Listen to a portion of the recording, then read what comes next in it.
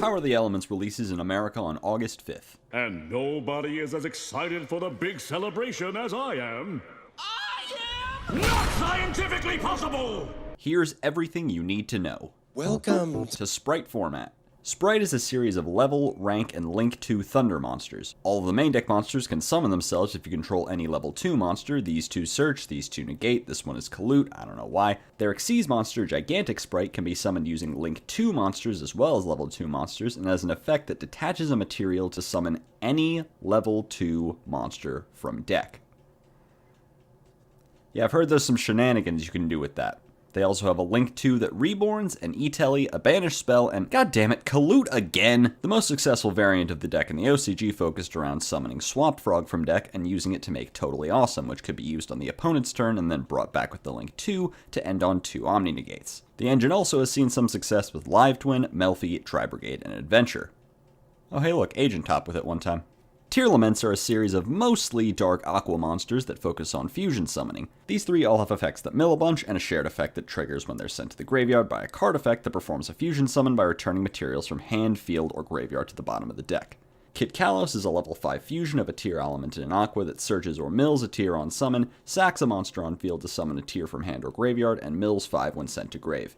Kaleido Heart requires specifically Rhino Heart and 2 Aquas, but has a Shurag type effect that triggers either when it's summoned or when an Aqua is sent to graveyard that shuffles back a card the opponent controls. And if it goes to the graveyard by a card effect, you can just bring it back. This deck has had a lot of experimentation in the OCG and a lot of very different builds. They tried it with Shadows and then branded, and now they're finally playing the new non-archetypal series of retrains of cards used by Ishizu Ishtar in the Yu-Gi-Oh! Duel Monsters anime. But everyone just calls it a Shizu tier element. These cards include Agido the Ancient Sentry and Kelbeck the Ancient Vanguard, 2 hand trap adjacent fairy monsters that also have mill effects that triggered when they're sent from the hand to the graveyard. This gives you more ways to fill your grave with material and trigger your fusion summons on the opponent's turn. However, it's currently unclear to say the least when this support will be making it to the TCG. Our best estimate is November, so don't hold your breath.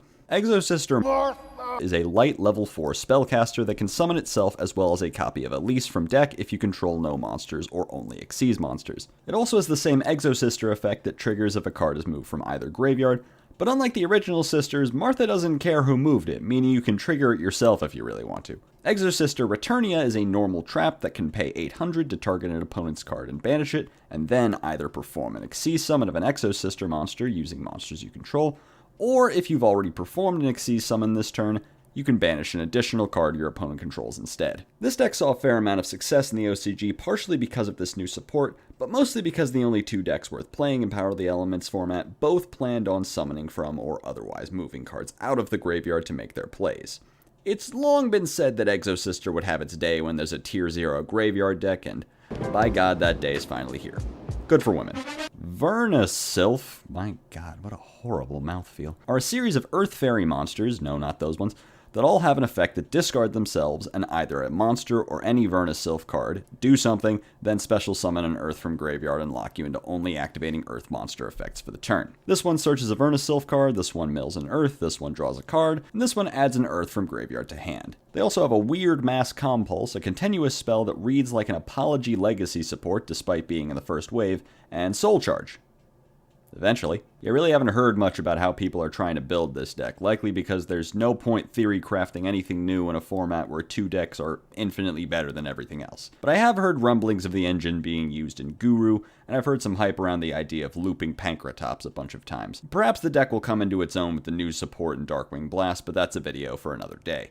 Mathmech Circular is a level 4 light Cyberse monster that, for cost, sends a Mathmech from deck to graveyard to summon itself from hand, and when another Mathmech is summoned, searches a Mathmech spell or trap. This is incredible support, finally giving Mathmech real 1-card combos, including this one that ends on Superfactorial and Heat Soul. Although the deck still couldn't stand up to Sprite and Tier, it did see occasional success and has amazing potential as Cyberse gets more and more generic tools.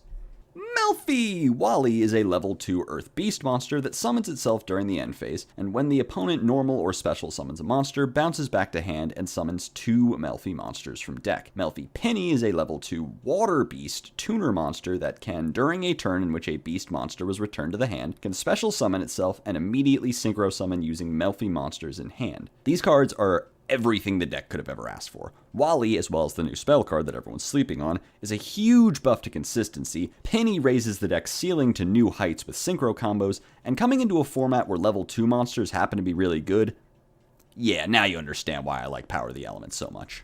Punk up the jam, punk it up. Yeah, punk the jam. Punk Jam Dragon Drive is a level 8 synchro that on summon searches or mills any level 3 psychic. Punk Jam Extreme Session is a field spell that can banish a punk from graveyard to special summon one from hand, and can twice per turn draw a card whenever a psychic pays life to activate its effect.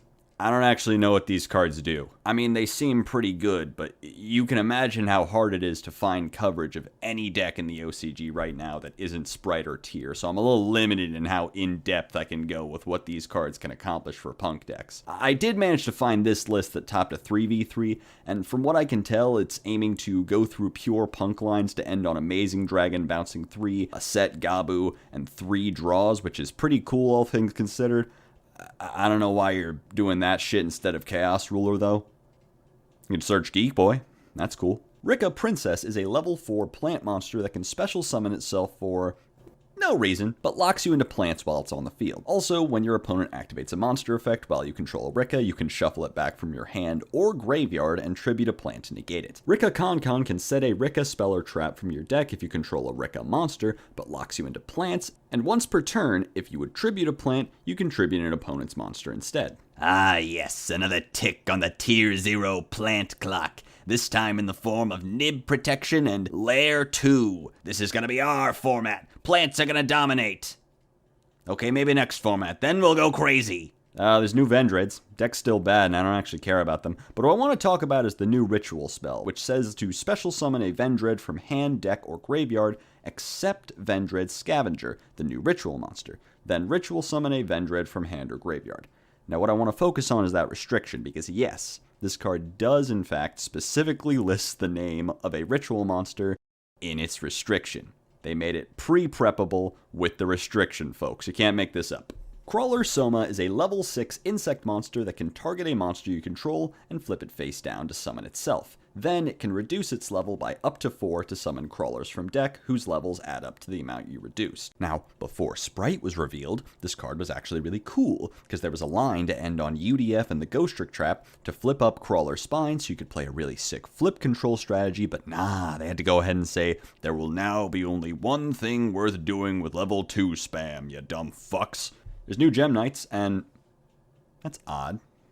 These two cards both require your opponent to control a monster. And this new fusion only seems to have much use for breaking boards. Could it be Konami found out that we were FTKing with Gem Knights and wants to move the deck away from that strategy? Nah, that's stupid. Heroes. But actually, I tricked you. It's Neo support, but they want you to play it like Jaden, where he plays Neo Spations and also random hero fusions or something. Some of these new cards are cool, like Neos Wingman, which can pop a bunch of cards on summon, and Crosskeeper, which can draw cards, but the one I'm most interested in is Instant Contact, a ready fusion for E-Hero and Neospatian fusions. I don't know why I find this interesting, it just feels breakable in something. There's a plant that it can summon. Come on, do something with that. Gunkin Suship Shari Red changes our understanding of how card names work. Because its name doesn't become Shari until after the game has already begun, you can legally play 3 Shari and 3 Shari Red, something you can't do with, for example, a legendary Ocean and Umi. This means that Konami can legally print card text that affects things outside of individual games, meaning we are this close to achieving the singularity in which Konami prints a card that can only be activated if you brushed your teeth this morning. Nightmelt the Dark Bonder changes our understanding of question mark attack and defense. Maybe. There's a great video by Distant Coder that I'll link in the description that goes over the differences in the way this card has been ruled compared to similar rulings involving Small World that may change how that card interacts with question mark attack and defense. Ausa the Earth Channeler is a level 5 Earth Spellcaster monster that can discard itself and another Earth monster to add an Earth monster with less than 1850 attack and one of the same types as one of the monsters discarded. She also, however, locks you into only activating Earth monster effects for the turn, so although there's surely some interesting places this card could be used, I don't think we'll be seeing any FTKs out of her. Notably, the restriction on this card is identical to the restriction on every Vernus Sylph monster, so maybe it's intended to be played in that strategy. Grand Tusk Dragon is a level 8 Earth Dragon that can destroy up to 2 cards on the field when it's summoned, making it the 10th best summon off of Hieratic Seal. Carterin the Hidden Gem of the Seafront is a level 2 Water Rock monster that can discard itself to give you an extra normal summon of an Earth or Water monster, and can summon itself if you control both an Earth and a Water monster. This card does a lot for Adamancipator, giving them room to extend out of bricky hands and giving them more consistent access to Guardian to keep their plays protected. Also, and I hope you figured this out by now, being a level 2 is very relevant right now. I'll leave a link down in the description to Lithium's Sprite Adamancipator video where he shows off some of what the deck can do with this new support. Ashura King is a rank 3 Earth Warrior that requires 3 or more level 3s as materials, can attack once for each of its materials, and has a quick effect monster negate. Technically, this is a step up from Cicada King, which can only negate monsters on the field, but its high material cost will probably hold it back for now. Step aside, rank 3, this is rank 2 format. Scareclaw Lightheart is a Link 1 Beast Warrior that searches the field, spell the link that searches the field, spell the link that searches the field, spell the link that searches the field. It also can revive itself if you control Visas Starfrost. This card makes Scareclaw a lot more consistent, but the deck still folds to any Link monster, any spell card, or any trap card. However, this is a Link 1 tri-type, so gotta have mercy on our souls for the lines that could open up. Amaze Attraction Thrill Train is a normal trap that targets either an amazement you control or a monster your opponent controls, and equips to it. If you control the equipped monster, you can change its battle position to make your opponent choose an attraction in your graveyard for you to set to your field. If it's equipped to your opponent's monster, you can banish it until the end phase. Why is Amazement like this? All their interruptions are just barely passable as interruption. They have a weird Book of Moon, a bad Ghost Ogre, whatever the hell Rapid Racing is, and now Farfa?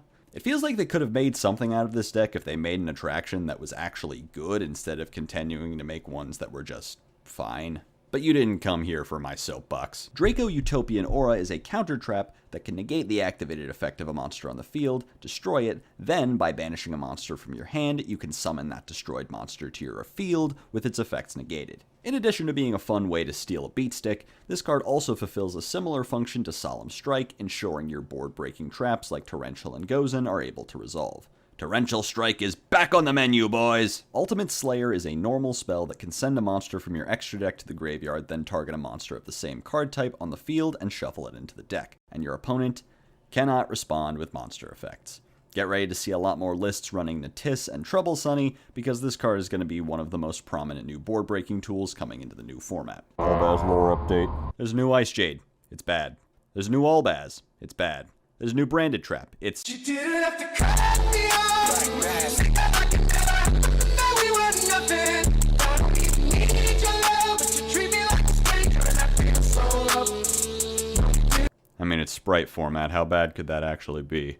Goatee, take it up with Jerome, not me, is a new Synchro archetype that focuses on banishing its monsters and returning them to the field. The tuners, Paces, and Shift both can banish themselves, come back during the next standby phase, and then Synchro summon as a quick effect during the turn they're special summoned. Enoch can summon one of your banished fish when it's summoned, and can banish a fish from grave to search a Goatee trap. Ascon targets a fish you control and a monster your opponent controls on summon and banishes them, and Deep Beyond banishes all cards on the field if it's summoned during the opponent's turn. This archetype is exclusive to the TCG, so we don't know exactly how much it can do just yet, but it'll take some crazy theory crafting to make it as viable as everything else running around right now. Hello?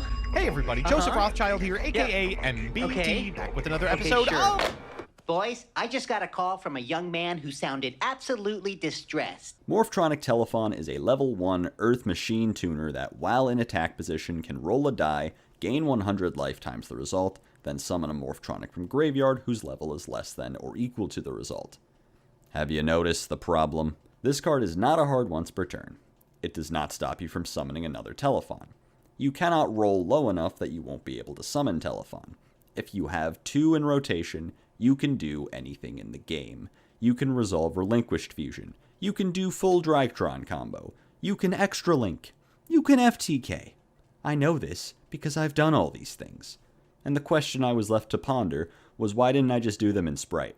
Tactical Masters releases on June 8th, except actually I tricked you, it got delayed to August 26th. Surely it will still be relevant by the time it comes out. Here's everything you need to know. Valance are a series of water spellcaster and fire machine pendulum monsters with effects that focus on moving cards around zones on the board. All of the low-level monsters can summon themselves from the pendulum zone to the monster zone above it, and all the high-level ones do the same if you control a Valance of their attribute or the corresponding field spell. Shinonome can search a Valance spell, and when she's moved from one monster zone to another, she can search a Valance monster. This card says Summon, Search, Search. This is the good one. Baron can move another Valance you control from one monster zone to an adjacent monster zone, and when it's moved, can move a Valance from the pendulum zone to an adjacent spell and trap zone. Scion has 2 coin flip effects, so I wouldn't actually bother talking about him if I didn't want to point out that the coin flips represent the game rolling for damage, which I think is a really cute reference to the deck's tactical RPG inspiration. Viscount can place a Valance from the face-up extra deck into the spell and trap zone, and when it's moved, can place a Valance from the extra in the pendulum zone. Nazuki can move a Valance from one monster zone to an adjacent one, and if it's moved, can summon a Valance from the spell and trap zone. Marquess is Morphtronic Smartphon for some reason, and if it's moved, it has the same effect as Nazuki, but with Snipe Hunter RNG. Wait, what? Hojo, water spellcaster by the way, can target a face-up card in any spell trap zone and return it to the hand, and if it's moved, can fusion summon a Valance. Duke can target a set spell or trap and make it unable to activate this turn,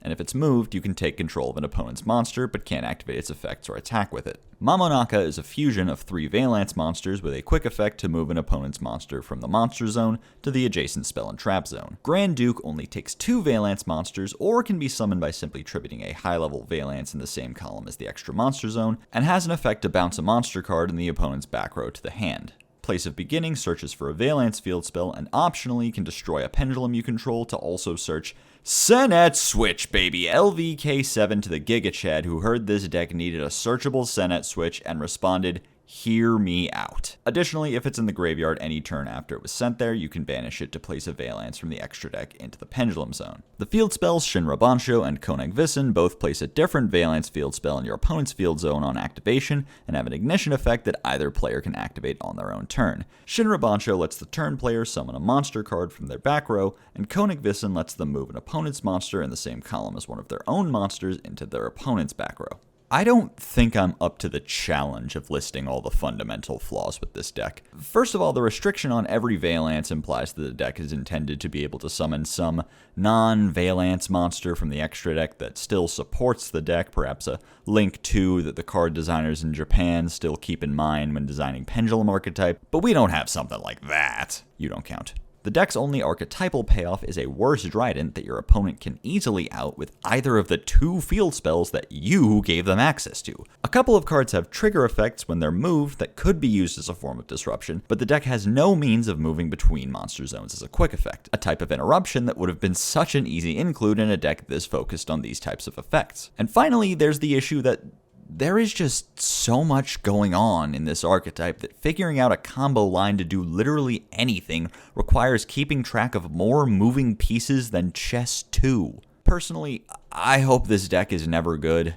I hope it's never close to playable, because if I have to read these cards ever again, I'm going to Emerin myself. Labyrinth is a series of fiend monsters that support normal trap cards. Ariane can send a normal trap from hand or field to the graveyard to summon any level 4 or lower fiend from deck, and if a monster leaves the field by your normal trap's effect, you can draw a card, then either summon a fiend from hand or set a spell or trap from hand. Ariana adds a Labyrinth card from deck to hand when it's summoned, and has the same effect as Ariane when a monster leaves the field by a normal trap effect. Both Chandragleer and Emperor Stovey have the same effect to send themselves from hand or field to graveyard and discard 1 to set a Labyrinth spell or trap trap from hand or deck, and can add themselves back to hand when a monster leaves the field by a normal trap. Coup Clock, no one say it, can discard itself to allow you to activate one normal trap the turn it was set, and can add itself back or summon itself from the graveyard when you send a card from hand to graveyard as a cost for a Labyrinth monster. Labyrinth Archfiend can summon itself when a trap card is activated, and on summon can set a trap card from deck that activates specifically when an attack is declared. Lovely Labyrinth of the Silver Castle keeps your opponent from responding to your normal traps with monster effects,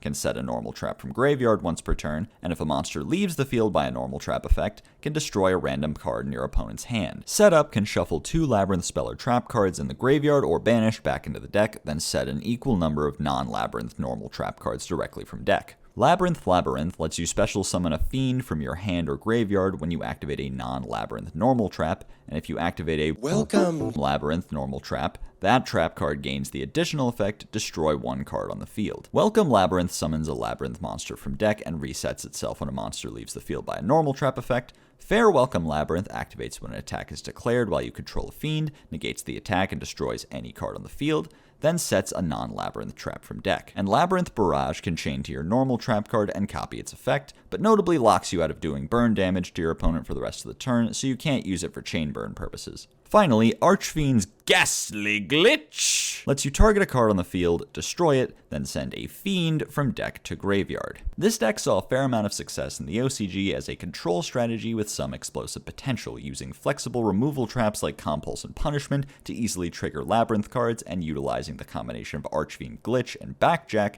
to get even more traps into rotation. There's also been lists that made use of the field spell's effect to summon any fiend monster as a way to cheat out floodgates like End of Anubis. And using this logic, there might be some way to combine this strategy with the upcoming Dark World support, but that's highly speculative at best. Runic is a series of quick play spell cards that give you a choice between either a utility effect that also banishes some number of cards from your opponent's deck, or summoning a runic monster from your extra deck, then regardless of which effect you pick, skips your next battle phase. Tip searches any runic card from deck, Freezing Curses negates an opponent's monster, Flashing Fire destroys an opponent's special summon monster, Destruction destroys an opponent's spell or trap, Golden Droplet gives your opponent a draw, Dispelling discards a card from their hand when they add a card from deck to hand, Slumber makes one monster on the field unable to attack for the rest of the turn, but protects it from the next time it would be destroyed, and Smiting Storm banishes cards from your opponent's deck up to the number of cards they control. Runic Allure is a continuous spell that banishes an additional card from the opponent's deck whenever a quick play spell is activated,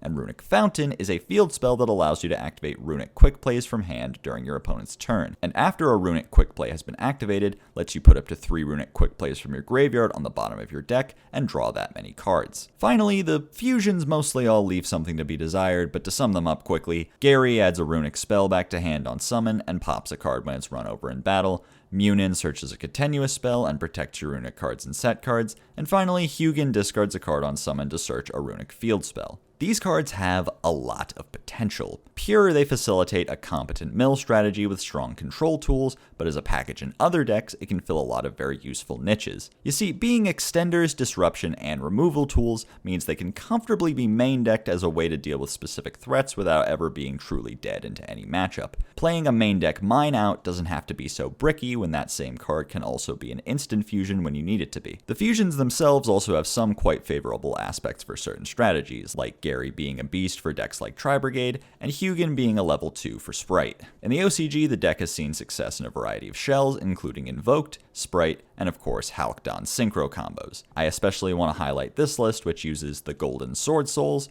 purely on account of being a battle fader that is also a tuner. And of course, because people are monsters, there does exist a burn variant that aims to convert the banished cards into a win condition much earlier with DD Dynamite. In addition to these new archetypes, this set features a few notable reprints, including Droll and Lockbird as a rare. Huge news seeing how despite being over 10 years old and not meta-relevant in a long time, the card's cheapest printing was still an $8 structure deck common. Also, everyone's second, third, and fourth favorite copies of Imperial Order, Anti-Spell Fragrance has not only been reprinted, but given a collector's rare version. Rip to anyone coping that it would be banned soon, Konami R&D knows something that we don't. Also interesting that this card is part of an odd trend in this set of reprinting direct counters to the very decks being introduced. Like they were afraid people would think these cards are too busted, so they made sure to include some cards that beat them.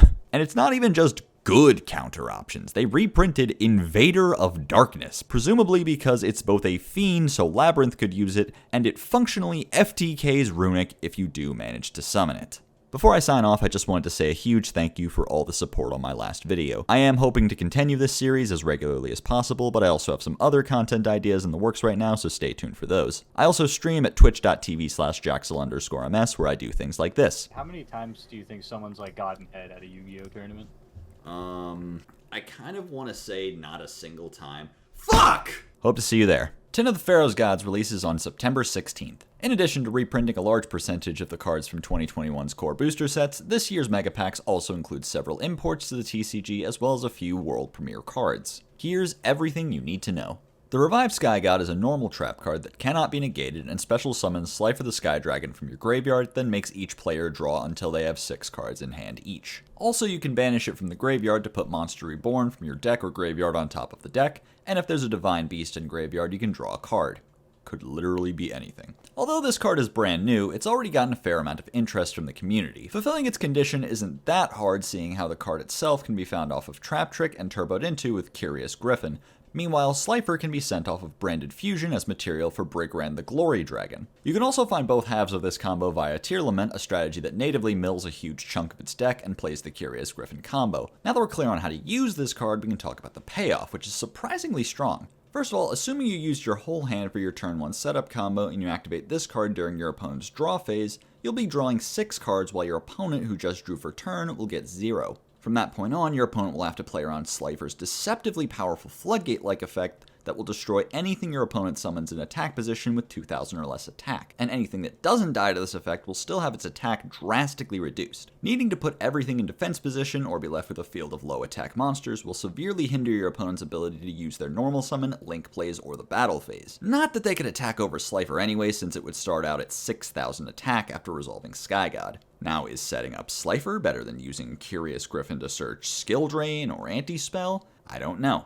I don't play Danger Tier, but this is the channel that brought you Sprite Extra Link. I don't really care if you should do something. All that really matters to me is that you could. The Breaking Ruin God is a quick play spell card that also can't be negated, summons Obelisk from hand or graveyard, and makes it unaffected by opponent's card effects for the turn. Also, you can banish it from the graveyard after tributing 2 or more monsters at the same time to banish all monsters from your opponent's graveyard and inflict 500 damage to them for each. Soul Energy Max is a normal trap card that, if you control Obelisk, tributes 2 monsters to destroy all your opponent's monsters, then deal 4,000 damage to them. And by banishing it from the graveyard, you can add an Obelisk from deck to hand, then immediately normal summon it. These cards are clearly designed to use Obelisk to kill your opponent as quickly as possible. Ruin God summons Obelisk faster than ever without even being susceptible to negation, and adds a small upside to its board clearing effect. Meanwhile, Soul Energy Max lets you use essentially the same effect as Obelisk without giving up its ability to attack and even slamming your opponent for the extra 4k necessary to OTK them. Setting up these pieces isn't really consistent to any degree, but if you do manage to get everything set up, these cards can end games out of nowhere. The True Sun God is a continuous spell card that searches Ra or any card that mentions Ra on activation, keeps all monsters from attacking the turn they're special summoned except Ra,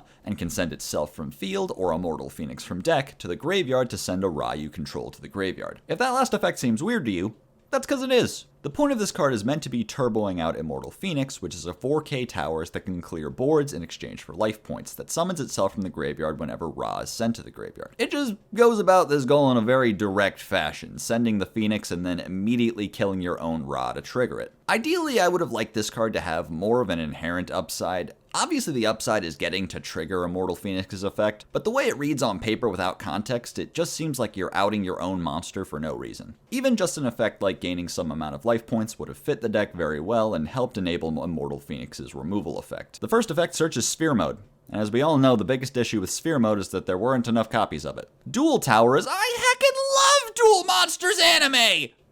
Moving on. Link into the Vrains is a normal spell that special summons 1 monster from hand negated, then immediately performs a Link summon that cannot be negated and your opponent can't respond on the resolution of. Also, when your Link monster is destroyed, you can banish it from the graveyard to add back a monster with the same type. This card is interesting for some decks as a form of extension that also protects some of the effects of your Link monsters. In decks like Sun Avalon, you can summon Lokai from hand, then immediately go into Dry Ass and use its effect during the summon window that your opponent can't respond to. Another cool home for it is Pranked, which used to be able to do the same play when it had Meow Moo, but even now can use this card in functionally the same way it would use Polymerization as a combo starter. If you open 2 Kids and Into the Vrains, you can normal a Kid, special Other, then Link Summon Dodo, and activate all 3 effects in the unrespondable window. Of course, the problem is that this card is unsearchable and only works if you already have material in hand, so it remains to be seen whether the additional extension and protection is worth the potential to brick on it. And the final new card is Rainbow Bridge of Salvation, a normal trap card that can, if there are 2 or more level 10 or higher monsters on the field with different types, shuffle all cards from both players' hands, fields, and graveyards into the deck, and then each player draws 5. You can also banish it from the graveyard to add a Crystal Beast monster, and any field spell from deck to hand. Obviously, the Fiber Jar effect can seem a little scary, but thankfully both effects are hard once per duel. One interesting home for this card could be an Eldritch, as both the Golden Lord and Lord of the Heavenly Prison are level 10 monsters with different types. Resetting both players' full suite of resources can be a turn-ending form of interruption, especially after your opponent has used up their normal summon and most of their deck's hard once per turn effects, making the 5-card hand you give them pretty much useless. And if they do manage to mount some amount of follow-up, Salvation's second effect can search everyone's favorite board-breaking field spell. It's Mystic Mine! Just as long as you're willing to play a Crystal Beast, I guess. In addition to these new cards, the tins also have a fairly decent selection of reprints for some cards that needed them. Nibiru and Dimension Shifter have both held around $10 since being released in the 2019 tins almost 3 years ago. Masquerade has stayed at $20 even though Branded has mostly fallen out of the meta. And coming in its 5th consecutive printing at the highest rarity in the set, Forbidden Droplet. Surely this time we'll make it affordable, right? Forbidden Droplet at a cheap price? Just a week away? How many more dead memes do I have to put here, Konami? Name your price. Other notable reprints include M-Pen, Underworld Goddess, Diviner, Mu Beta Fafnir, Incredible Ecclesia, Lord of the Heavenly Prison, Ready Fusion, Small World, Lightning Storm, Crossout Designator, All of the Ghost Girls, and Pot of Prosperity. So far, reception to the tins has been kind of divisive. Some people think they're shit, some people think they're a godsend. I'm personally reserving judgment until we see some actual pull rates because, while there's some good secrets, there's also some really bad ones. Also, there's some notable reprint snubs, like the Sword Souls, which, unlike most of Burst of Destiny, didn't make the cut. We know Moye is being reprinted in Magnificent Maven, so presumably they're saving the Sword Souls to sell that set. Also notably missing are the remaining cards from the OCG's History Archive collection. Only 4 of the cards from that set made it into this set's import slots, so there's several cards we still don't have a release date for. I still don't know how to end these videos. Darkwing Blast releases on October 21st. While it doesn't have the same major format rotating archetypes of its predecessor, Power of the Elements, this set did introduce several generically playable staples and strong support for existing decks. Here's everything you need to know. Bystial is a series of dragon monsters that all share the effect to banish a light or dark in either graveyard to special summon themselves. This is a quick effect if your opponent controls a monster. Magnemute searches any dragon during the end phase, Druis Worm pops a special summon monster when it's sent to the graveyard, and Saronir mills a Bystial monster or branded spell or trap. Oh yeah, by the way, lore. The Bystial Lubellion can be summoned from hand or graveyard by tributing a level 6 or higher dark dragon, pitches itself to search a Bystial monster, and can place a branded continuous spell or trap on the field directly from deck. The Bystial Albalos can be summoned by tributing 2 Bystials, negates the effects of all Ritual, Fusion, Synchro, Xyz, and Link monsters on the field, and if the opponent does manage to out it, it'll banish all cards from each player's extra deck until their end phase. Branded Regained puts a light or dark you've just banished on the bottom of the deck to draw a card, and when your opponent summons a monster, you can reborn a Bystial. And finally, Branded Beast can tribute a dragon monster to pop a card the opponent controls, and during the end phase can return a branded continuous spell or trap from the graveyard to the field. While independently a very strong deck, these cards have also seen success as a splash in other decks to use as DD Crows that also give you bodies and additional effects. The standard package is 2 Magnemute, which can be used to search your 1 Druis Worm, which you can link off to pop a special summon monster. Although they aren't as versatile as DD Crow, the restriction to only banishing darks and lights doesn't make as much of a difference given the current metagame in the OCG consisting of a majority of Tear Lament. As for more Bystial focused decks, the engine has seen success as part of its extended family, branded Despia, with the new trap adding an extra form of disruption to the board, which in the Nightmare scenario, where it's still legal when I release this video, is also an optimistic. Additionally, Bystial Dragon Link and Bystial Dragon Maid have been floating around, also making use of incidental synergies with the deck. Kashtira is a series of level 7 psychic monsters that each summon themselves if you control no monsters, search a monster spell or trap once per turn, and have an effect that triggers when they attack or when an opponent's monster effect activates. Fenrir banishes one card the opponent controls face down, Unicorn banishes a card from the opponent's extra deck face down, and Ogre checks the top 5 cards of their deck and banishes one of those cards face down. Shangri-La summons a Kashtira from deck during the standby phase and locks an opponent's zone each time one of their cards is banished. Birth lets you normal summon a level 7 without tributing, summon a Kashtira from grave or banished, and if your opponent activates a spell card, you can banish 3 cards from your opponent's graveyard face down. And Preparation summons a Kashtira from hand or banished once per turn, and if your opponent activates a trap, you can banish a card from your opponent's hand face down. The deck has yet to see much play in the OCG, but what has seen play is Fenrir exactly, being a free special summon that serves as both removal for going second and disruption for going first while searching another copy of itself for next turn, has given the card the unique title of Pankratops 2. As a pure deck, it's got some very interesting potential. Shangri-La and Preparations are strong tools for maintaining board presence, and the main deck monsters serve as very powerful interruptions, but the real reason to start getting interested in the deck is for the upcoming support in Photon Hypernova, giving them much more consistency, a much stronger end boss, and potential to completely lock your opponent out of the game with Shangri-La's zone locking. More on that later. Bye, Diablosis. Alright, I was going to talk about the new Blackwings here, but in the first draft of the script, this segment was the longest by a margin of over 100 words, so we're breaking it down. Search, summon, token, place new spell, effect, veiler, synchro with material from deck, summon from deck, mill, quick effect, board wipe, summon from grave, spell, trap, negate, shuffle back, banish to synchro, summon. This support does quite a bit for Blackwings, giving the deck some much-needed modernization with more starters and a better end board that can include both Blackwinged Assault Dragon and Full Armor Master, which will be protected from Assault Dragon's field wipe effect. Vada is an incredibly powerful combo piece that can get your dragon in rotation while also dumping useful cards to the graveyard like Zephyros. Su-3 is a great search card, mostly because they printed it alongside like 4 good things to search with it, and because it isn't once per turn, so if you get an extra normal summon like with No Thung, you can get multiple searches with it. And Twin Shadow pairs especially well with Assault Dragon by letting you shuffle back the very same materials you banished to get 2 monsters for the price of 1. So, good job on this one, I guess. How are we doing on the last set's cover archetype? Ain't you broken instant contact yet? Come on, guys. I'm summoning a 7 with it.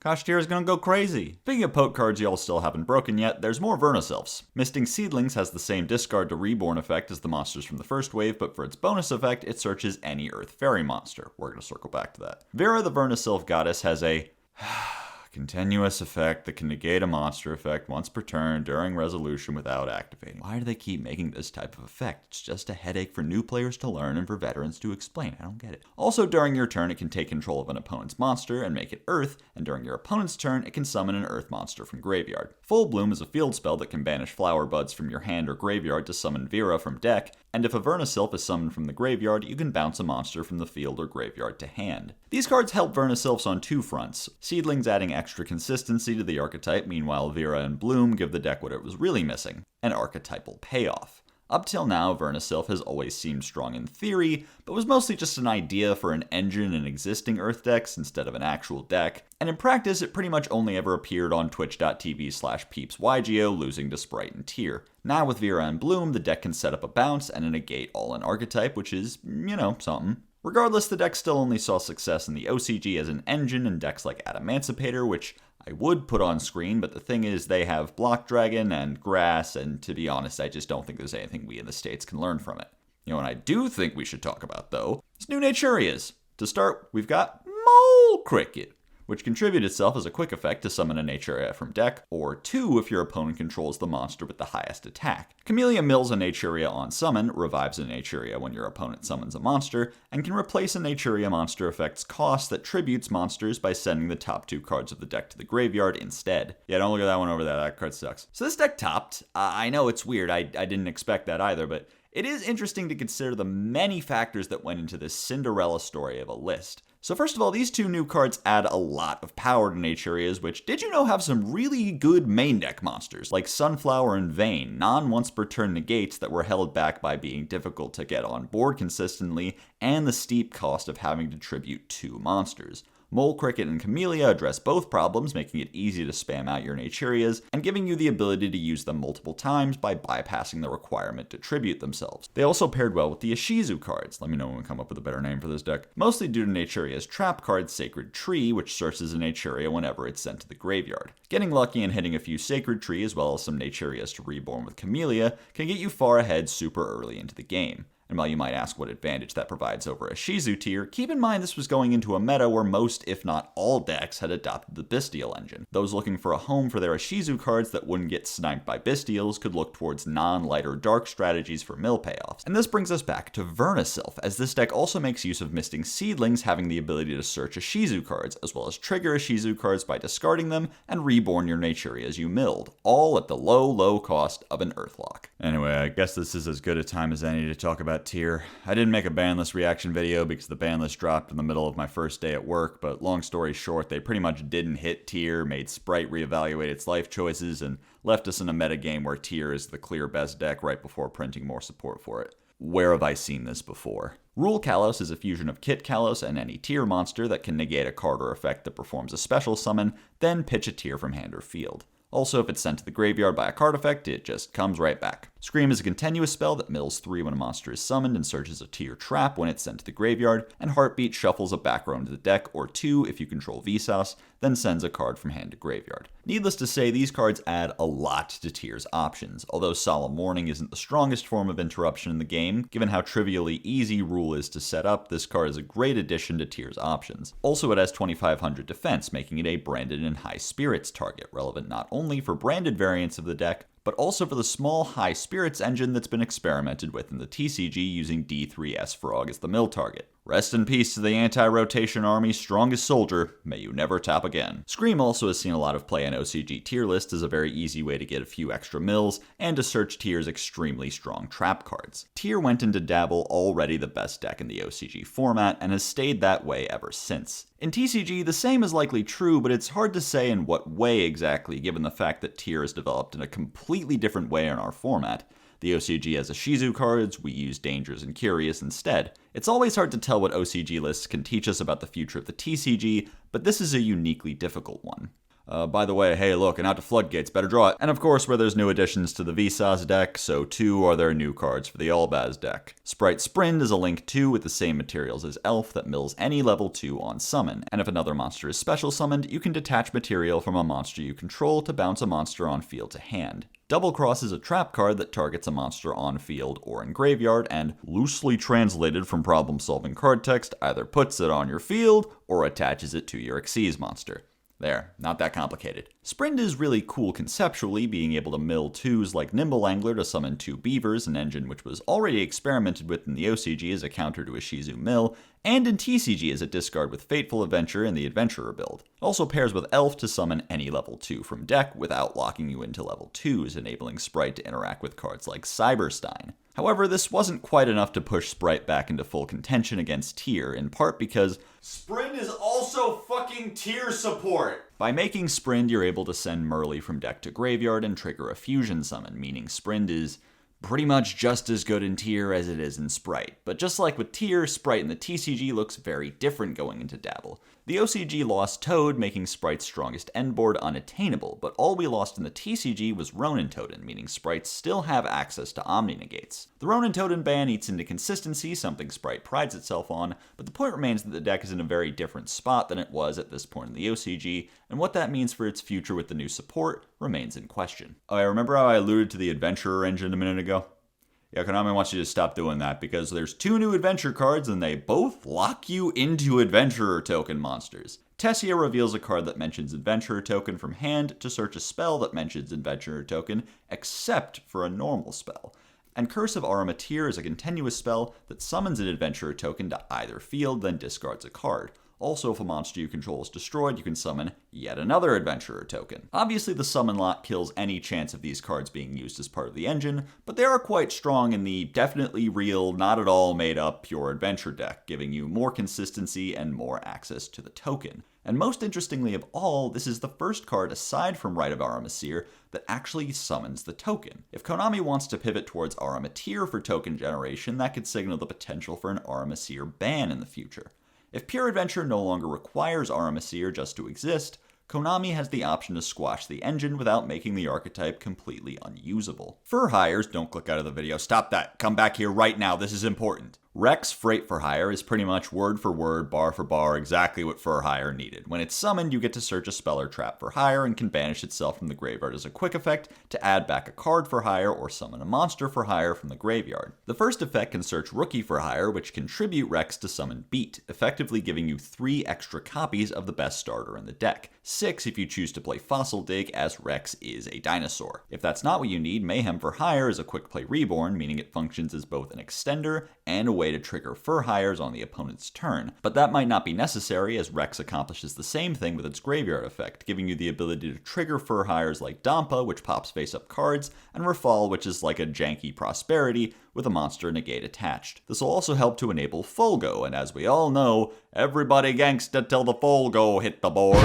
Also, being a level 2 makes it play very well with sprites, letting you use Gigantic and Elf as part of your combo setups. They also got Donner Dagger for Hire, a link 2 that can destroy a monster for hire you control and 1 monster your opponent controls, and contribute a monster to summon a monster for hire from graveyard, or 2 if you tributed a Link monster. In addition to Fur Hire, this card saw play in the OCG as a form of removal in Sprite. Not a lot of Link 2s with materials this generic can unconditionally pop a monster, so if you need to deal with the threat on board, Donner is pretty good. Ignis Phoenix the Draco Slayer is a Fire Warrior Pendulum monster with a scale effect that shuffles a monster from your face-up extra deck into the main deck to search an Ignite or Draco Slayer monster. Its monster effect triggers when it's destroyed on the field and summons a Draco Slayer or Ignite from deck as a tuner. Majesty Pegasus can add a Draco Slayer from deck to hand, then destroy the card in your other Pendulum zone, and when it's Pendulum summoned or summoned by a Draco Slayer's effect, you can search for any field spell. Japan is going to keep printing this line of text on cards until the silly Americans deal with the field spell problem. Dynamite Powerload can summon a Draco Slayer or Dino Mist from your other pen zone, and if it's tributed, you can add a different Draco Slayer or Dino Mist from your face-up extra to your hand. Dragonic Pendulum can pop a card on the field when a Draco Slayer activates its effect, and when it's destroyed, you can search or summon a Draco Slayer or Drake Overlord from deck.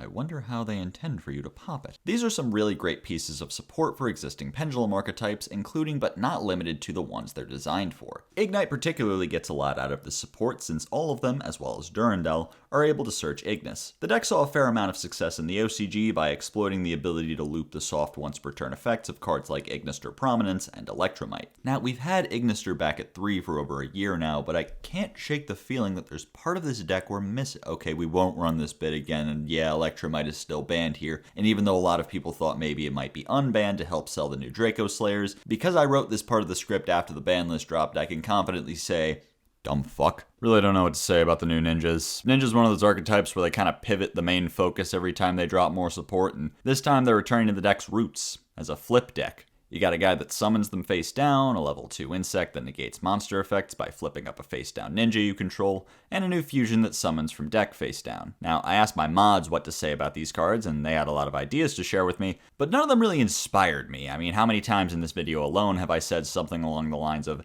this new support boosts the consistency and ceiling of this deck? It's not exactly new ground for this show. So I decided what I'm going to share with you today is something much more personal to me. I think there's a conspiracy going on. These ninja cards, and the new Prediction Princesses, are part of a long line of flip support, all of which has built up a base of easy ways to summon and flip up flip monsters. Meaning, we are approaching a tipping point at which a single, amalgamated flip combo deck will appear. What are you hiding from us, Konami? Why are you building Flip Link? The Crawler Ghost Trick combo was an inside job! Also, the equip spell banishes a ninja from the graveyard to destroy any card on the field, and when it's destroyed, you summon a banished ninja. They did the same bit again. They did this twice in the same set. World Sea Dragon Zealantis is a Link 4 that only requires 1 or more monsters as material, and can banish all monsters on the field, then special summon them all back to the field in any battle position, including face down. Yeah, there's also some nerdy-ass battle phase effect that we won't be talking about. This card is kind of wild. First of all, a link 4 that can be made just by linking off another link 4 is unprecedented. Now you can trade in a Yugioh or an Apollo with no negates left for a full board reset. And that board reset is great not only for board breaking, but also as part of a means of resetting the non-once per turn effects of your monsters on the field. This is part of what made the Draco Slayer deck tick by giving them the ability to use Ignister Prominence and Electromite more times than you can count on one hand. And it's also part of how the Ninja Discord figured out how to resolve Hanzo like 40 times. I wish them the best of luck, but when the Tindangle Overlords seize their combos in the Great Flippening, all the searches in the world won't save them. Hey, what's up with Goaty? Is it good yet? Igzeep summons itself if a fish is banished, summon by trap cards. Snopio summons itself as a quick effect, and when it's summoned, target a monster and banish it when it leaves the field. Okay, not quite. Zep banishes itself to banish a fish from grave, comes back if it's banished during the opponent's turn, and quick sinks. Okay. Arion Post banishes a fish from graveyard to search another fish. Okay, that's cool. And Guoglim, damage step. Okay, skip that part. Banish this card. That. Okay, this one doesn't do anything. Goaty Cosmos can summon a fish synchro for completely free if you have 8 or more banished fish, which, I'm gonna be honest, sounds to me like free ice cream for bald men named Jeff, who used to be the CEO of Amazon. And Fury can temporarily banish a fish and an opponent's monster. Wow. Another frustrating wave of support that doesn't really address the shortcomings of the deck. I guess there's more names now, which is somewhere far below the bare minimum. There's more in-house interactions, Snopios being decently disruptive to some types of effects, and Fury being a good search target for Enoch. Arianpos is good for setting up turn 1, and yeah, I don't think I have much else to say. It's just still not good enough to compete with everything else going on in the format, or enough to compensate for all the incidental L's the deck took on the recent ban list. Once again, the TCG gives us a promising exclusive archetype, followed by a second wave that completely misses the mark on what the deck needed, and the whole thing falls off the map by next format. 7 out of 10, Battle of the War Rock. The Amazonesses were imported in this set. This concludes the Amazonas portion of the video. Lady Labyrinth of the Silver Castle cannot be targeted or destroyed while you control a set card, can summon itself as a quick effect during the turn a Labyrinth card or normal trap was activated, and when a normal trap is activated, it can set another normal trap from deck.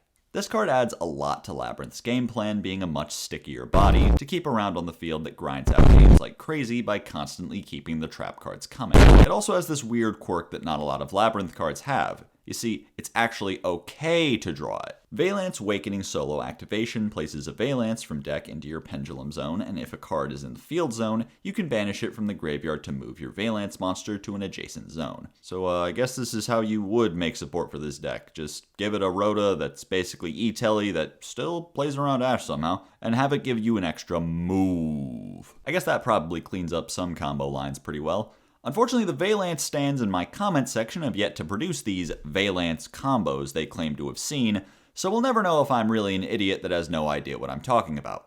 They made another Runic fusion. Don't really do anything. I guess I just wanted to mention how around this point in time, Runic just unrelatedly started seeing more success in the OCG. Very often not even playing the new card. I guess just experimenting with new sprite variants and sprite adjacent decks after Toad died.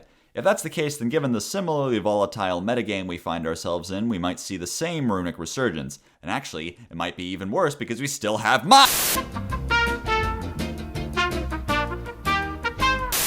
Let's rattle off a few fun ones to calm me down. Soul Scissors! They're gonna clip your soul, you dumb piece of shit! Soul Scissors summons itself out of the graveyard when a monster on the field is destroyed, and when it's summoned from the graveyard, you can pop a monster your opponent controls. Not a lot to say about it other than it being a level 2 that you can summon with Gigantic Sprite and then link off for Sprite Elf, which can then summon it during your opponent's turn for a pop, making it the 3rd or 4th best trigger effect pop that can be enabled by Sprite Elf. But what if I told you that this one was from a video game that's older than LOB? Eh? Infernal Queen Salmon is a level 5 fish that summons a fish normal monster from deck when it's normal or special summoned, and if it's destroyed by an opponent's card, it summons any number of Vilepon Salmon tokens. This card is simply a delight, and more than anything, kinda just shows that Konami is listening. They know we obsessed over Terra King Salmon and pretended it was the second coming of Christ. They have eyes everywhere. So shout out to Skyhawk for keeping the dream alive, shout out to Mambo for being summonable from deck again, shout out to Chess Archfiends, the real ones keep you in our hearts every day, looking forward to Dark Bishop Salmon. Also, this reminds me, did you know that there's a shark in Fort Myers, Florida? Wallow, founder of the Drudge Dragons, is a rank 6 that can detach 1 material to shuffle a card from your opponent's graveyard into the deck, or 2 materials to summon a monster from their graveyard to your field, or set a spell or trap card from their graveyard to your field. Being a rank 6 means it pairs well with Bystials, and as such has topped frequently in lists running larger Bystial packages. Like that archetype, Wallow puts in a lot of work as targeted hate for the tier matchup by shuffling away or stealing the monsters your opponent will try to fuse with. Also, it has an effect to gain attack based on how many cards are in your opponent's graveyard, which against a deep middle deck like tier can get out of hand fast. Myriologic Aggregator is a rank 9 that sends a monster from extra deck to the graveyard on summon, can detach any number of its materials to attach the same number of monsters from your graveyard to it in their place, and when it's sent from anywhere to the graveyard, you can target a card on the field and negate it for the turn. Although there's been some ideas of what can be done with this card, so far none of them have really stuck. The first effect can be used to set up a Shadow Schism for a window play, but there's so many other ways to do that are far easier than making a rank 9. Detaching materials for effect has historically been useful for triggering effects, but none that really apply to the level 9 pool. The last effect has had the most discussion surrounding it though, as it completes the tetralogy of good sends with Ultimate Slayer. We now have Natis for fusions, Trouble Sunny for links, Herald for synchros, and Aggregator for Xyz. This is actually quite important, as one of the reasons Ultimate Slayer didn't do so well in the TCG was because there wasn't really a very high value send for when you wanted to target Totally Awesome. Doubtful that alone will salvage the card's playability, but it's nice to have for when we enter a better format for the card. Muckraker from the Underworld is a generic Link 2 that can protect a monster you control from being destroyed by tributing a fiend instead, and can, for effect, discard a card to summon a fiend from graveyard. This card is obviously meant to work with the Dark World archetype, which is getting support in December with the new structure deck, but that's not for a while, so let's talk about its frankly bizarre other use in the OCG. You see, at some point they started playing Raigeki again. I don't know when and I don't know why, but when they realized that board breakers were good this format, OCG said in unison, ah yes, board breakers such as Raigeki. So what people are doing to play around that is using Masquerena in response to Raigeki to make Muckraker, which will be indestructible and therefore can serve as the replacement to protect your Sprite Red from being destroyed. Okay, and just like that, I'm mad again. Simul Archfiends is a trap card that blocks both players from summoning any monsters of the same card type as the monsters they already control for the rest of the turn. It's the D-Barrier Link Errata. The important difference, of course, is that this card allows your opponent to do at least one extra deck summon before they're locked out, and even then, if they can get that monster off the field somehow, they're free to summon another monster of that type. So if your opponent can get a good enough amount of value out of a single extra deck summon like a Chi-Xiao, or is capable of moving their different extra deck types off the board at the right times, like linking off Gigantic Sprite for Sprite Elf so you're free to make Toad, Simul might not be the best play.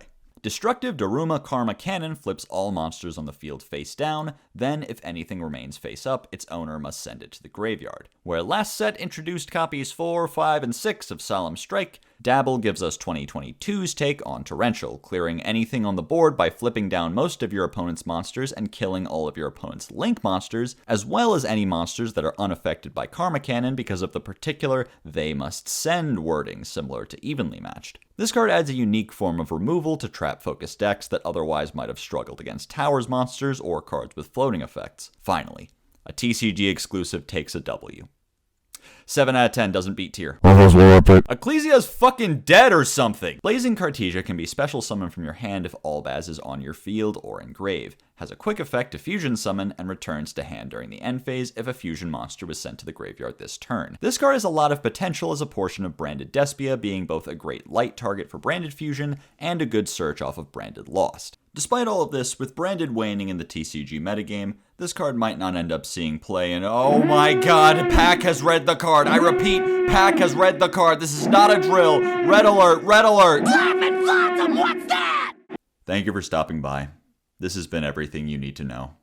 I assume all of this information will be outdated by November when someone breaks Turbo-Tainted Hot Rod GT. I apologize if I failed to cover your favorite card in the set. It will happen again. Magnificent Mavens releases on November 4th. Now, I've always been a big fan of women.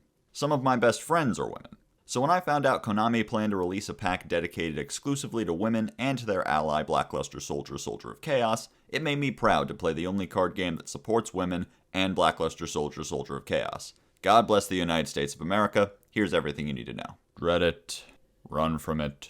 Ishizu arrives all the same. Non-archetypal series of retrains of cards used by Ishizu, Ishtar, and the Yu-Gi-Oh! Duel Monsters anime series. Real. After around 6 months in import limbo after the dissolution of Duelists of Pyroxene, during which Power of the Elements got custody of Telephon, we finally have the meta-defining Ishizu cards the OCG has been playing with all this time. Now be honest with me.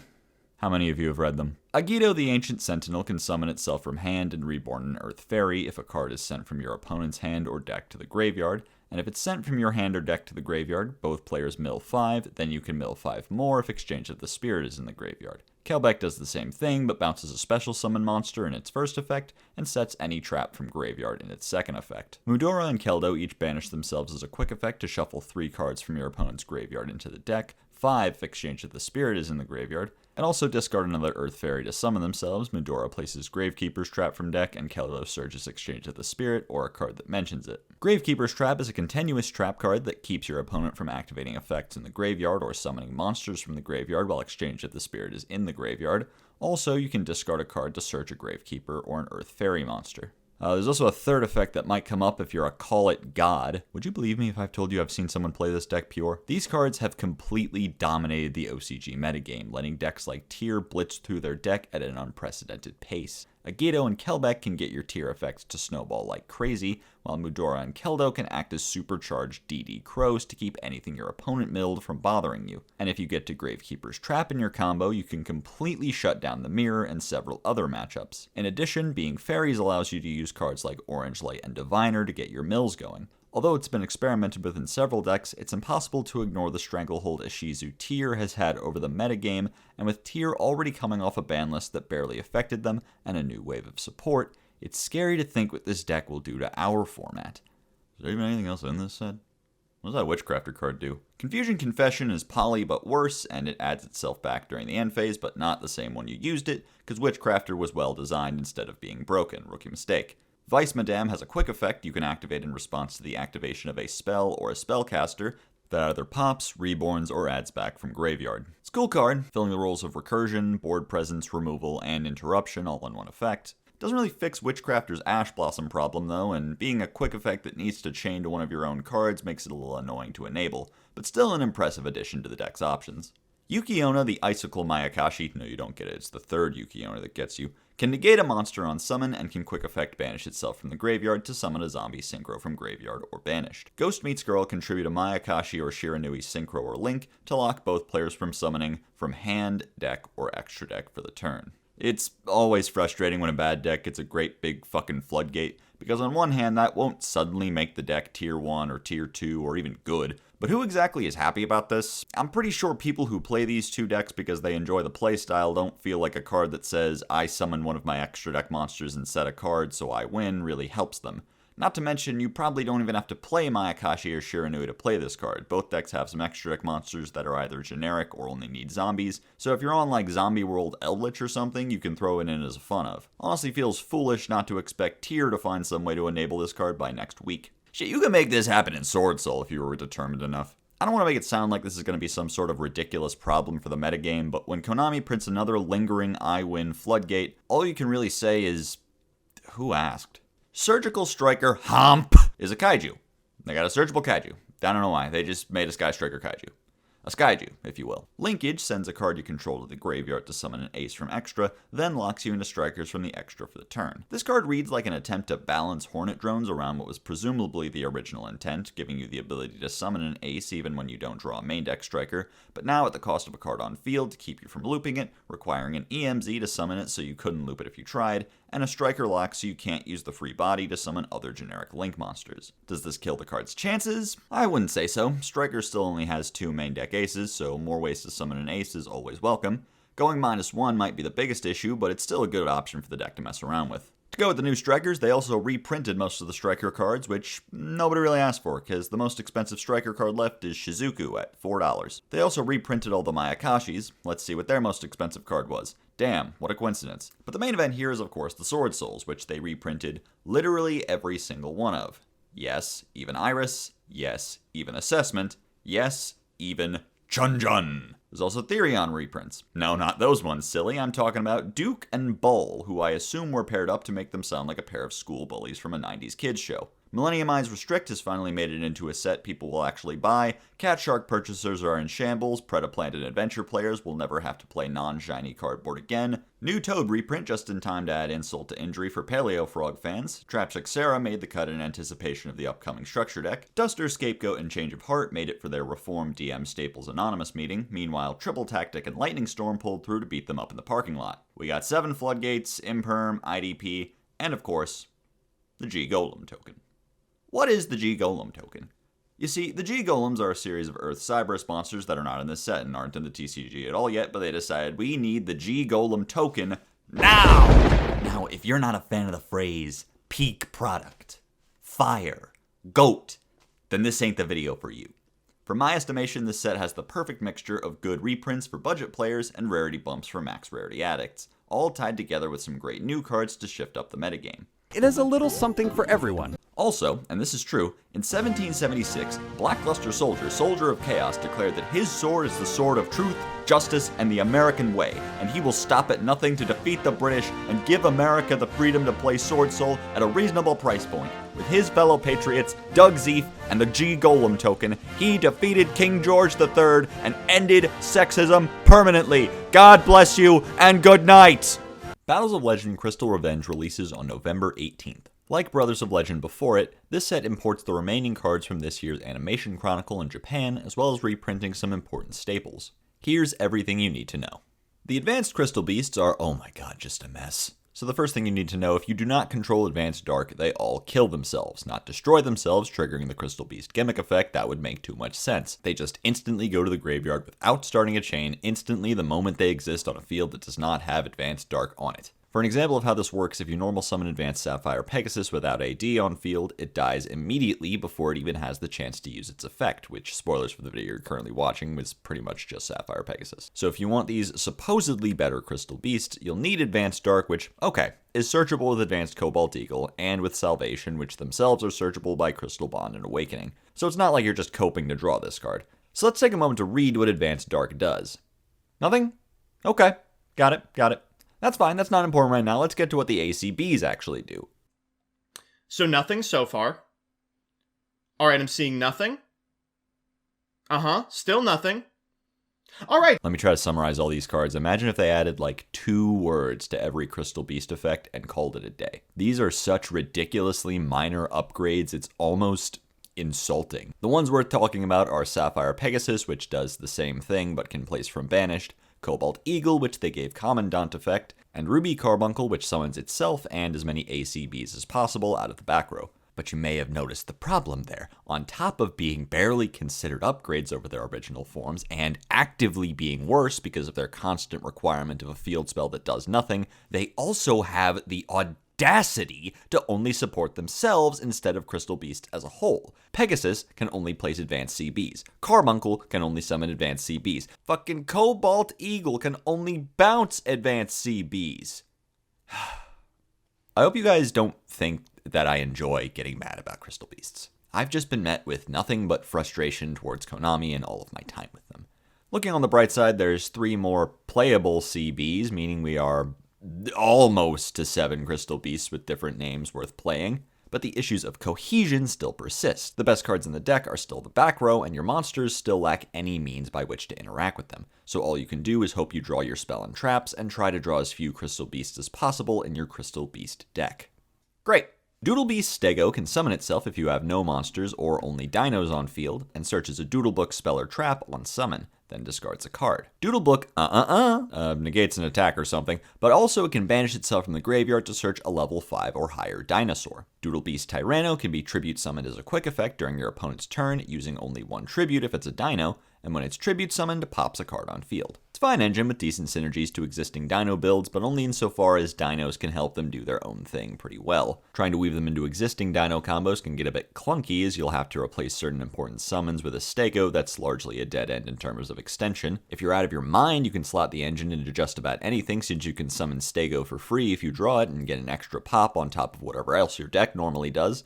Problem is that this card's summon window directly competes with Kashtira Fenrir, so there's no reason to play an engine with more bricks and a lower ceiling. Oh, never mind, that's the reason. Clockwork Knight is a continuous spell that turns all monsters on the field into machines, and can banish itself from graveyard and discard 1 to search any Earth machine. Dimension Dice contribute a monster you control to summon a monster that rolls a die from deck, and Dice Dungeon searches Dimension Dice on activation. Clockwork is of course a powerful searcher for Earth machine decks, even being able to grab Therion King Regulus from deck, but the reason I'm talking about all these cards together is because each one represents an additional copy of Morphtronic Telephon. That's right, I'm not ignorant to the fact that this card and the set it was released in were what put my channel on the map, so to speak, and even though I've had bigger fish to fry recently, I've kept Telephon in the back of my mind, and these cards push the engine's consistency to a new peak. Dimension Dice requires a dice card on field to be activated, but controlling a copy of Telephon fulfills this requirement, and tributing over that Telephon to summon another copy instantly turns your loop online. Similarly, Clockwork Knight's discard cost can be used to pitch a Telephon to search another Telephon. While Telephon has largely been bullied out of the metagame by everything else going on, a hyper-consistent FTK deck developing in the background of a format they'll have to ban out eventually means there could be some scary things on the horizon for this format. Thunderball! Hold on one sec.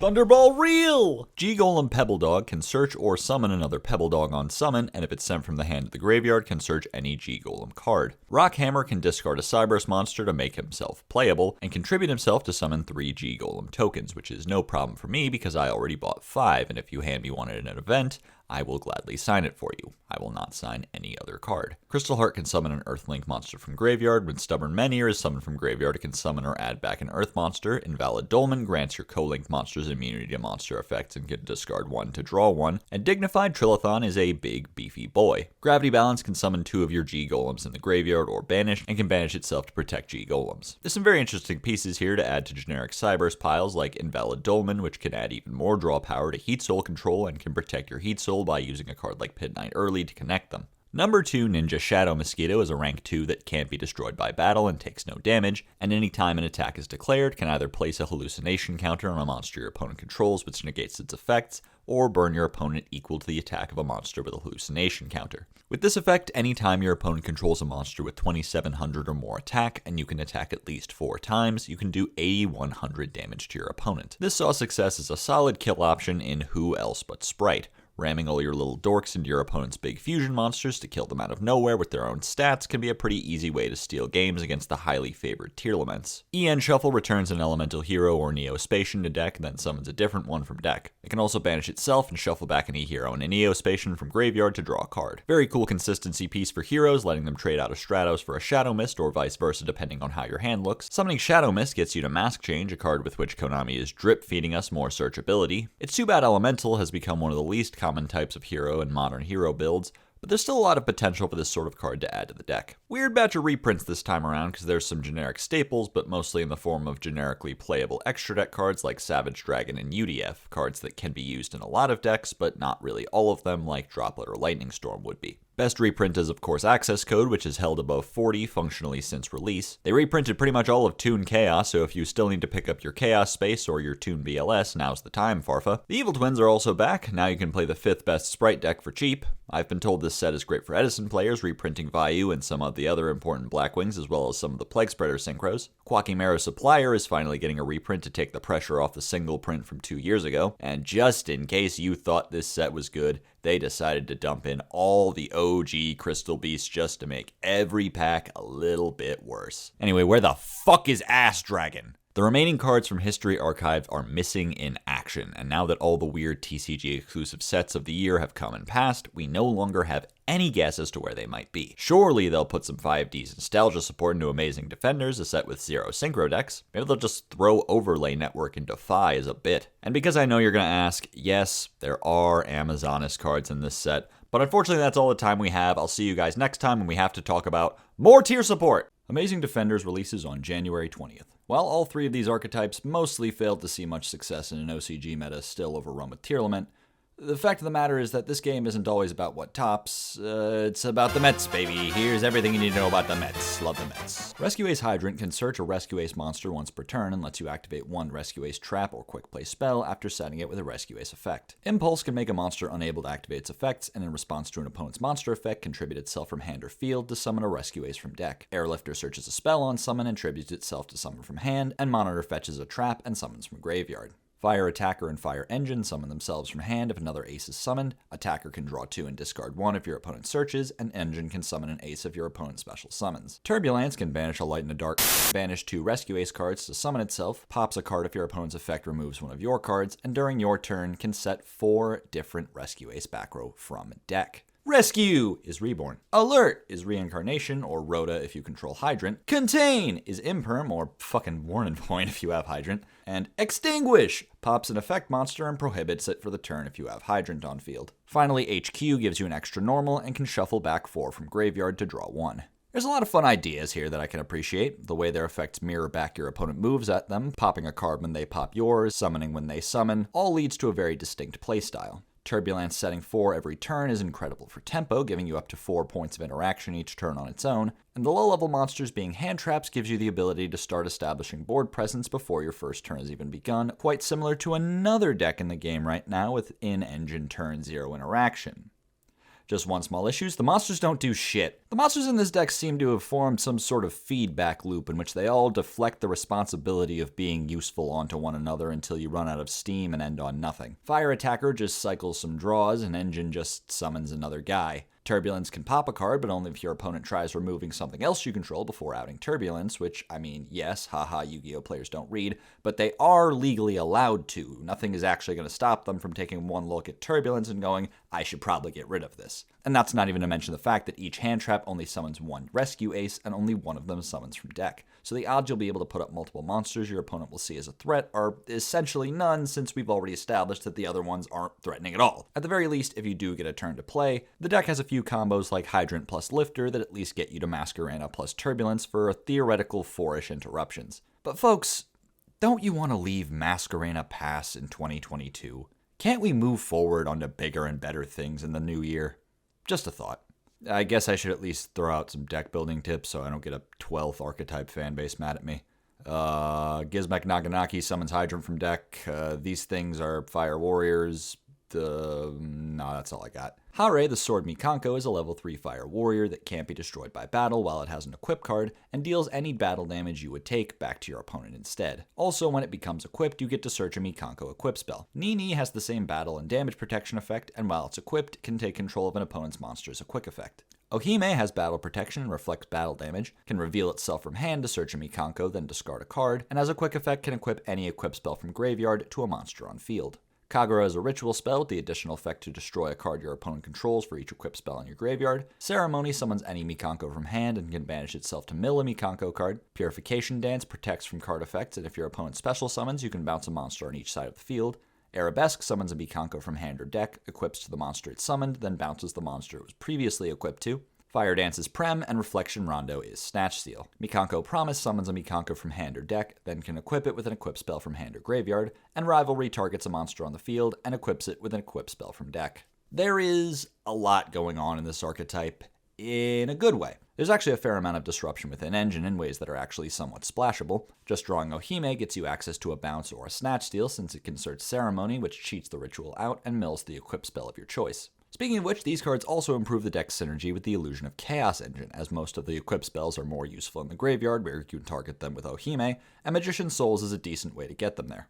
There's also a very solid way to one-shot your opponent by equipping Double-Edged Sword to any monster they control with 2,000 or more attack, running into it with Ohime, and causing them to take 4,000 damage twice. In the OCG, this deck actually saw some play in concert with Bystials. All the Heralds and DM stuff are light and dark, so you can banish them for Magnamut and overlay that with a level 6 Diviner or Ohime to make Wallow to end on 2 forms of Graveyard Disruption. Wonder why that's relevant. Alongside your Mikanko effects. Ending on some very creative, colorful boards of varied disruptions that aren't just negates. Or you end on Snatch Steal Pass. Meanwhile, in the TCG, a lot of talk has gone on about the potential for splashing the Engine into our exclusive ritual deck, Libromancer, to make an explosive ritual combo deck with a wide array of different forms of disruption. Purely is, oh my gosh, look at the little guy! Purely is a level 1 light fairy that dualities for a Purely spell trap on summon, because he's such a good boy, who's a good boy, and can reveal a Purely quick play from hand to Xyz summon the Purely Xyz that mentions that spell, and then attach it from hand. All the quick plays do a thing, then can discard a card to summon a Purely monster from deck. Happy Memory gives, look at him, he's so happy, he's gonna get the ball! A monster you control, a one-time protection from card effect destruction for the turn.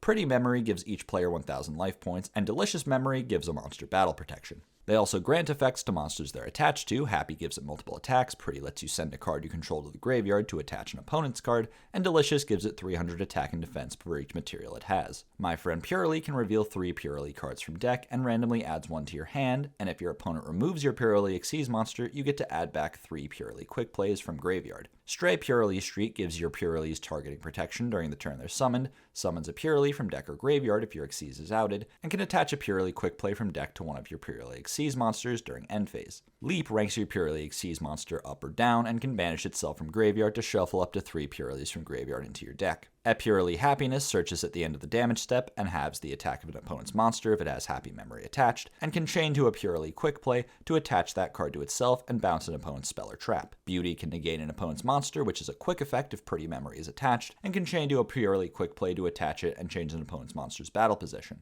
Plump, estoy muy gordo, señor Chonco. Esta noche servimos pollo. La cuenta, por favor. That's a reference 2 people on the planet understand. And I'm one of them. Plump can attach 2 spell or traps from graveyard to itself, quick effect if it has Delicious, and it can chain to a quick play to attach it and forfeit an opponent's monster. X Purely Happiness can be made on top of any rank 2 with 5 or more materials, can detach a material to negate the effects of all your opponent's monsters, which they can't respond to if a level 1 Purely is attached, and when it attacks you can inflict 1500 burn damage to your opponent. X Purely Noir has the same summoning condition, is unaffected by your opponent's activated effects while it has 5 or more materials, and can detach 2 to spin a card from your opponent's field or graveyard to the bottom of their deck, as a quick effect if it has a level 1 Purely attached. This archetype has a lot of potential for success, but is held back by some intrinsic consistency issues. You see, you want to make Noir as often as possible to use its 3 quick effect spins, but the only way to do that turn 1 is to use both of Plump's effects to attach 2 spells to it from grave and then one of your quick plays from field, which means you have to open Delicious, 2 other Purely quick plays, and an additional spell or trap to discard with one of them. So scratch that, we're not making that happen. So what about Plump? All the Purely's second effects are thrice per turn, meaning Plump can disrupt spell traps in graveyard and banish up to 3 monsters. But to do that, you need to have 3 Purely quick plays set, so now you need to find at least a way to summon Purely, a Delicious, and an additional Purely quick play just to get even 1 banish. The duality effect can help, but can also miss even with 12 good hits in deck. So it's still a lot of RNG legwork you're going through to maybe get a single banish. Okay, so what about Beauty? An Imperm sounds good enough. One little thing though, Pretty Memory is the only Purely quick play you can activate without a monster on board, since the other 2 need to apply an effect to a monster on the field, making Pretty the most versatile one to use as a starter to summon Purely from deck. So if you don't draw a monster, you need to draw 2 Pretty to end on Beauty. These are, and I don't use this term lightly, absurdly specific issues. The type of things you can't really understand until you've played 100 hands of this deck. And a large number of them go away if you go second, which I can never recommend from a moral standpoint, but admittedly seems to be what they're subtly trying to push for in this deck, and honestly all 3 of these decks. All of them have this weird sense to them that Konami maybe wanted them to blind second, but knew that going second is a dying art, so they also tried giving them half-assed going first plans that are all inconsistent and not very strong, which results in them not really excelling at either. Happiness is good at making Zeus, but you have to resolve so many effects to get to Happiness that your opponent can just stop you from playing well before you get there. There is hope on the horizon with new support coming in Cyberstorm Access, and even without it, the deck can be a fun control strat, as proven by this one list from the OCG that includes Blue Boy. Son of a bitch, you're still alive. Guess the reprints are gonna have to carry the set. They didn't reprint anything. 2 Infernoble cards that were over $10 and then random doodads and whatnots. You know what's really gonna sell this set? Overlay Regen at Super. If I open a pack and my one holo is Overlay Regen, I'm returning it. I'm gluing the pack back together and I'm getting my money back. Fuck it. Where's the Collector's Rare Overlay Regen? Why no Starlight Overlay Regen? I am not pressed about Overlay Regen. You're pressed! You know what, Konami? I respect it. You collected all the maid you could assemble and put it all in the first set of the year so you could only go up from here.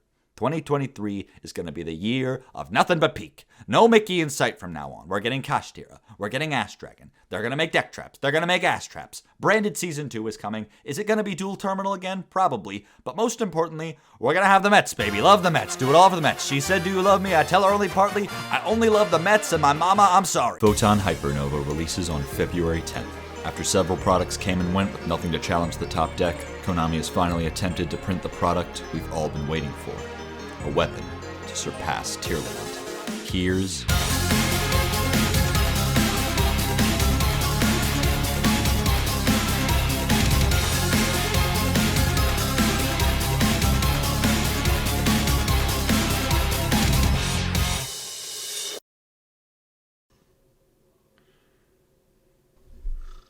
Jaxel. Huh? You've got to tell them to subscribe. For what? I never upload.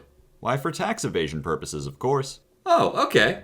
Hi there, I'm Jaxel MS from the Curry Bandits. MBT doesn't have any opinions on this set, so he's borrowing some of mine. But did you know that only 47% of my viewers are subscribed? This is a disaster for hard-working tax evaders like myself, because fun fact, for every one subscriber that you have on YouTube, they let you evade one tax. According to my mom, the head tax attorney of HSBC, there are over 3,000 taxes. So that means that every person who watched the Blackwing deck check subscribed right now, I could legally move all of my assets to an offshore bank account and never work again. Only you can help me achieve this goal. Only someone as cool and hot as the girl reading this can hit the subscribe button and hit the bell to be notified when I have another Yu-Gi-Oh! Funny Moments compilation to share with the class. And if we get to 2,500 subs by the end of February, I'll, do a little dance? Feliz hasta la muerte, siga así hasta que acabe. El más allá que soñé no está nada mal, me invadió el amor. Enjoy the video.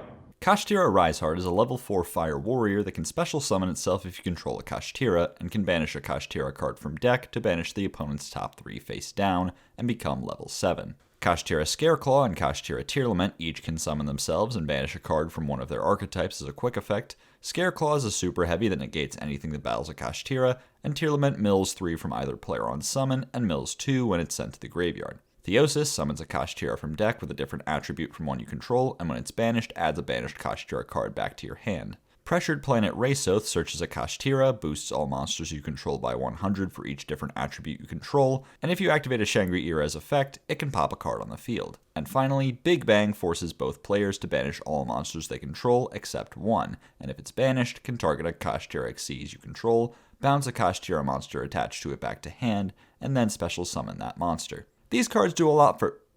Wait, did I forget some? Let me check my notes real quick.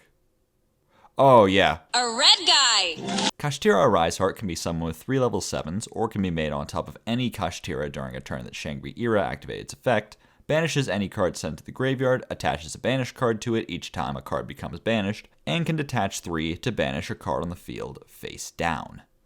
Yeah. This support does everything. Where the deck formerly struggled to make even one rank 7 without birth or non-engine extenders, now it can easily make 2 or 3 Xyz monsters each turn. But simply more access to the extra wouldn't have been enough. No, they needed a rank 7 truly worth building towards, and Konami couldn't have knocked it further out of the park with a red guy. With a powerful floodgate effect that targets the most important matchup in the game right now, the strongest Dryden effect ever put to paper, and the ability to continuously replenish itself to grind out games until the end of time. Its summoning condition may seem a little involved and not even any less resource intensive than just hard summoning it, but Riseheart puts all these issues to rest by triggering Shangri-Era turn 1 and letting you banish Big Bang as cost, letting you get a refund on one of its materials, meaning that instead of using 3 materials on board to summon 1, you end up putting 3 materials in and getting 3 monsters back out of it. And most importantly, given that Unicorn into Theosis into Fenrir into Riseheart gets you right into this setup, the deck now has 1-card combos. Just an incredible wave of support that looks primed to give Kashtira the potential to carve out a in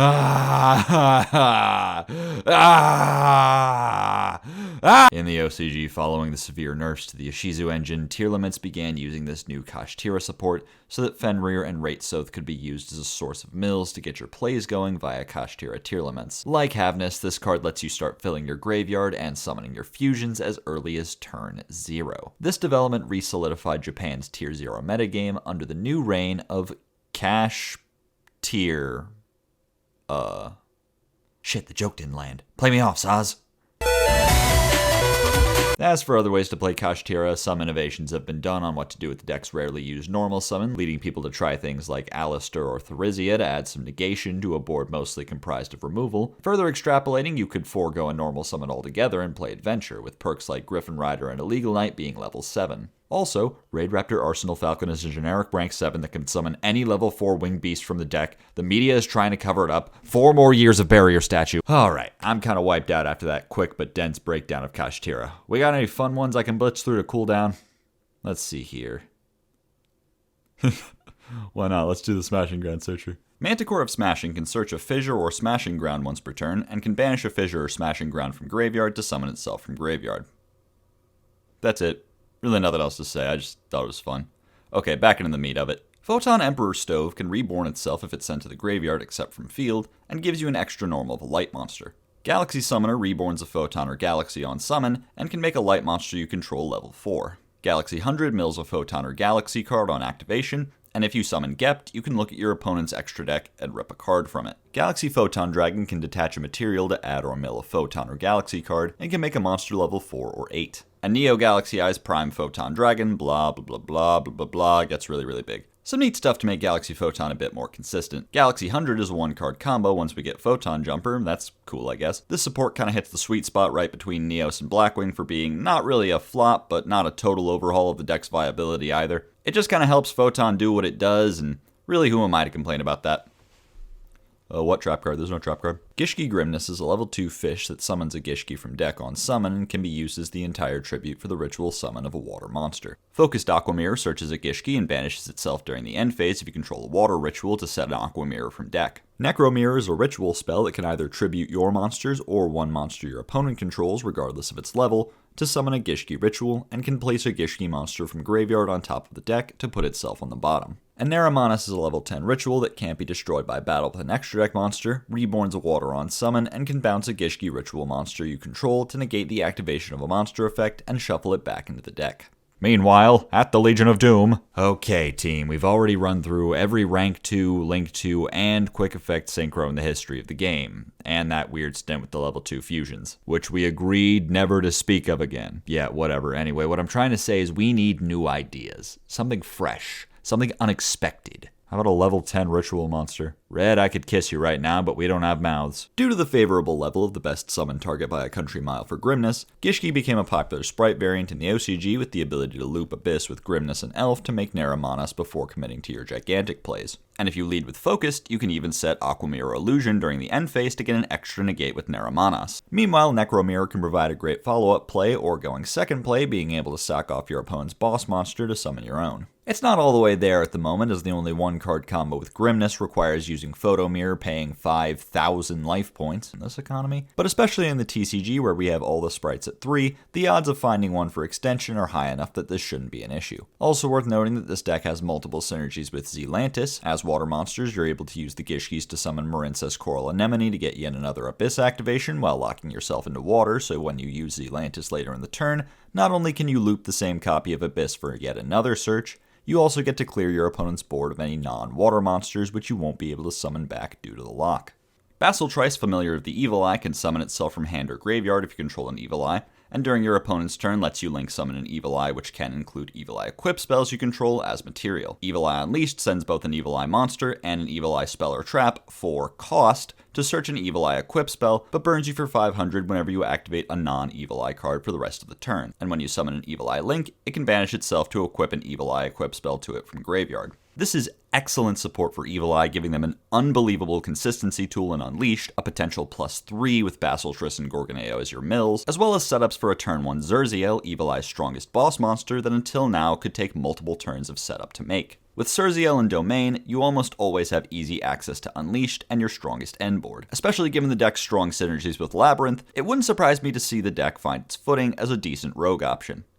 And if that doesn't work out, well, Evil Eye Labyrinth was already good in Rogue's format without the support, so I guess you'll all just have to join us there. Vala, Satyr of the Generator Bosses, can pitch a Generator card from hand to summon itself from hand or graveyard, and on summon lets you summon another generator from hand or graveyard. Levitain, Generator Boss of Shadows, is a rank 9 that lowers all your opponent's monsters by 1,000 and contribute itself as a quick effect to summon a different generator Xyz from extra and attach materials from either field or graveyard to it. The Doppelgang truly has lost today because Generator has a new and improved way to get bosses out of your hand. Vala alleviates the deck's bricking problem by not only getting your level 9s out of your hand and onto the field or graveyard, but also by being the first level 9 in the archetype that you don't mind drawing. It also gives you a viable way to make rank 9s turn 1, and even though they don't make them like they used to, there's still a few good ones, like Levitain, a strong interruption that can remove monsters during your opponent's combo setups, part of their back row for set 5 pass decks, or fodder from your opponent's graveyard for the hellscape that we're currently living through.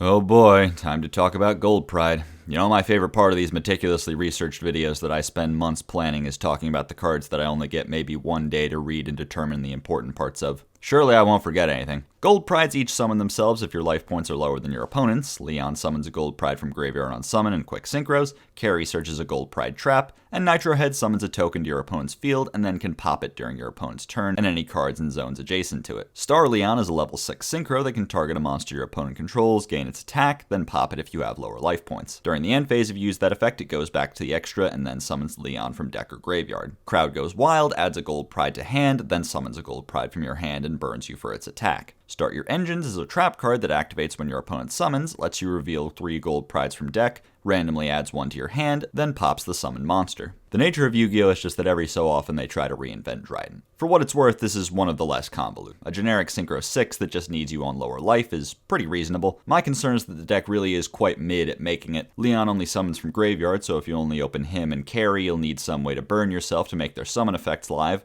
Right now, the deck's only way of doing that is Crowd Goes Wild, the clear standout in power level, by the way, but that can already summon from hand, so making their effects live is kind of redundant. Confusing oversight not giving them more ways to get the deck's own gimmick started, but that just means we'll have to get a bit more creative. Punks can lower your life points and also enjoy having the extra level 3s and 8s to make an extra level 11 synchro. Foxezz can discard Carrie so you can later summon it with Leon, but be aware you'll be locked from that point on. This concept would be kinda cool if you didn't just have to draw 2 or more Gold Pride cards to do anything with them, but if they get a strong second wave of support, this deck has a lot of potential. This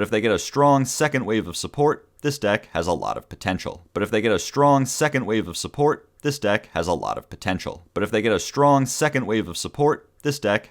potential. You don't want to talk about some insects? There's some weird giant ballpark support in this set. A lot of it is just battle tricks that are kinda eh. Giant Ball Game at the least is reborn on activation. Ultimate Great Insect would be good if it didn't say during the battle phase. Variant is a level 3 insect tuner that can summon itself if there's an insect or plant in the grave and can be treated as a non-tuner if you need it to.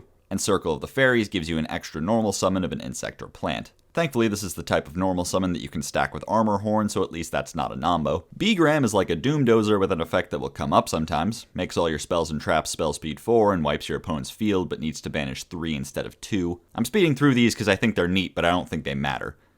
This statement is true of a lot of this set. Diabolantis, the Menacing Mantis, can mill insect or plant monsters up to the number of its non-tuner materials on summon, and can make an insect or plant into a tuner for the turn. What Jeff Jones said. Yugioh the Gravity Ninja is a level 8 that Book of Moons 2 monsters when it's summoned or flipped, and when another monster is flipped face up, can pop an opponent's card. Yaguramaru is a fusion that you can either hard fuse or just tribute the materials from field, and on summon or flip, banishes a ninja or ninjutsu art to banish a card on the field. Konami, you sly bastards, you hid the payoffs in the next set. Like a ninja! A genius maneuver. With cards like Mitsu and Mazen, there's a lot of ways to use both of Gio's effects at quick speed, and with Tobari you can also use Yaguramaru on your opponent's turn, for a total of 3 forms of quick play removal. Good to see Konami really did have a plan for these nerds after all, instead of just throwing flip in the card text and seeing what happens. Huge news for people who only have one joke, they made an Earth ship. Plunder Patrol Ship Jord is a pendulum synchro that can search a plunder card when your opponent special summons, and then if it has a plunder card equipped, can summon a plunder from deck. Also, you can put it from field to the pendulum zone to add a plunder card from graveyard back to hand. As a spell, it can bounce itself to extra to give each player a Plunder Patrol token of any attribute. Not only does this plug up one of the obvious support vacuums the deck had, it also smooths over quite a lot of the deck's issues, giving you the means to accumulate advantage necessary to keep your other ships live, and providing a new way to get the ship you want to make sure you're not so reliant on booty. It's even generic, so you could play something like a Punk Engine to make it, which would have the added benefit of letting you discard a plunder like Whitebeard to trigger its effect, and have a target engraved for its second effect. Also, a little birdie told me there's level 8 Fiend support in our immediate future, so that could be kinda funny. Big Welcome Labyrinth summons a Labyrinth from hand, deck, or graveyard, then bounces a monster you control to the hand. Also, you can banish it from the graveyard to bounce a Fiend you control, or a monster your opponent controls if you control a level 8 or higher Fiend. See, that's called foreshadowing. This card adds a lot of really strong plays to Labyrinth's arsenal, being a much more flexible form of Welcome Labyrinth's summon effect and Labyrinth's reborn effect. The mandatory bounce isn't so bad of a restriction, since you can use it as a way to reuse the Ariane you summoned, a copy of Stovey that summoned itself, or a Lady Labyrinth that can just immediately resummon itself as you've just activated a Labyrinth card. Furthermore, this self-bounce counts as a monster leaving the field by a normal trap effect, meaning it triggers several of your own effects. And with cards like Lady and Lovely, the graveyard effect is very easy to make live, making the card both a great advantage tool and a great disruption. Interestingly, this did prove effective, as Labyrinth did jump quite a ways in playability after Photon Hypernova, utilizing Big Welcome as well as another card from the set, Waybridge, a normal trap that forces your opponent like Evenly Matched to send monsters they control to the graveyard so they only control one. Like Torrential Tribute, this card works wonders as both a disruption and board breaker, but lets you keep your own board, meaning it works way better in conjunction with cards like Lovely. Arctos the 12th, XD 69420, and Knuckles, Chronochasm Valance, is a fusion pendulum that can be summoned by tributing 2 level 5 or higher Valance that can swap the zones of either 2 monsters you control or 2 monsters your opponent controls. And when a card moves from one zone to another, you can pop a card on the field.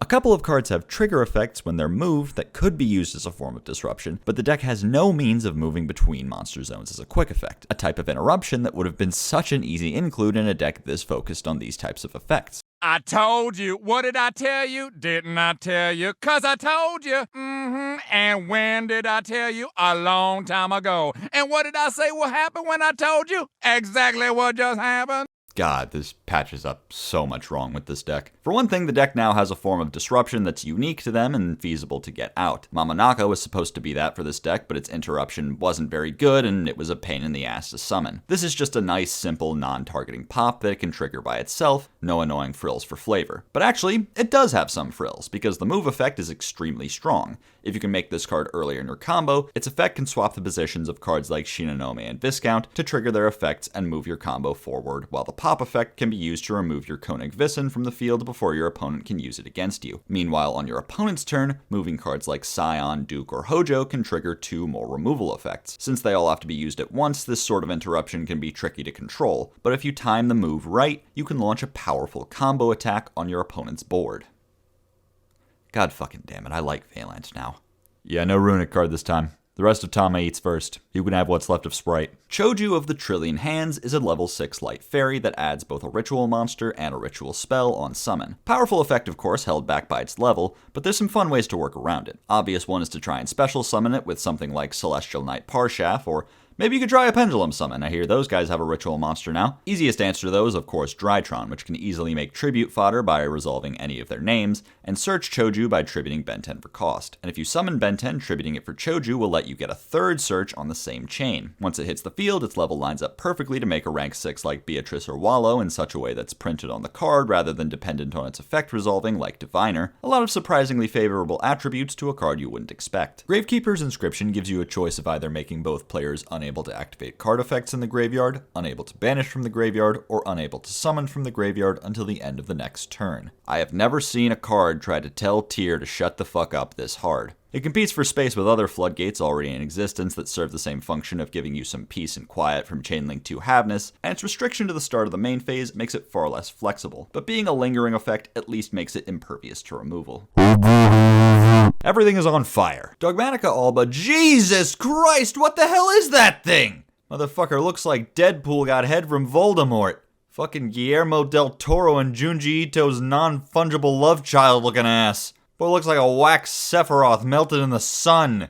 Out here with that biblically accurate Jack Skellington aesthetic, on God. Alright, anyway. You know what? Actually, I got one more in me. We finally know what Squidward would look like if he was possessed by Shiny Mega Gengar and got into Gene Simmons. Okay, I'm done. Dogmatica Albazoa makes all your Dogmaticas unaffected by the activated effects of your opponent's extra deck monsters, and can force your opponent to either return all extra deck monsters they control to the extra deck, or send one card from their hand or extra deck to the graveyard for every 2 cards in their extra deck. It also extra decks your opponent's extra deck. Dogmatica Matrix adds either a Dogmatica Ritual spell or Ritual monster to hand, then if your opponent controls a monster, you can also add any Dogmatica card. Also, if you control a Dogmatica Ritual, you can rip a card from your opponent's extra deck once per turn. These cards are very cool support for Ritual Dogmatica, with Matrix being a crazy consistency piece, and Zoa being a fantastic payoff, giving your whole board protection, and ripping your opponent's resources to shreds from the very beginning of the game. Unfortunately, I can't recommend letting your opponent pick cards from their hand and extra deck to send to the graveyard by a card effect in the current metagame, so sad to say, now's not really his time. Bystial Baldrake is a Bystial. They made another Bystial. You can now play 12 Bystials. Also, if your opponent summons a Ritual, Fusion, Synchro, Xyz, or Link monster, you contribute another light or dark monster to banish the summoned monster. They made another Bystial. Saronir Gang lost big today because there's a new third best Bystial. While its effect is strong, it only really shines when you go first or draw multiple light or dark hand traps that summon themselves to give you tribute fodder. They made another Bystial. I am about to talk about an Ice Jade card, but please try to pay attention anyway. Ice Jade Gamir Agarine has a quick effect to give all monsters you control protection from being destroyed or banished for the turn. Then, if the effect was chained to an opponent's card or effect, you can banish all cards on the field or graveyard with that name. It's a quick effect banish, it just takes a while to get to the point. Your opponent activates Kitkalos, you chain Gamir, banish the Kitkalos, and your board has some protection for the turn. The protection is nice, but man, did they do everything in their power to obscure the fact that they made a good Ice Jade. And even though it's not generic, water tuners aren't the most hard to come by, taking for example Sword Soul tokens. I think it's really funny that this character exists to hand Longwan yet another L in the lore, yet Longwan is one of the easiest ways to summon it. Giga Chad Champion Sargass can be summoned on top of any Springans Xyz, can search a Springans or Therion once per turn, and if a material is detached from an Xyz monster, either bounces or destroys a card on the field. Tallyho Springans is a quick play that searches a Springans, and if you choose to detach up to 3 materials from a monster you control as cost, can summon the same number of Springans from hand or graveyard. Now you all know me.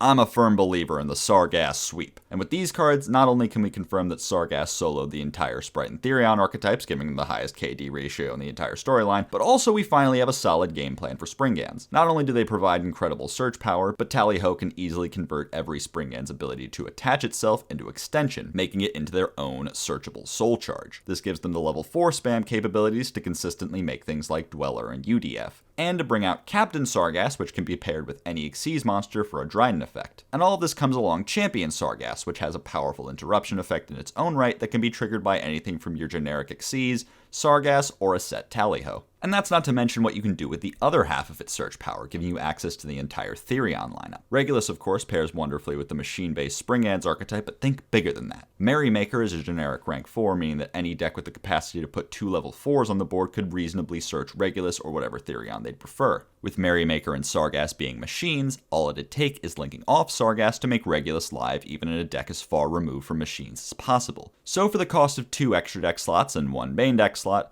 there's now functionally a generic rank 4 Omni-Negate. Tri-Brigade Arms Bucephalus II is a link 5 that can only be summoned from the extra deck if you have 3 or more Tri-Brigade back row in your graveyard, protects all your summons from being responded to, clears your opponent's board when an attack is declared, and if it's sent to the graveyard, you can send any Tri-type from your extra deck to the graveyard. The summoning restriction is annoying for Tri-Brigade, as over the course of their competitive history, they've barely even acknowledged more than 2 of the archetypes back row at a time, but what's interesting about this card is that it changes the dynamics on some of Dogmatica's extra deck mill cards that are concerned with the attack of the monster they mill. For a card like Punishment, you'd often need to sacrifice the ability to trigger strong effects in exchange for the ability to get over monsters with high attack stats. Something like Guardian Chimera would often require you to send a useless card like Five-Headed Dragon just to get rid of it. With Bucephalus' 3500 attack, you can contest huge monsters while still getting an extra upside with the effect of Garura.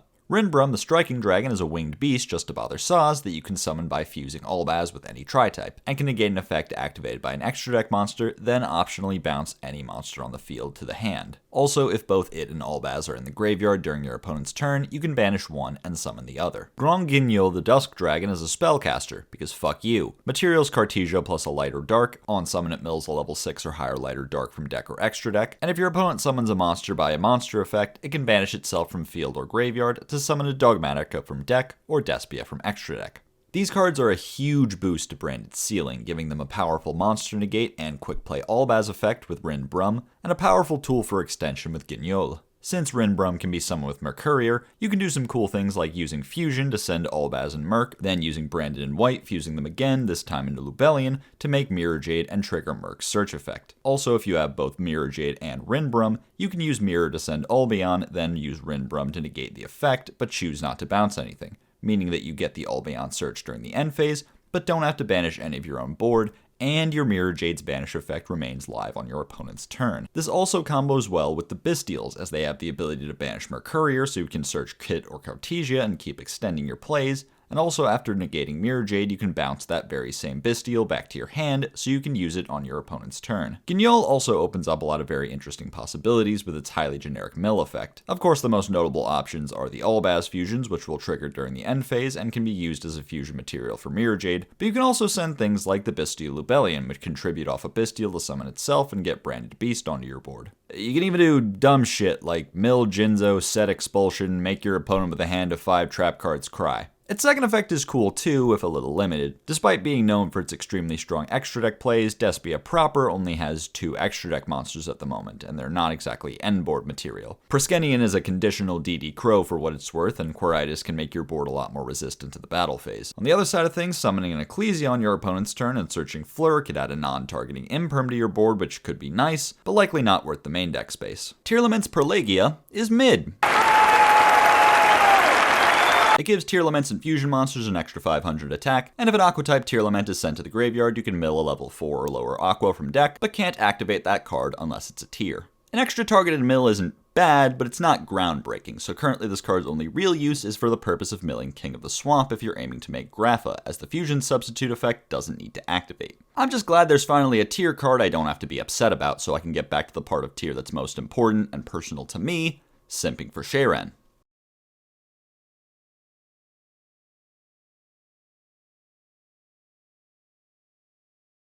Can't swim, so I took a boat to an island so remote. Only Johnny Depp has ever been to it before. Oh, beauty in the water, angel on the beach, ocean's daughter. I thought love was out of reach till I got her. Had I known it could come true, would have wished in 92 for a mermaid just like you. Whoa, just like you. Whoa. Rippy Bits, TriviKarma, negates a monster your opponent controls if you control Vsauce, and can be banished from the graveyard to search a card that mentions Vsauce. Oh my god, would you stop it? People wonder why this deck just won't die in the OCG, and it's because of things like this. They just keep giving it more gas. Perlareno at 1? Oh well, better sleeve up my salvation without the brick, it's madness. Triple Testicle Talent, Triple Tactics Penis, Triple Tactics Insertion, Triple Tactics Thrust, no I swear that's the real one, like its predecessor can be activated during a turn in which your opponent has activated a monster effect to set 1 normal spell or trap from your deck to your field that can't be activated this turn, or add it to your hand if your opponent controls a monster. Jesus Christ. He's insane! I don't need to tell you how absurdly powerful an effect like this is. Getting to punish your opponent for firing hand traps you can play through by setting traps like a pointer, baiting your opponent's negates going second to search out a board breaker, or leveraging cards like Havnus or Nibiru as a way to add a piece of crucial extension to hand. With the existence of Terraforming, this card searches any field spell. With Small World, it can pretty much search any monster, and if you're out of your mind, you can use goddamn Silent Wobby to make it live on your own. With the over 2,000 possible search targets, it's damn near impossible to name everything you can do with this card. Well, maybe impossible for some people. And now, against my better judgment and the concerns of my moderators, I present to you every tasking target. Instant Emergence, Torrential Impermanence, Reborn Raigeki Desires, Dark Ruler Foolish, and Overload Fusion, Appointer Engage into Timaeus, Machine Duplication, Polymerization, Reincarnation Compulse, Manifestation, and Deck Devastation, Waterfall of Dragon Souls, Branded Fusion Illusion, The Huge Revolution, Prosperity Tuning Nadir, Rhoda Industrial Utopia Buster, Talents and Aramesir, Bottoms and Goddams and Hillary Rodham. Okay, that one was just for the rhyme. Blackout and Crystal Bond Foolish gets 1 for 1 Rhoda or Mutant Cry. Mining Regression, Subterra Succession, Evenly Terraforming, Mind Crush and Mind Control, Small Bolts for Breaking Soul, Karma, Katsark and Storming, There's Starlight Road Phoenix, Wing Traps and Unreasoning, Avarice Summoner's Art, Duality, Brigandine, Ice Dragon, Egotist, Paleos, Ghastly Kashiko, and Rainbow Bridge, Lost Within Breakthrough Skill, Big Evolution, Bill Sass, Victory Pepper, and Upstart. Alright, is that all of them? Not even 10%? Not even 5% off any singles or sealed product. Click the affiliate links in the description and use code SEMO5. That was, I think, way more than everything you needed to know. I have lost my fucking mind. Thank you for watching. And a special thank you to all my patrons. And finally, an important message to my moderators. If I ever write an 11-page script again, kill me. Maze of Memories releases on March 10th. This set imports the remaining cards. Anyway, this set imports the remaining cards from the History Archive collection as well as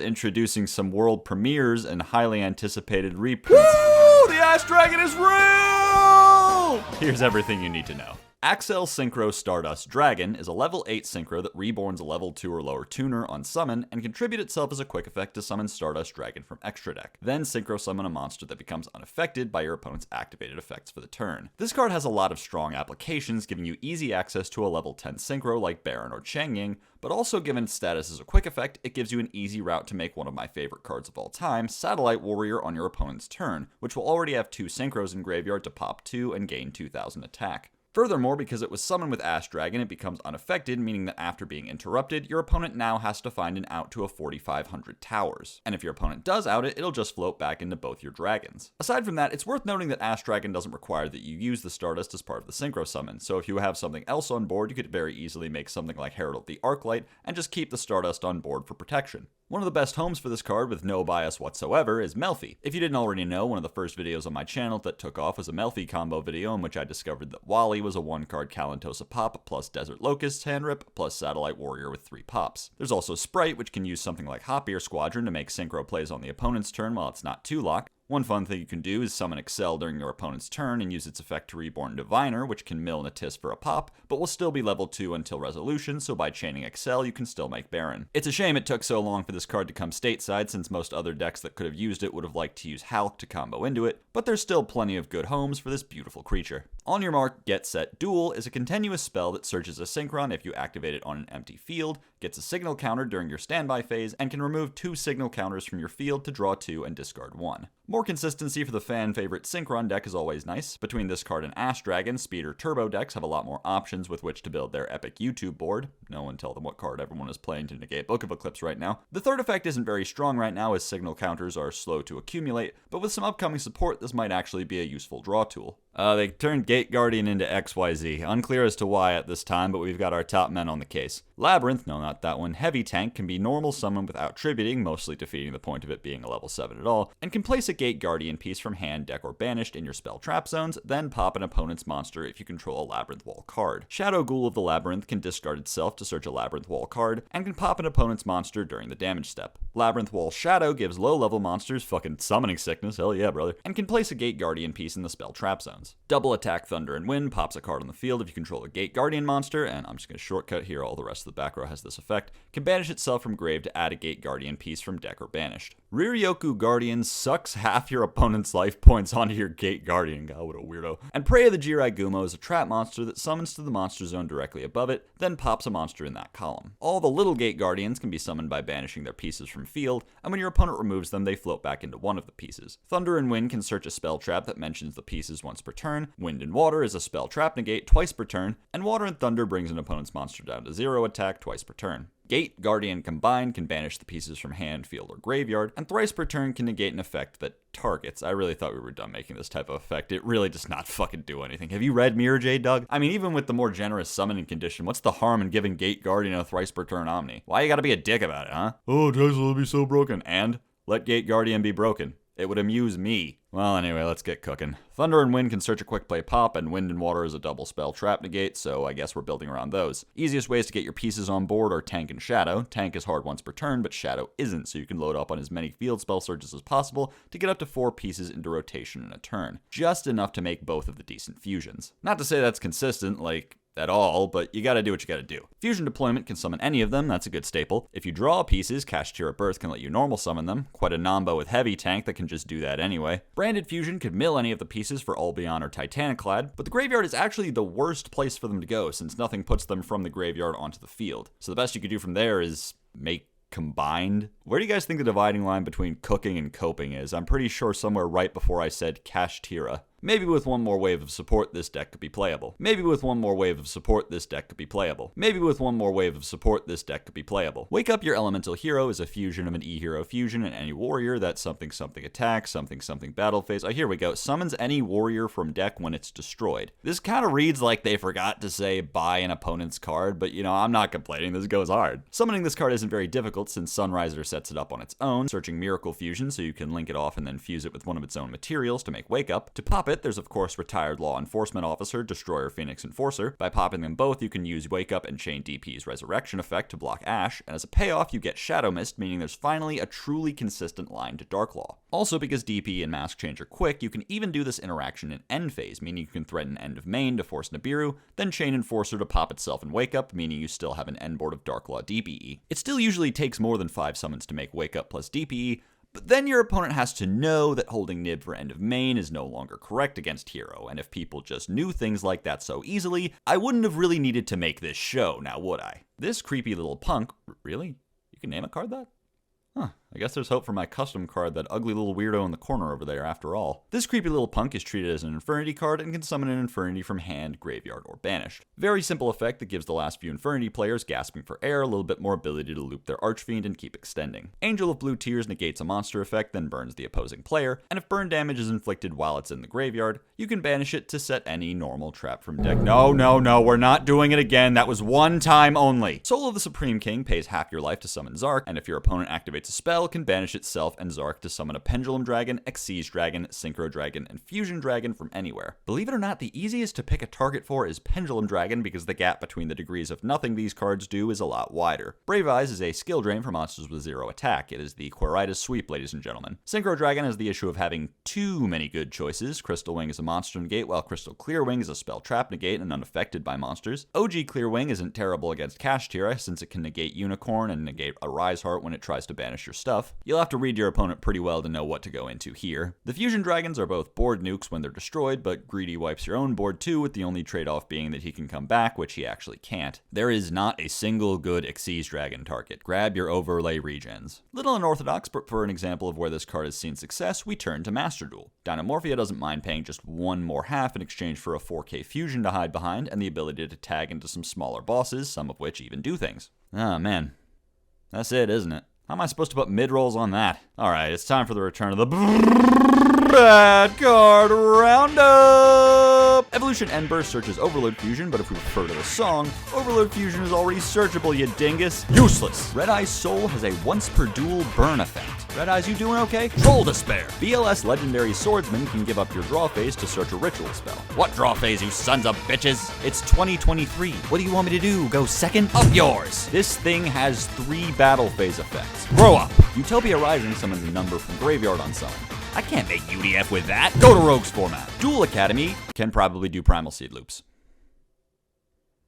Volcanic support. There's a lot more cards that don't really do anything, but not really any more that are bad in a funny way. They're just normal bad. Onto the reprints, or as I like to call them, an ode to my poor financial decisions. Baron de Fleur finally being reprinted is nice, especially with Ash Dragon, making it more accessible for a lot of decks. Guardian Chimera is nice for anyone looking to pick up Branded now that it's coming back into the meta. Wind Up Kitten is a little late since it no longer can be looped with Elf. Nimble Angler is $4 for some reason. Great to see they're doing something about that. Rika might finally be affordable. That's cool and all. Avermax and Spellbook of Fate may finally drop below $10. Photon Orbital. I'm receiving reports that was ridiculously expensive for some reason. And of course, there is technically one last new card. Ancient Fairy Dragon is back with a brand new errata that does not fucking matter. Both effects are now hard once per turn, and the field spell search can no longer grab a field spell with the same name as the one you destroyed. So you can't loop the same field spell, but you can carry on the legacy of ye old field spell pile and swap between engines on a dime by trading out field spells. With the Strudo back, it's easy to use Ravine as a bootleg terraforming in whatever deck. Having to use your normal to sync with the Strudo isn't even that big of a deal, given that AFD summons from hand anyway. If you're playing Adventure, you can use Enchantress's secret third effect to grab a field spell that does literally nothing just to have something to trade out for your main engine. I admire Konami wanting to have all 6 Signer Dragons legal again in time for the Signer Dragon support in Duelist Nexus, but I do not expect AFD to stick around for very long. It'll be fun to see what bullshit we cook up while she's here though. Weird set. Not a lot of important new cards, kind of random unfocused reprints. What's the theme here even? Yu-Gi-Oh cards? Mid is the wrong word, because I think people just use that to mean bad these days. This set just feels uninspired. I think it's good that some expensive cards won't be so expensive anymore, and some cards we've been missing for a while will finally be making their way over here. But as a set, I feel like I won't remember it existed in like 6 months tops. Oh, the irony of calling a forgettable set Maze of Memories. Cyberstorm Access releases on May 5th. Rounding out Series 11 with a bang, this set introduces support for archetypes old and new into an uncertain metagame we've never seen before, where Tearlament isn't the deck to beat, and anything is possible. Here's...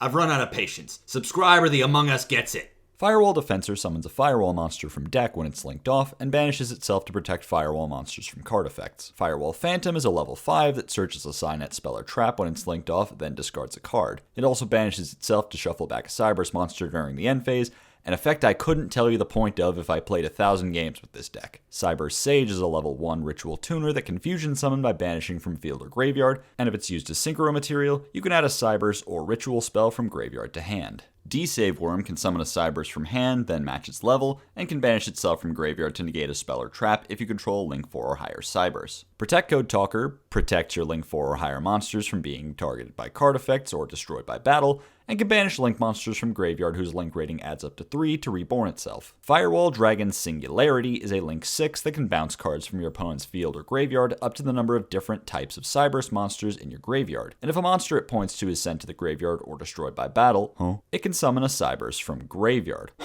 Don't worry, they learned from their mistakes this time. Signet Circuit can summon monsters to either field. Will you shut up, man? Yeah, I mean, what can I say? Extender type at it again. These cards give the deck some more flavor by making way more useful ritual and fusion monsters to enable Dark Fluid and Singularity. Wind Pegasus is a fine synchro to throw in your graveyard, and Alimbertion is of course a great Xyz to extend with, so 3 to 4 bounces and monster negates is a perfectly achievable goal for the deck. Not to mention, you can still use these cards to extra link your opponent, now for the first time ever with only 3 monsters instead of 5. But to be honest, the V-Link kinda sucks, so you're probably better off sticking with the U anyhow. Protect Code is of course great, giving you a very easy link off for your bigger links that you can bring back later in the turn as a way to get a few more arrows to complete your U-Link. And the main deck firewalls are fantastic as well. Phantom can get Mining or Codec for searches, or Conflict as a way to beat things like Dark Ruler, and Defensor can summon not only Phantom, but also Guardian, which is 2 link material on its own if you don't want to play a level 5 that could clog your hand. A lot more solid options for a deck that's always been not quite there.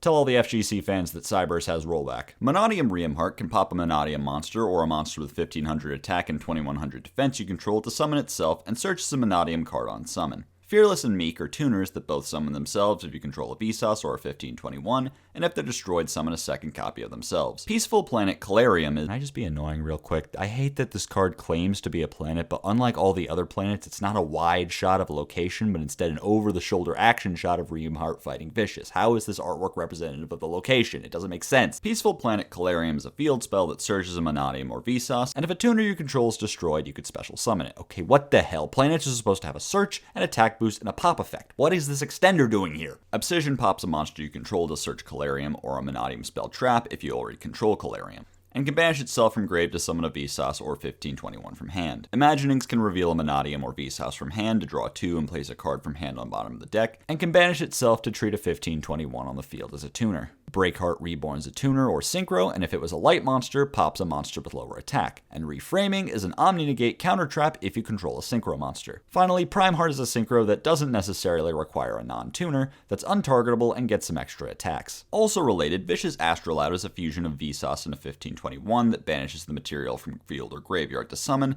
pops a monster on field on summon, and gains its attack or defense. Also has battle protection. Lol. Makes sense that the first Vsauce archetype to have any meaningful use for Vsauce is the Synchro deck. Primeheart isn't really a good payoff, but there's nothing to stop you from building your board from the generic Synchro pool with stuff like Savage, Baron, and Ash Dragon easily accessible. Nothing even locks you to Synchros, so you could also combo into links like Apollo, especially since Vicious Astrolabe being a free fusion lets you weave Cross Sheep into your lines. Since its summon isn't once per turn, if you have 2 Vsauce or 2 of either Reumheart or any other heart you can find a function for on your list, you can turn 2 Astrolabes into a rank 8 like Hope Harbinger or Zombie Stein. And with a fusion monster now specifically naming Vsauce, Elemental Hero Prisma can also start your combos by copying his name. The most successful build I found incorporates the Scareclaw engine to plus off of Vsauce turning into Lightheart, and to use Reichheart as Astrolabe fodder. Unfortunately, the consistency of this deck leaves something to be desired, and to be quite honest, unrestricted Synchro decks just don't hit the same anymore. Not without him.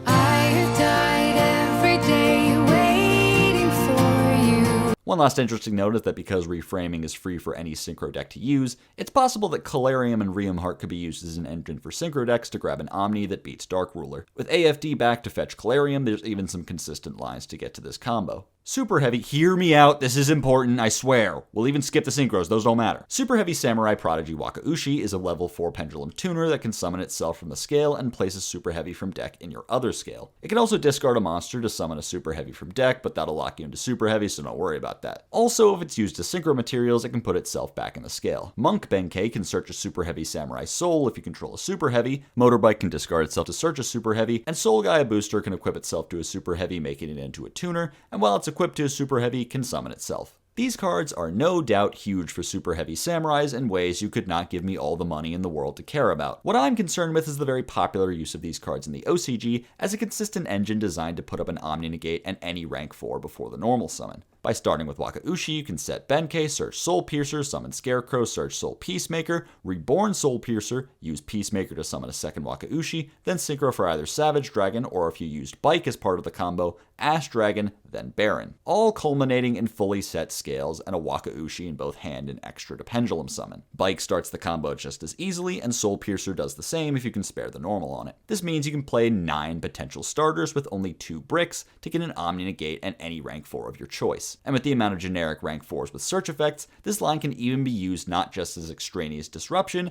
but as a means of searching your deck's main engine. In the OCG, this was most heavily featured in Adamancipator as a way of making Borrowload and Gallant Granite, while also putting 3 Earths in Grave, which you could still do just without him. But that doesn't mean we have to throw away the whole concept. Alimbertion is your generic rank 4 that can search Circular for a 1-card superfactorial setup, during which you don't even have to get locked into Cyberse, meaning you can make it another generic Synchro. Brigand's Merrymaker can Mega Evolve into Sargass to search Regulus or Tallyho. Gear Gigant X is accessible because Wakaushi is a machine, that's never good news. Even Traptrix now has a rank 4 that searches, so you can augment your regional topping structure deck with this engine. More recent versions of this combo have traded off Savage Dragon for Clifford Genius, so that when you Pendulum summon, its effect will search either Regulus or Spell Canceller, putting you weaker to Nibiru but stronger to Dark Ruler. These applications are all strong, but look at the big picture. Given the completely generic nature of these cards, with the only restriction being not having back row and grave until after resolving them, it's not out of line to call this a better adventure engine. More starters, less bricks, less restrictions, stronger payoff. With the way the TCG format has completely diverted from the OCG, there's any number of decks that could easily find success with the Super Heavy engine. Also, there's an FTK. If I just pretend it doesn't exist, it can't hurt me. Constellar Knight is real. Lyran summons itself if a Teller is normal summoned and searches a Teller Knight spell. Altarian summons itself from the graveyard when a Teller is special summoned and can pop cards on the field up to the number of light or dark Xyz monsters you control. Constellar Teller Knight summons a Teller from hand or graveyard on activation and can rank a Teller up or down into a different Teller. Teller Knight Constellar Caduceus adds one Teller Knight and one Constellar from graveyard to hand on summon, and can banish a Teller from deck to copy its effect that activates when it's normal summoned. A neat assortment of cards that open a lot of options for the deck, most of which I've forgotten because I took a month-long break from writing this script in the middle of writing this sentence. What do these cards do again? Lyran and Altarian are incredible pieces of extension for two heavily normal summon reliant decks, with Lyran being able to search even more extension, and Altarian filling the previously open niche of providing a good mill for Sonic 3 and Knuckle High. Another neat role for Altarian is as an interruption you can trigger by using Ptolemaeus on your opponent's turn to pop a couple cards. And of course, Caduceus can be flexed into whatever role you need, be it a search, a mill, getting monsters out of your hand or graveyard, or even winning in fucking time. The Constellar normal summon lineup has some options as well, but the only notable one is Sheraton, which you can banish to search Little Caduceus, an extender that searches Constellar spells. Being a generic rank 4, we could also consider the Super Heavy engine as a way to make it, but the only problem therein is that there isn't really one singular card you can search or mill with Caduceus that really starts your Teller combos. I guess there's some modest lines to make Pleiades, but certainly not the best you can be doing. This deck saw a small stint of success in the OCG because Diamond solos Tearlament. Tear is dead, Jim. I don't think a card designed to compete with the Burning Abyss Shadow meta is going to be all that great against a Riseheart, and while the deck has other plays, none of them are as good into an open metagame as Diamond was into a tier-centric metagame. You can make boards of like Pleiades plus Infinity, or maybe something involving Altarian, but nothing I'd say is super high impact. The consistency isn't anything to write home about either. Final thing to talk about is how multiple people asked me why I didn't talk about these in the Fi video. Questions like those are exactly why I started this show. Gold Pride Rollerballer has the effect to summon itself if you have less life, and can quick effect fusion summon a Gold Pride fusion monster. So to summarize, during your turn he hits them all with a whole team, and then on the opponent's turn finds himself unable to answer calls because he's balling.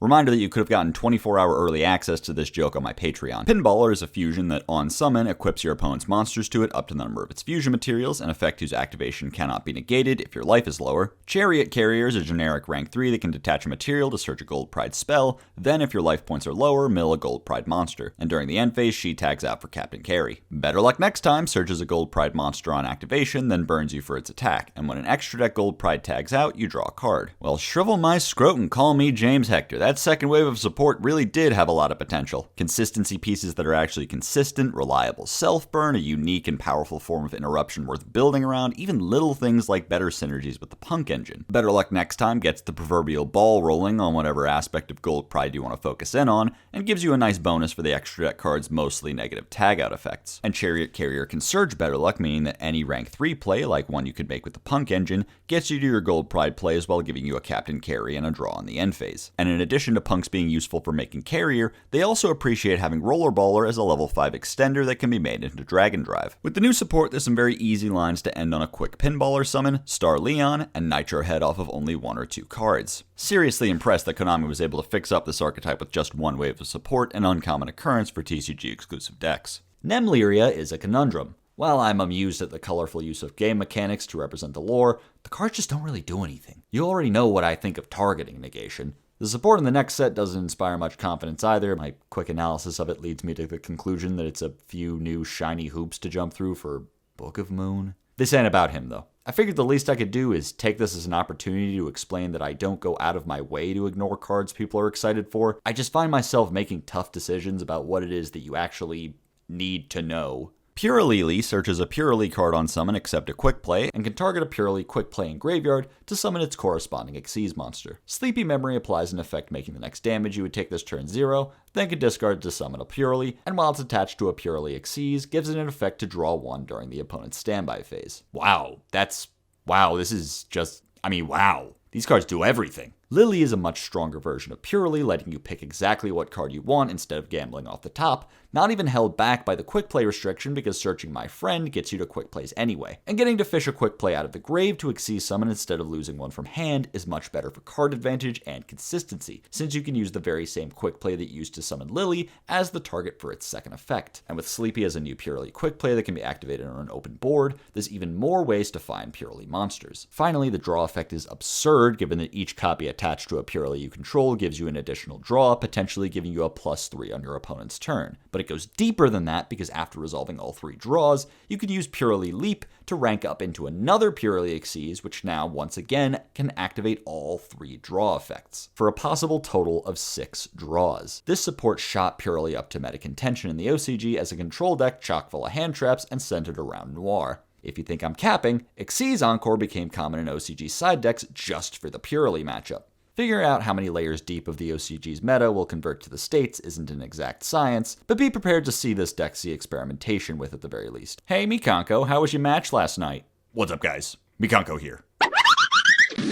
Hugh Lee, the Orb Mikanko, has all the old Mikanko classics, but also protects your cards from being targeted and can search a Mikanko trap card. Mayowashi Dori bounces a card at the end of the damage step, and if it's in the graveyard, can reborn a Mikanko and equip itself to that monster. Interesting batch of cards that adds some more cohesiveness to Mikanko's options. Hugh Lee gives more credibility to Mikanko's decent trap lineup, Promise being like an archetypal Welcome Labyrinth, and Rivalry fetching an equip from deck so you can use Mikanko's Snatch Steal or Compulse effect. Mayowashi Dori is interesting since it not only gives your deck of 0 attack monsters pressure in the battle phase, but also fills the niche we didn't really know existed of being a good mill for Ceremony, which normally was just used for setting up Ohime's effect. Now the deck has a Prem that activates from the graveyard, meaning your mill can be used on either the spell itself or the monster you want to summon. Neat cards, but unlike Purely, they don't exactly address the weaknesses of the deck, they just introduce new strengths to tinker with, which is valid. Let's see, what else we got here? Level 3 Psychic, put E-Telly to 4 this time. I don't want to talk about Reinforce.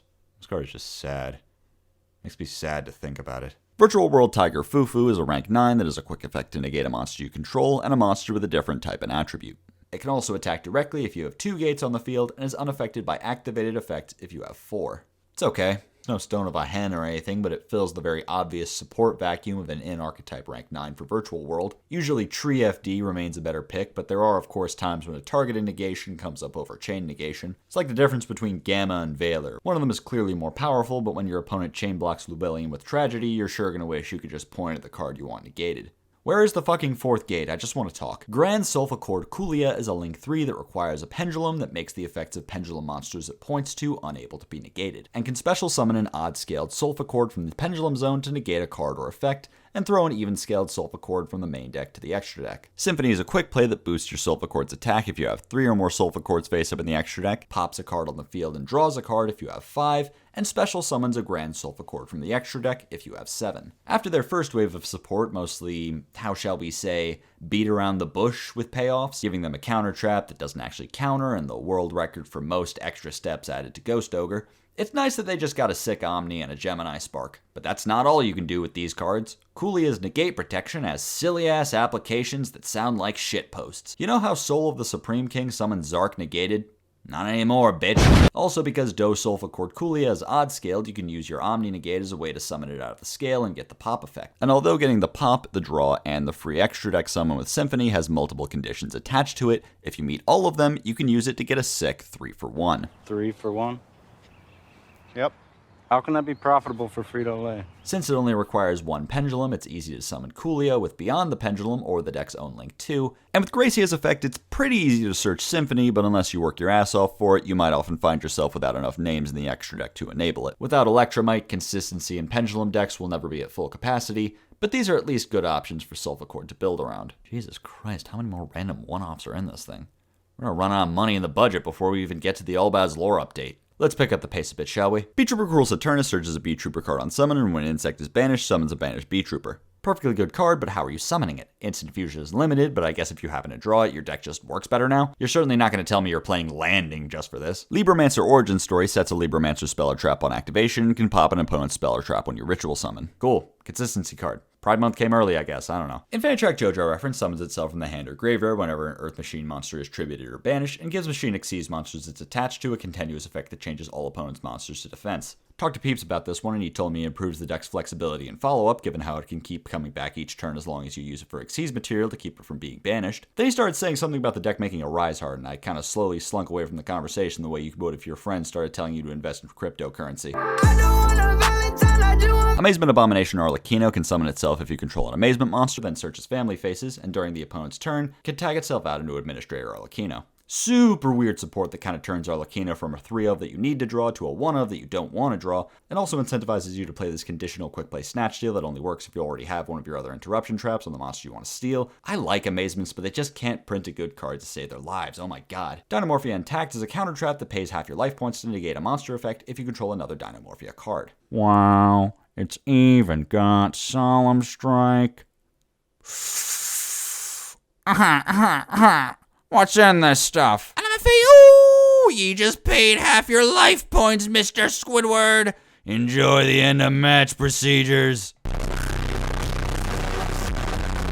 At least Frenzy is kind of safe from Ash now. Sakitama is a spirit monster that can reveal itself from hand to immediately normal summon one spirit. This card is, and I swear this isn't a bit, integral to Exo Sisters first and thus far only one card combo. Since you can't special summon non-Exo Sisters before or after activating Martha, and Martha only sets up one rank 4 on her own, what the deck needed was a way to make Caspatel with only normal summons. By normal summoning Aratama and searching Sakitama, which can immediately normal summon itself, you can make Caspatel to search Martha, which instantly translates to Michaelis and full combo. This is the most ridiculous turn of events they could have possibly come up with. Ringo Worm, the Dragon Guardian of the 100 Apples, is a level 2 Dragon Tuner that can summon itself if you control a non-effect monster, and can banish itself from graveyard to summon a level 2 token that can be treated as a tuner. The fucking Power Crept O-Lion. There's two good homes this card seems to fit well into, those being Sword Soul and Sprite. You could sync it with Moye to make a Stardust Charge Warrior for an additional draw before using the Sword Soul token to make it 10, or the Apple token to make it 8. You can also use it to trade Chi-Xiao for a level 10 and use the token as material for a Shaman to revive the Chi-Xiao later on. In Sprite, even if you don't play something like Adventure or Cyberse Gadget to get its summon effect off, it can still reasonably be your normal summon to summon sprites off of, and can be used to make things like Cupid Pitch and Ash Dragon, giving you a very easy ramp into level 10 Synchros. Synchros are back in a big way with this set, and this time they're never leaving, baby! Golden Cloud Beast Malong. Don't say it, don't say it, don't say it, don't say it, don't say it, don't say it. Malong Penis. Oh, what? You think you're better than me? You think you wouldn't make the same joke? Look me in the eyes and tell me you wouldn't say that exact same shit. Golden Cloud Beast Malong is a level 6 tuner synchro that can go up or down 1 level on summon, and if it's sent to the graveyard can bounce a face-up monster. I'm sorry, that's just set from anywhere? Already a versatile option for synchro decks to go through on their way to larger synchros that has benefits going second. This card is also a great Ultimate Slayer target to use against synchro decks, a good option for punishment against cards that resist destruction, and a way to use Cartesia summoning Gronganol as an interruption. Chaos Angel is a level 10 synchro that requires a light or dark non-tuner, can treat any light or dark as a tuner for its summon, banishes a card on field on summon, protects your board from battle if you summoned it with a dark, and is unaffected by monster effects if you used a light. Not outwardly the strongest card we've ever seen, but the fact that you can just make this in fucking anything is crazy. Labyrinth can even make it with Stovey and Lady. It's pretty cool as removal that then becomes a difficult fucker to deal with. Wannabe is a level 2 insect that can sack itself during the end phase to excavate cards equal to your opponent's open spell trap zones, and can set one of the excavated traps. Hey, wait a minute. You can't just make a better Curry Bandit like that. How am I supposed to put food on the table for my kids if there's a card that not only sets the excavated trap, making it immediately usable, but also is summonable off of Gigantic and, I don't know, I guess B-Trooper combos or something. Trap Track pops a monster you control to set a normal trap from deck, and locks you into 1 trap activation for the rest of the turn. Remember when putting trap cards to 1 was relevant for making it not work with Trap Trick? Lol. Lamau. Pointer is at 4 now, fuck you. Also important to note that this will trigger Labyrinth effects, making it slightly better for that deck in particular. All buzz, lore update. What the fuck is that? Rap battle.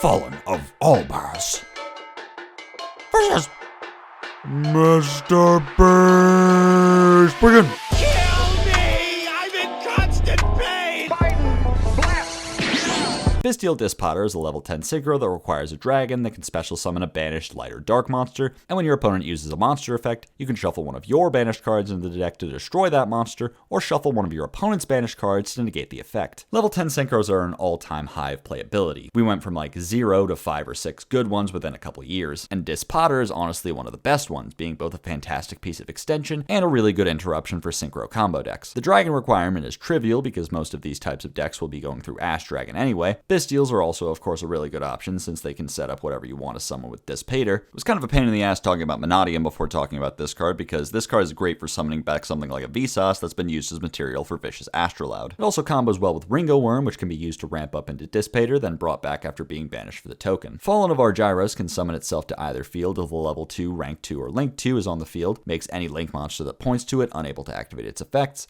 and as a quick effect can detach 2 materials from an Xyz monster on the field. Best thing this card could do is negate Elf, but we don't need that anymore. It does kind of fuck up some Xyz plays, and you can put it in the zone above your opponent's EMZ to screw with any link monsters they have that point up. This is the type of card where the best use cases for it probably don't exist at this present moment, but it's worth keeping in mind for side deck consideration down the line. Ice Jade Ran Agarine is a level 7 tuner that can discard another Ice Jade or water to summon itself and an Ice Jade token. Also, if it's equipped with an equip card, its name becomes Ice Jade Cenote Enyon Cradle. Yeah, that's right, it becomes a field spell. None of this makes sense. This is pretty much just an easy way to make Gamir or Changying if that suits your fancy, that honestly can be splashed, no pun intended, into several water-focused decks like Marincess. Shout out to Girl Boss Agarine for killing Longwan and immediately stealing his make level 10 synchro powers. Tri-Brigade Roar is a quick play spell that can send a Tri-Brigade from deck or extra to the graveyard if you control a link monster to target a monster and zero out its attack if you sent a monster, negate its effects if you sent a spell, or bounce it to the hand if you sent a trap. Ah, lovely, a second universally playable Tri-Brigade spell trap. We're almost at the quota to summon Bucephalus for some reason. This card is pretty cool. Going second, it can help break a board as long as you can make something like All Mirage early. Going first, it's a pretty decent secondary search for Bear Brum for an extra interruption, and if you draw it and find yourself in a bit of a jam, you can use it to send Bucephalus, which can then trigger to Milgarura, turning it into a really weird upstart. So it can make mid hands more playable and good hands better. That's cool, I guess. Guiding Quem the Virtuous is always treated as a Despia and Dogmatica. Mills and Albaz or a monster that mentions it on summon,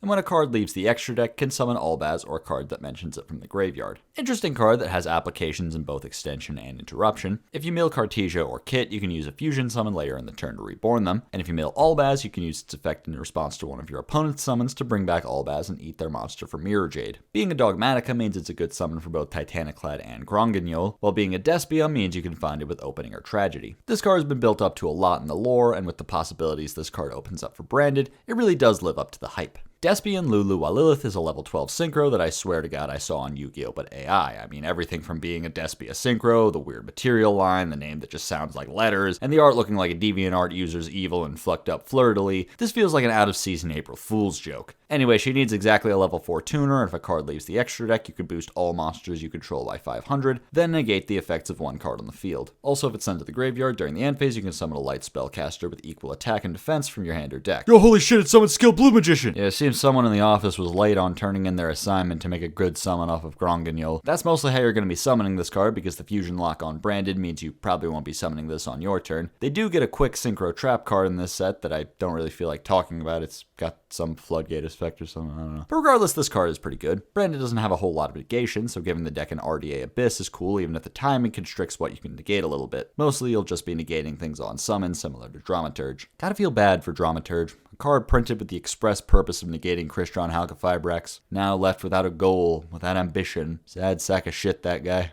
Don't worry, bud. You could still negate Lubellion. They won't have lost. Before you check to see what the second effect can summon, let me save you some time and tell you anything even worth reading is in the 1500 section, where you got both Ecclesias, Cartesia, and Quem to summon. This pivots us nicely into another good niche for this card. This card's 2500 attack makes it a pretty good mill for Nadir and Punishment, with the payoff being an Ecclesia in the end phase. It's also the first really good level 12 to summon with Dogmatic Calamity, so you can summon all of Zoa. Going one step further, it also makes Grongagnol a better mill with these cards, especially outside of Dogmatica decks and things like Labyrinth, seeing how there's now a genuinely quite good summon target for it that sits in the extra deck rather than taking up main deck space. Albion the Sanctifier Dragon is white! And a fusion of Albaz and any light spellcaster. It can't be targeted or used as fusion material, can summon one monster from the graveyard to each side of the field during the opponent's turn, and contribute monsters in this silly diamond formation on screen right now. You guys are familiar with the works of William Blake, right? To reborn itself. itself. Brightest Blazing Branded King negates the effects of all cards on the field, aside from one All-Bass fusion you control, and does the high spirits thing to come back to the hand during the end phase. These cards add a lot of neat options to branded plays. Albion gives you the ability to summon your anti-special summon floodgates even with no expulsion. But unless you go through some more complex lines to get the more common targets into the graveyard, the only comparable one that can be used as material for Albion is Jowgen, which you'll have to summon to your own field to avoid being blown up by its Dark Hole effect, and is still threatened by any reasonably statted normal summon due to its pitiful attack and defense values. If you manage to summon both Albion and Mirror Jade, you should be relatively safe, but you'll have to find a way to get rid of the Jowgen if you want to kill. Branded King is great as a single Omni Negate to stop things like Dark Ruler or Evenly Matched, but especially given how Mass Negation rarely works against more than one card at a time in a meaningful way, negating the whole board is often more of a hindrance since it'll negate most of your own board. It's nice that Branded is getting more negation to shore up its weaknesses, but so far they've been less than ideal. So while both these cards are very cool, it's hard to see exactly how they make the cut in an increasingly tight Branded build. Is that it? Just ride off into the sunset now? I'll be damned. It was a happy ending after all. But wait! Adlib with no mask, but they're still hiding his face. What could it mean? The story isn't over. We have been hoodwinked, bamboozled, led astray, run amok, and flat out deceived. Season 2 is coming. I can fucking smell it. Duelist Nexus will drop before this video actually comes out, so if I'm right, I'll put it on the screen now. But regardless, the truth is out there. The Theo sweep is coming. That was everything you need to know. Here's a list of every card I didn't have time for if you want to read them on your own time so you can be mad about what I forgot more accurately this time. That's a wrap on the Curry Bandits Season 7. If you don't know what that means, don't worry about it. I'm the only one who really cares about the seasons anyway. Thank you all, especially my patrons, for watching. And I'll see you all, I don't know, in hell, I guess.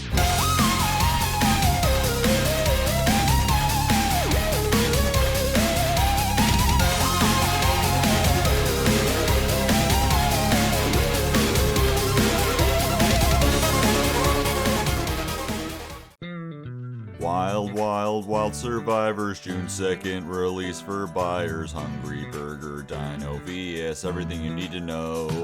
At TK, we don't know how to play.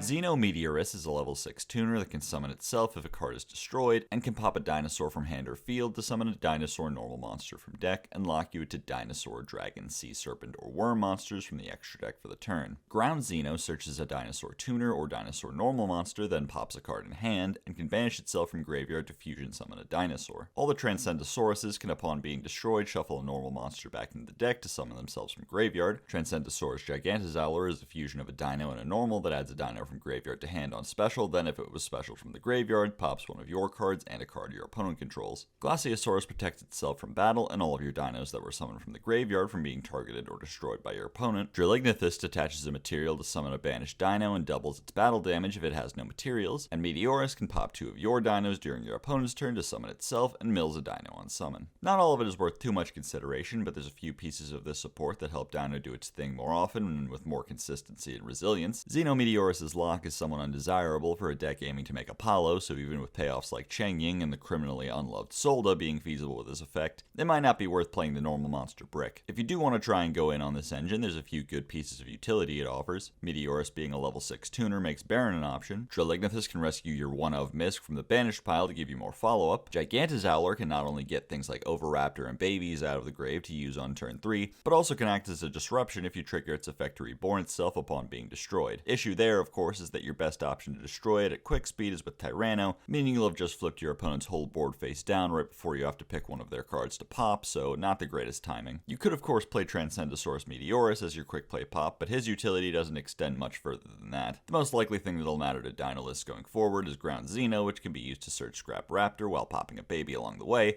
giving you, I think, 12 copies of Scrap Raptor now? Am I missing one? If you want the full value out of it, I guess you could use the fusion to make Dinomorphia fusions, but that's certainly not the best way to make them. No, I imagine the full potential of this card won't really be unlocked until we get a much better dinosaur fusion sometime in the hopefully very, very near future. Oh my god, Konami, please give us Hornsaurus, I'm impatient. Nouvelle... Oh, Jesus Christ. Okay, Jaxel, you took French for 5 years before your brain decayed to the size of cherry tomato from alcoholism. You can fucking do this. Bouillabaisse de Nouvelle can curry a bandit for a Nouvelle's card on summon, and when it's targeted for an attack or card effect, contribute itself and any attack position monster on field to summon a level 2 or 3 Nouvelle from deck. Confitre de Nouvelle pops a backer on summon and can tag out the same way for a 3 or a 4. Politis de Nouvelle draws a card on summon and can tag out into a 4 or 5. Pay attention to the key difference there that it doesn't necessarily have to tribute itself, but you probably will anyway. Bois Glacier de Nouvelle shuffles back 3 from graveyard on summon and tags out for a 5 or a 6. Balamonière de Nouvelle searches any Nouvelle or recipe card on summon and can target one of your opponent's attack position monsters, tribute it, and summon a level 6 Nouvelle from deck as a quick effect if it was summoned by the effect of a Nouvelle's monster. And Bagri de Nouvelle negates the effects of all cards your opponent controls on summon, then if it was summoned by a Nouvelle's monster, tributes all your opponent's monsters. It also has a quick effect to tribute an opponent's attack position monster to summon Hungry Burger from deck. Oh, better watch out, he's gonna eat ya.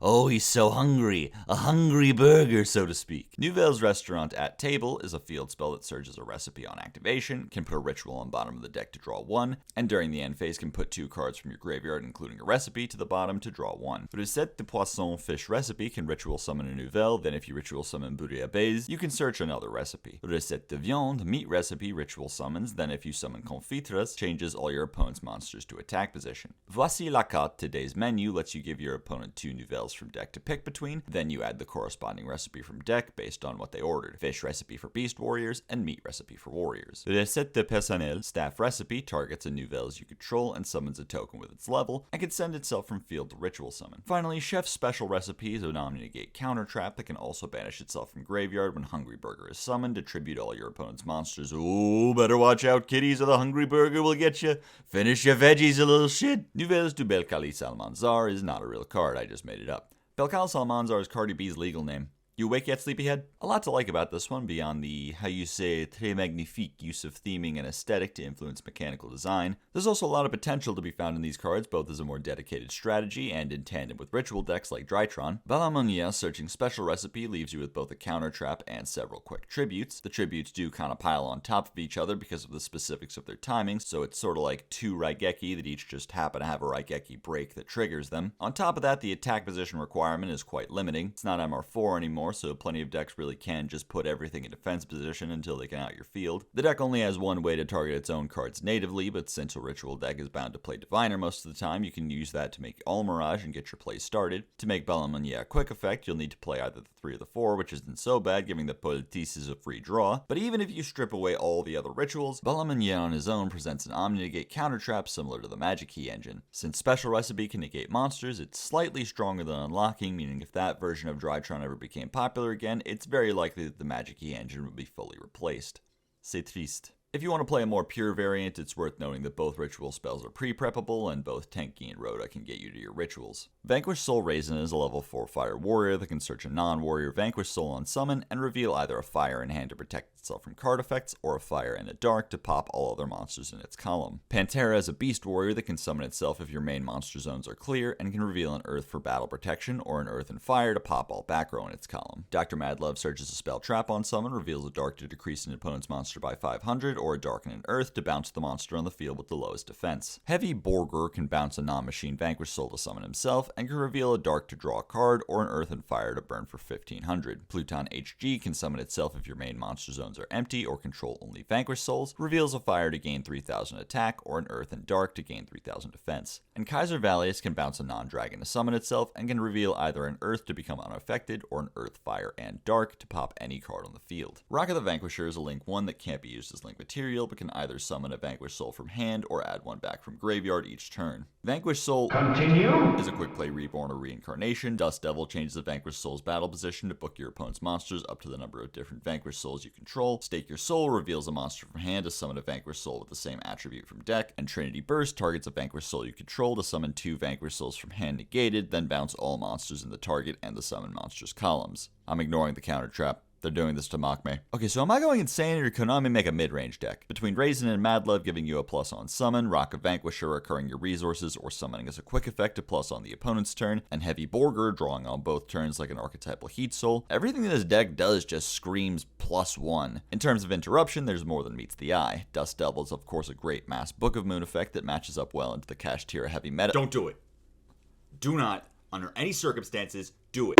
And if you can assemble all the pieces, Kaiser Valius' Trident effect is strong as well, but also Dr. Madlove's effect to bounce the monster on the field with the lowest defense is deceptively powerful, given her own 2000 defense stat means nearly anything your opponent leads with will be a prime bouncing target. And even though column effects are usually too restrictive to be useful and too easy for your opponent to play around, being able to summon them as a quick effect with Rock of Vanquisher gives you the ability to pick what column they'll be able to destroy after your opponent has already played to that column. Furthermore, the deck works well in tandem with a large suite of hand traps since Borger can draw them for you, and they can serve a double purpose as attributes to reveal for your quick effects. Ash is an obvious include as a fire, and things like Bell and Crow are good earth and dark options. But of course the best earth hand trap is still Dead in the Cold Hard Ground under section 107 of Giant Stadium in East Rutherford, New Jersey. For what's worth, the deck does have an easy time playing the Dark Winter Cherries, given that the only space they really need to reserve in their extra deck is 3 Rock of Vanquisher. Even in this diverse of a metagame, you really have the flexibility to play 12 Cherries targets if you really need to. There's quite a few other neat tech cards that can be used as reveals like Bystials, Kurikara, and Fenrir, so your options of how to enable your reveal effects are pretty open. This deck has seen a fair amount of success in the OCG, given its ability to outgrind a large amount of the playing field, and main deck Tikaboo. Listen, they know what they're doing when they make a deck where all being different types is part of the gimmick. Might be a bit rougher for the deck here in the land of hot dogs and Howard the Duck because a format without Max C is much less kind to decks that want to play a slower advantage-focused game and also coincidentally like having Earth monsters in hand. But there will probably be that one guy at your locals who tells you they're secretly the best deck every format until they make Maliseverus support. Thanks for watching, and of course a huge thank you for the incredible support on the previous installment of Everything You Need to Know. You guys always manage to blow my expectations out of the water, and I'm grateful to the community I've managed to build. Thank you all, a special thank you to my patrons, and I bid you adieu, mes petites bandits. Battles of Legend Monstrous Revenge releases on June 23rd. This set imports cards from a huge variety of OCG exclusive products that Jerome thought wouldn't sell well because they have names like Premium Pack or Secret Utility Box instead of Transformers Revenge of the Fallen in IMAX 3D or whatever. Because of that, I kind of have to just guess what's actually in this set to get this script finished on time, like I'm trying to guess how much money I owe the IRS. Not that I've ever done that, because as a person who, in the eyes of the United States government, tragically passed away in 2015, I never pay taxes and never miss an election. Here's everything you need to know. Assault Synchron is a level 2 tuner that can special summon itself and burn you for 700, then lock you to Synchros while it's on the field. Also, when a dragon Synchro is tributed or banished, it can banish itself from grave to summon that monster back. This card enabled some very silly plays with our magical Father who art in heaven, hallowed be thy name, in the OCG because not only was he a dark you could add off the mills, but also a completely free extender that could tune a Bystial into Chaos Ruler and could revive the Chaos Ruler after it banished itself from the field. But all that information is useless to you unless you're playing Master Duel, which has already had this card for 2 months, so instead we gotta talk about Ass Dragon. Jerry, I'm Cosmo Kramer, the Yes Man. In addition to being a target for its effect to revive, Assault Synchron's graveyard effect will also trigger when you tribute Ass Dragon to summon Stardust and Quick Synchro, giving you back an 8-star body for free. And because Dissipator can be summoned by syncing Stardust with a 2 and can summon your now banished Assault Synchron, you functionally get 2 level 10 Synchros for the price of 1. Bear in mind that if you use Ass Dragon to revive Assault Synchron and it's still on field when you activate the tag out, it can't trigger because it's not in the graveyard yet, so you'll need another level 2 tuner in rotation to make it work. A great home for this little guy is Sprite, since he's a free 2 on board to summon sprites off of, and can ramp through Cupid Pitch into your Ass Dragon plays, kinda like a less conditional Apple Dragon. You can also play it in the jank 5D's Legacy support deck. I see you typing in the comments right now, you little shit. That's right, I'm in your fucking walls. Deal with it, dumbass. Hey, watch this, Joshua Schmidt. Boo! Try Edge Master. How about you try edging a girl? Please tell me what the other cards in the set are. I'm fucking begging you. Tri-Edge Master is a level 6 Synchro that activates one of 3 effects when it's summoned, or all 3 if it was summoned with 3 or more materials. If it's made with a 1 or 5, you pop a card, with a 2 and a 4, you draw a card, and with a 3 and a 3, it becomes a tuner. A little awkward, but we can work with it. Obviously, you want to make it both with a 3 material effect and on your opponent's turn if possible. Best way to do that is probably Melfi, since 1 Wally gets you to pin you with 2 2s in hand to synchro with. Problem though is that becoming a tuner is at best not very useful, and at worst an active hindrance, since that makes it difficult for most quick effect synchro summons to make use of him. You could of course target him with Hopbeard Squadron before his effect resolves while he's still a non-tuner, but it's hard to justify making him over something like Desert Locusts when he's making it very clear he's not a team player. Such a finicky card to work with, but one to keep an eye on nonetheless. Cattycorn searches any field spell when it's special summoned, and when it's destroyed, searches a field spell with the same name as one in your graveyard. Let's see, there's bound to be plenty we can do with that. For starters, it lets you use Lonefire as a Planet Pathfinder that lets you keep a body on board, but every deck that plays Planet Pathfinder gets value out of not having to keep the body. Okay, scratch that. You can use this as your Jasmine summon and Plant Link to search... Wait, fuck, Jasmine already got you all the field spells you've ever bothered playing. Okay, maybe you can do something with popping it to loop field spells that aren't once per turn. Okay, but what loopable field spell is even still at 3? Alright, what about searching Necro Valley in Plant Link? Is that enough? No? You need to reserve the field zone for Con? Jiminy Christmas, how did they manage to make a card this good bad? Unless we figure out some radical new combo line for Plant Link that, I don't know, pivots into Dragon Link or ABC or some shit, this just looks kind of pointless. Mid-Galaxy card, Mid-Code Talker card, Junk Mail, Jury Duty, Blackmail. Where are all the good cards? Fuck it, I'm just gonna start lying. I'm just gonna write about Sharnga and Protection of the Elements and shit, and if they're not in there, I'm just gonna be so mad. Duality is a quick play spell that tributes a light or dark to summon a monster with the same type and level but the opposite attribute from hand or extra deck, and can banish itself from graveyard to shuffle back a light and a dark, then draw 1. Shadow's Light is a normal spell that targets a dark you control to summon a light with the same type and level from your deck or extra deck. These right here are part of a very depressing group of cards, the type of cards that you know someone much smarter than you will figure out how to use. Meanwhile, you're stuck asking your Discord for even middling ideas while they shout lines that don't work for 3 hours. Let's rattle off a few ideas to get the creative juices flowing, shall we? For starters, Branded can use Duality to trade a red Albion for a white Albion, getting your boss monster on the field and your combo piece in the graveyard to either use its search effect or to fuse away with its own effect without losing a body on board. You can also tag the spellcaster type Gronguignol into Dragoon. Remember this guy? Being a quick play, we can skirt around the fusion lock and turn a Loubob into Herald of the Arclight, or Mirror Jade into Chi-Xiao. Think about it, you can banish the Mirror Jade for Chi-Xiao's effect. Anything for 1 negate, right guys? Bystials can become Malong, giving you a few more options of how to make Dissipator. No, I got it, you can get Quem to dodge Imperm by tagging her into Camion Wizard.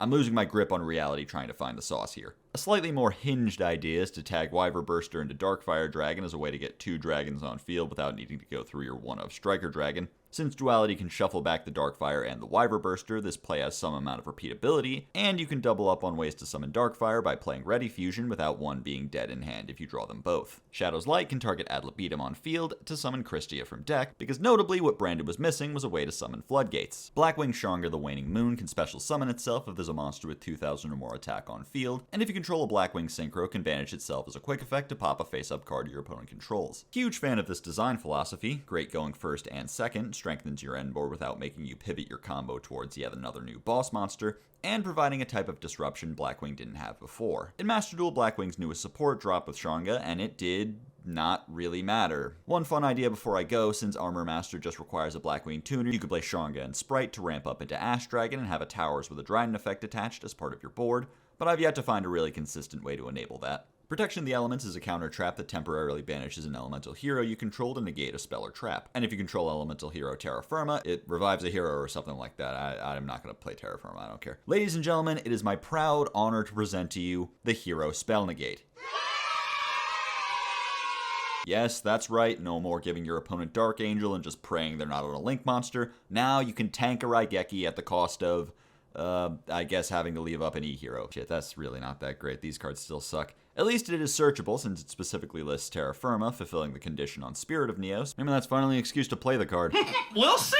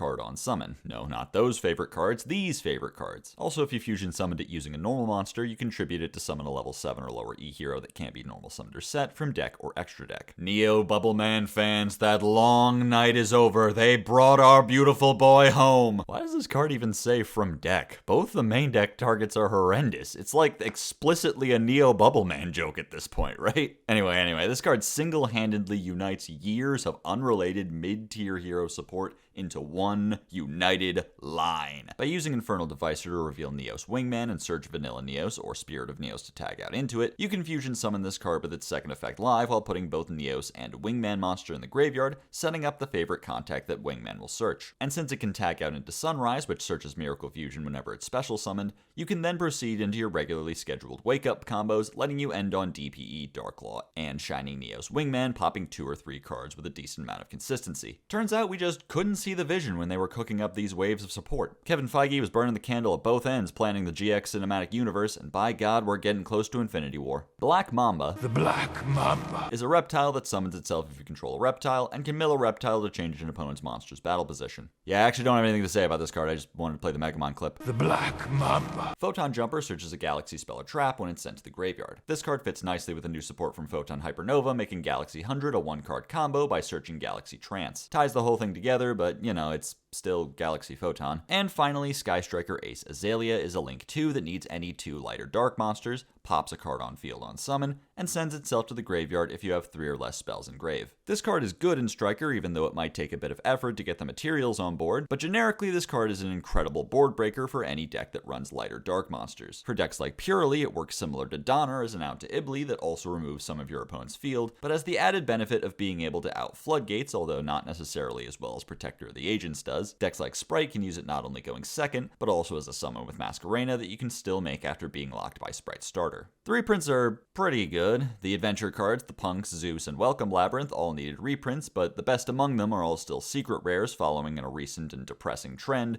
of only ever reprinting expensive cards at the highest rarity possible, so the needle on accessibility only ever moves an inch at a time. Call me ungrateful, but I wasn't really impressed when Prosperity went from $120 to $50. Also, Sagitama got a reprint after only about a month and a half. Interesting new trend of rarity bumping core set commons super quickly that I guess didn't get much funnier than the time they reprinted Scareclaw Kashtira a day before it came out. Motherfucker got pre-printed. That's all I got for you today.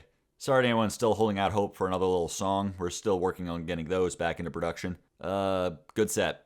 I wish they had told me that the set was going to be good ahead of time so I could, get excited for it. Whoever was in charge of deciding the cover card should be fired. I spent the last month trying to figure out how to write an entire paragraph about Dideratant the Ooze Giant. But nevertheless, I will move forward undeterred no matter how ass Konami is at marketing their own products. Please tell me which secretly broken piece of pack filler you're the most mad at me about in the comments down below, and I'll see you all very, very soon.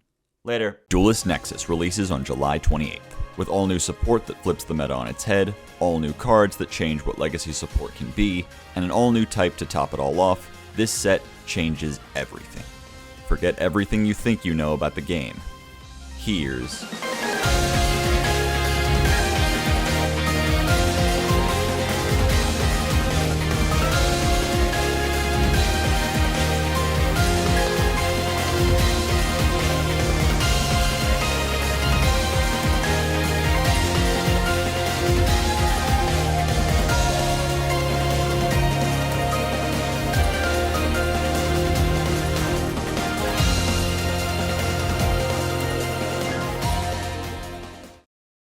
But first, we have to talk about SANS, which stands for Steven After Not Subscribing.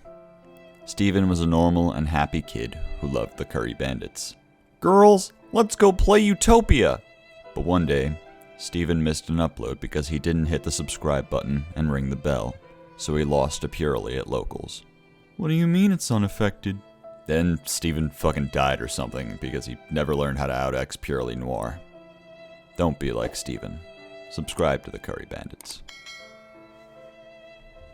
Mannadium Torrid is a level 2 tuner that summons itself like the other two, but when it's popped, summons any Mannadium tuner from a deck. Veda Calanta summons itself if a card is destroyed and you control Vsauce, and searches Clear New World. This random card from Battle of Chaos that was so unremarkable, most people didn't realize it was in Vsauce's arm. Vsauce Amritra is a synchro tuner that only requires light monsters rather than non-tuners, treats itself as Starfrost, searches a spell trap that mentions Vsauce on summon, and can pop a monster you control to give all synchro monsters 800 attack. All these back rows suck and talking about them upsets me. Also, I'm way behind on this script, so we're skipping them, okay? These are pretty cool pieces of support for the somewhat rough around the edges Mannadium Vsauce pile. Torrid correctly recognizes that Meek is better than Fearless, and therefore the best way to make a third tuner is for it to be more copies of Meek. Now your float chains can go through 4 names instead of 3, and Amritra is an incredible payoff that's able to flex several different pieces of Vsauce good stuff. To start, there's of course Calarium to grab another tuner that can be popped with Amritra's third effect, triggering its own effect to float, and Calarium's effect to reborn it. Reichphobia and Perloreno can pivot you towards a potential Scareclaw or Tearlament's engine. JasSpy is an imperm with the ability to search again once it hits the graveyard. Reframing is an Omni-Negate counter trap that'll remain live even if Amritra leaves the field, as long as you end on some synchro of some sort. And if you want an interruption that'll really make your opponent go, no way that works. All the Tearlament's back row is live if you control Vsauce, so if you want a counter trap that shuffles instead of destroying, an imperm every single turn, or a Book of Moon that mills because the stupid deck's worst trap card is better than the best card in half the decks in the fucking game.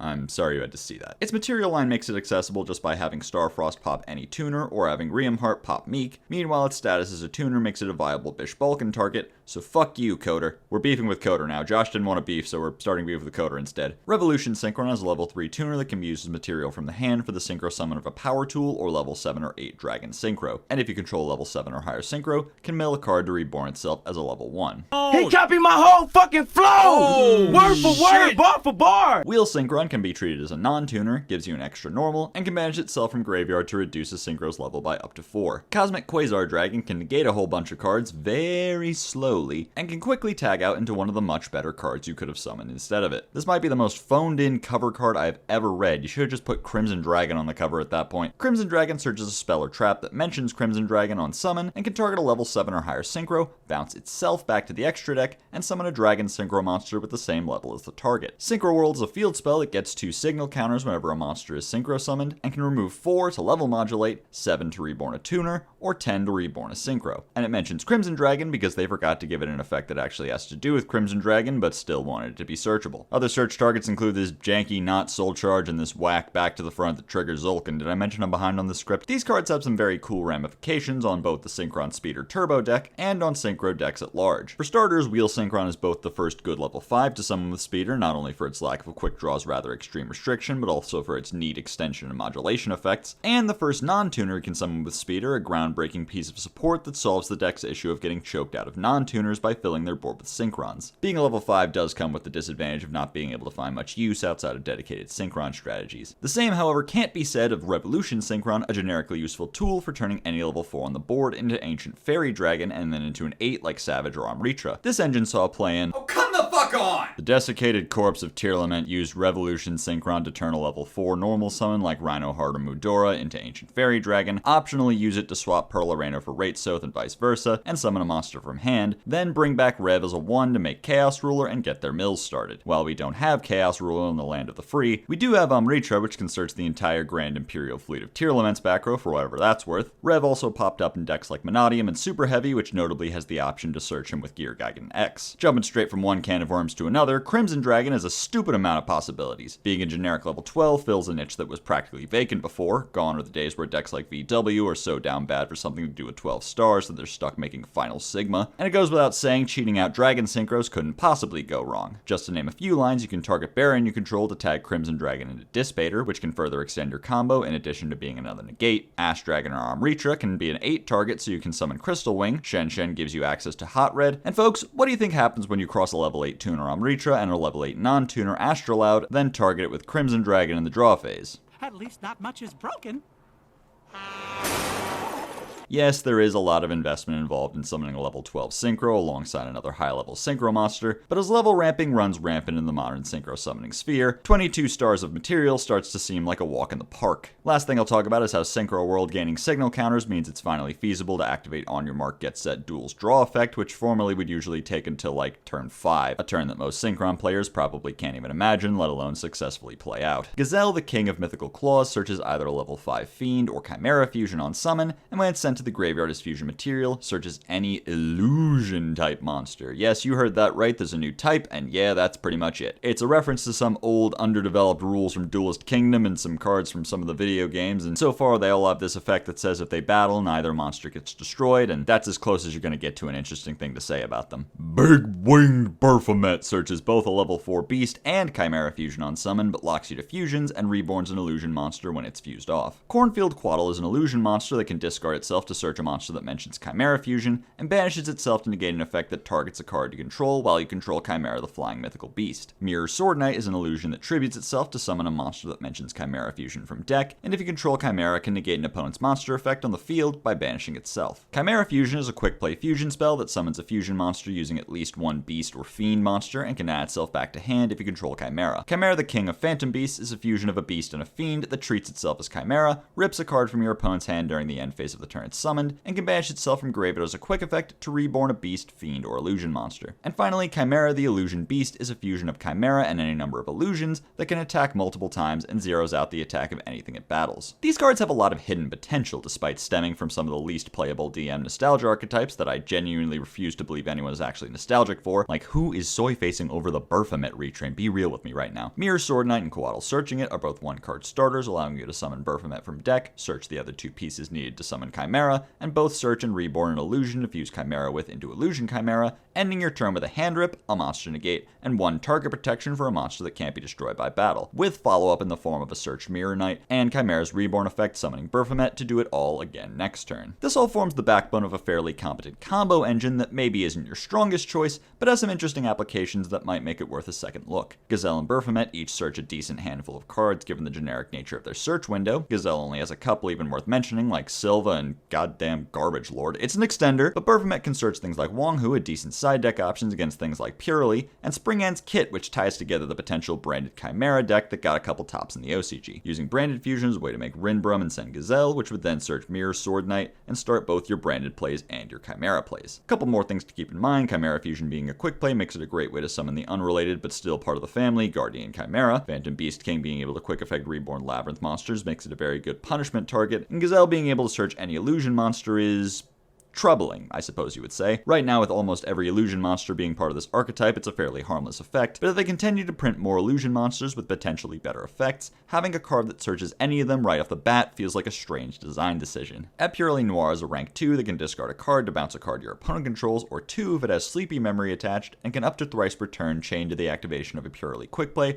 to attach that card and set one Purely trap from deck. Purely Sharely summons a Purely from deck, then ranks it up into a Purely Xyz monster with the same rank as a Purely Xyz you control, and attaches it with a Purely Quick Play from deck with the same name as one attached to that Xyz monster you control. Hi, I'm Dave Konami, and I need money to finance my new yacht. So I'm going to sell you one kick of this football, and I promise not to pull it away right before you kick it and laugh at you when you slip and fall after missing the ball. $5 a kick. These cards solve the problems the deck had both before the ban list and the ones that cropped up after they mildly tipped the balance on the deck's consistency and nearly drowned the dog in the river. Having a corresponding Xyz monster for Sleepy Memory makes it far easier to get access to its non-once per turn draw effect, and the fact that it searches Pure Leap greatly boosts your ability to do the draw 6 combo. This also makes Sleepy a sort of 1.5 card combo for at least 2 draws and 2 spins with X Purely Noir, with the potential to get more draws if you get a second copy of Sleepy off of My Friend. Building off that basic framework, the deck can easily get 4 draws off of hands with 2 or 3 Purely Quick Plays. Meanwhile, Sharely is a pretty good searchable option to expand your board beyond just the one monster, giving you the option to use Beauty's Monster Negate if you have Pretty in rotation, or even just an extra draw with Sleepy. Since Delicious was put to 1, the deck hasn't had a very consistent line to even get to Noir, so that alone gets the deck at the very least back to where it was before, and with how much success the deck has somehow still managed to see in spite of the hits, and how strong the deck became in the OCG with the new support, it stands to reason that Purely will be making a comeback very soon. Rescue Ace Preventer can summon itself by banishing one Rescue Ace card from your graveyard, can quick effect Book of Moon an opponent's monster if you control another Rescue Ace, and summons a banished Rescue Ace when it's sent to the graveyard. Emergency! Is a quick play spell that E-Telly— wait a minute, they named the deck's E-Telly Emergency? Fuck you. That E-Telly's a Rescue Ace, then tributes a Rescue Ace from hand or field. Also, you can banish it from graveyard to set a Rescue Ace trap from graveyard. I could cry. This really changes everything for the deck. I mean, for starters, Preventer having a quick effect makes their hand trap that summons from deck so much more playable. It doesn't do anything on its own, but if you have Engine or Attacker in hand, you can set up a quick Book of Moon as early as turn 0. In addition, the ability to return a Hydrant to the field after having to banish it to summon Turbulence by simply linking off Preventer makes it so much easier to keep your back row's additional effects online. And honestly, just having Recursion for banished cards makes it so much easier to manage your resources without running out of steam. Meanwhile, Emergency is an E-Telly, the easiest slam dunk of card design in the game's history. As long as you have another name in hand or field, it gives you easier access to Hydrant, Preventer, and Turbulence, and being quick play as well as settable with Turbulence means that after you've used your traps, you can trade a Hydrant that you no longer need on the field for a Preventer that you can use as an extra interrupt. Being a spell, it's searchable with Airlifter, one of the deck's best normal summons, and one time I chained it to Forbidden Chalice to get Hydrant off the field so its effect would resolve, and I felt like the smartest player in the history of the game. In the OCG, these cards made Rescue Ace the top deck on paper. Okay, so here's the thing. Purely has been the deck to beat in the OCG recently, and if there's one thing Rescue Ace does, it's beat Purely because of the interaction between Impulse and Noir. Noir is unaffected, but Impulse's effect to negate affects the player, meaning that if you summon Impulse, your opponent is forced to use Noir to spin Impulse, who can then chain its effect to tribute itself and summon a Turbulence or Preventer from deck. If they then use Noir again to try and spin the card you summon, chaining Emergency could trade that target for yet another Rescue Ace from deck. Getting 2 materials off of Noir usually removes its protection anyway, and forcing your opponent to waste 1 or 2 of their 3 spins takes the pressure off of some of your more important monsters. As always, take the Earth Insect Locals pie chart with a grain of salt, but be prepared to be taking this former meme archetype seriously in the new format. This deck great poupon that AV on that Altergeist. Altergeist Malwisp is a level 3 tuner that summons itself when it's added to the hand, and on summon, reborns an Altergeist. Paratrader mills an Altergeist card when it's sent from the field to the graveyard. Revitalization is a trap that reborns an Altergeist link and can banish itself from the graveyard to extra normal an Altergeist, and Adminia is a link 4 that sets an Altergeist trap from deck on summon,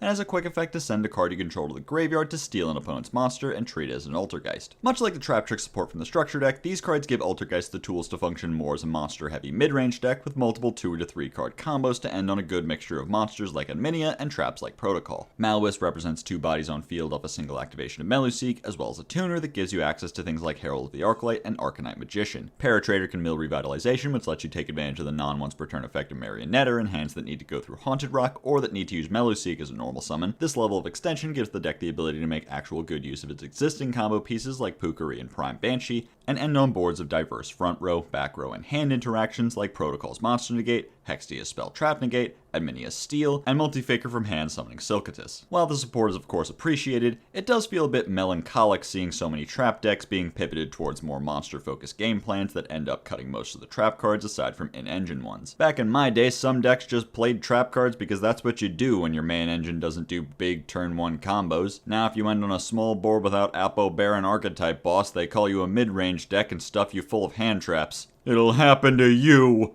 Hey, does anyone else remember how in 2020 we all lost our minds a little bit? Well, in 2020 I wrote like 4 or 5 essays for my medieval history class about the Song of Roland, and I had a rough draft of the first act of a screenplay adaptation of it for my screenwriting class, and I'm positive I tried to bring it up at least at some point in my Asian American literature class. I'd like to get ahead of the theater kid allegations. I'm actually worse. I was a film student. Anyway, the reason I did this was because the Infernoble Knights had come out that past summer, and quarantine smoothed over my brain so much that I didn't really have anything else to talk about. I also found this modern rendition of the song. The fairest flower of chivalry to bloom in all the land. This is a weird episode. Infernoble Knight Richardetto is a level 1 tuner that reborns a Fire Warrior on summon, but locks you into warriors. It can banish itself from hand or graveyard to special summon a Fire Warrior from hand as a tuner. Turpin summons itself from hand or graveyard if you control a monster with an equip card, and can equip itself from the graveyard to a warrior, letting it be treated as a tuner. Infernoble Arms Almace can pop itself to equip a different Infernoble Arms from deck, and if the equipped monster is sent to the graveyard, you can add back a Fire Warrior from graveyard or banished. Noble Arms Museum can pay 1200 to search a Noble Arms card, and during the turn that you use that effect, you can special summon a Noble Knight out of your back row, but locks you into warriors unless you control Emperor Charles. Angelica, Princess of Noble Arms, searches Horn of Oliphant or a card that mentions Emperor Charles on summon, and if she's targeted by an attack or card effect, you can mill a Fire Warrior, banish her until the end phase, and summon a Roland from deck or extra deck. Finally, Emperor Charles the Great is a Link 1 that specifically needs a level 9 monster equipped with an equip card that is named Infernoble Knight Emperor Charles. If you find a way to cheat this card out, you earned it. On summon, it equips Charles from graveyard and gains its name and effects, and it can send an equip spell from hand or graveyard to negate a spell or trap. These cards address a lot of Infernoble's issues, including a balance patch that unconditionally buffs their boss monster, turning the already strong Emperor Charles into a non-once per turn spell trap negate in addition to its existing pop effect. Extremely cool to see this type of free upgrade onto an existing boss rather than giving the deck a new monster they have to pivot towards. Richardetto puts more bodies on board and gives you better access to a tuner. Its existence gives Infernoble access to a level 1 tuner that naturally has both those qualities instead of having to gain them somehow, and access to an Assault target that reborns one of the Assault materials. Its effect from the graveyard gives you additional extension to help get extra warriors out of hand, and Turpin's effect gives you a better way to extend off of Ogier's mill effect. Meanwhile, Museum and Almace are 3 more copies of Durandal, completing the dream of queuing up to an event with 40 Durandal in deck. But also Museum can be used to pull Charles out of the back row after being equipped to Charles the Great, so you can link him off for a second Charles the Great and a second spell negate. Even before that, it can be used to summon functionally any Infernoble from graveyard when comboed with their ability to equip themselves from graveyard. The warrior lock isn't ideal, but between Charles the Great and Baron, there's enough warrior and bosses to build a decent board out of. Unchained Souls of Shyama can pop a card you control and a spell or trap on field, and can reborn itself by popping a fiend monster or set card you control. Sharvara can quick effect pop a fiend or set card you control to summon itself from hand and lock you to fiends while it's on the field,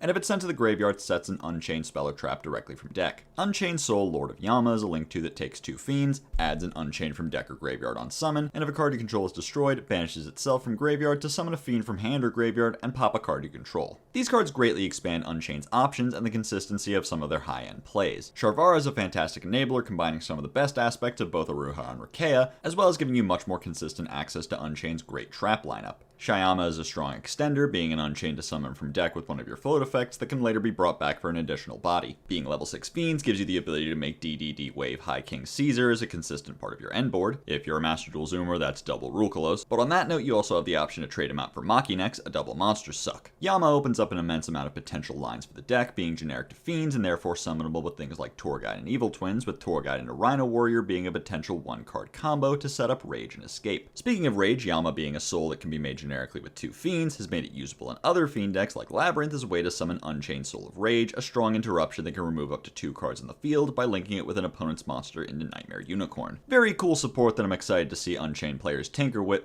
Wait, fuck, we're supposed to be beefing with Coder. Unchained support sucks! Evil Tile Fullest can summon an Evil Tile from hand or graveyard face down on summon, can set Evo Force or Evo Instant from deck, and can protect a monster from being destroyed by tributing a reptile or dinosaur monster. Evil Sword Leos sets Evolutionary Bridge or Evo Singularity on summon, and if he was summoned by a fire monster's effect, can mill a fire reptile or dinosaur and make 2 monsters on the field the same type and level as that monster. Evil Zarlars is a generic rank 6 that can't be targeted by monster effects, and when your opponent activates a card or effect, can detach 2 materials to negate a face-up card on the field, or only 1 material if all its materials are reptile or dinosaurs. Rest in peace, Solda. Nobody gave you the respect you deserved. Now there's a stronger rank 6 for dinos to go into to complement the level 6 dino support we recently got in Wild Survivors, and of course it's not restricted to dinos. Quite a few decks with the capacity to make a rank 6 are glad to be unsleeving their copies of Photon Strike Bouncer for something with a little more coverage. Kinda unfortunate that it has the Hot Red Dragon Archfiend Abyss effect, but with a timing R that makes it unable to stop Dark Ruler unless your opponent plays into it. Nonetheless, it makes dinosaur decks more resilient into back row, giving them 2 Omni Negates to deal with things like Evenly or Dark Hole. The main deck cards try their best. Fullest Searching Evo Force is among the most consistent enablers for the Evil Tile gimmick yet, and if you draw a Najasho to summon with Fullest's first effect, you can use that to summon 2 Evil Swords from deck. But other than that, there's some anti-synergy, given that Leos doesn't get his second effect if he's summoned with Evo Force, because even though he's treated as summoned with an Evil Tile, he needs to be summoned specifically by a fire monster, a quality Force doesn't bestow. If you do make that effect live, it does help tie the archetype together with dinosaurs as a whole better, letting you mill Misk and turn Evil Tile you control into a level 4 dino to make Dulcar Lagia with, and the first effect searches Evo Singularity, a sort of Revolt Superfactorial-like card that puts a free Volzar on field if you're brave enough to play Evils in your main deck. Kinda sad the way they made this support so close to playable, but just clearly lacking in several areas. Ultimate Bright Knight of Ursatron Alpha is an Ursarctic and Drytron card that can't be normal summoned or set, can special itself if you control an Ursarctic or Drytron monster, and search an Ursarctic or Drytron spell or trap. Ursarctic Polar Star, do I have to go over the Ursarctic summoning condition? It's just subtraction. Contribute itself in a level 8 Ursarctic from hand or field to summon a level 7 Ursarctic Synchro that gains the effect to stop monsters summoned from the extra deck that have a level from activating their effects.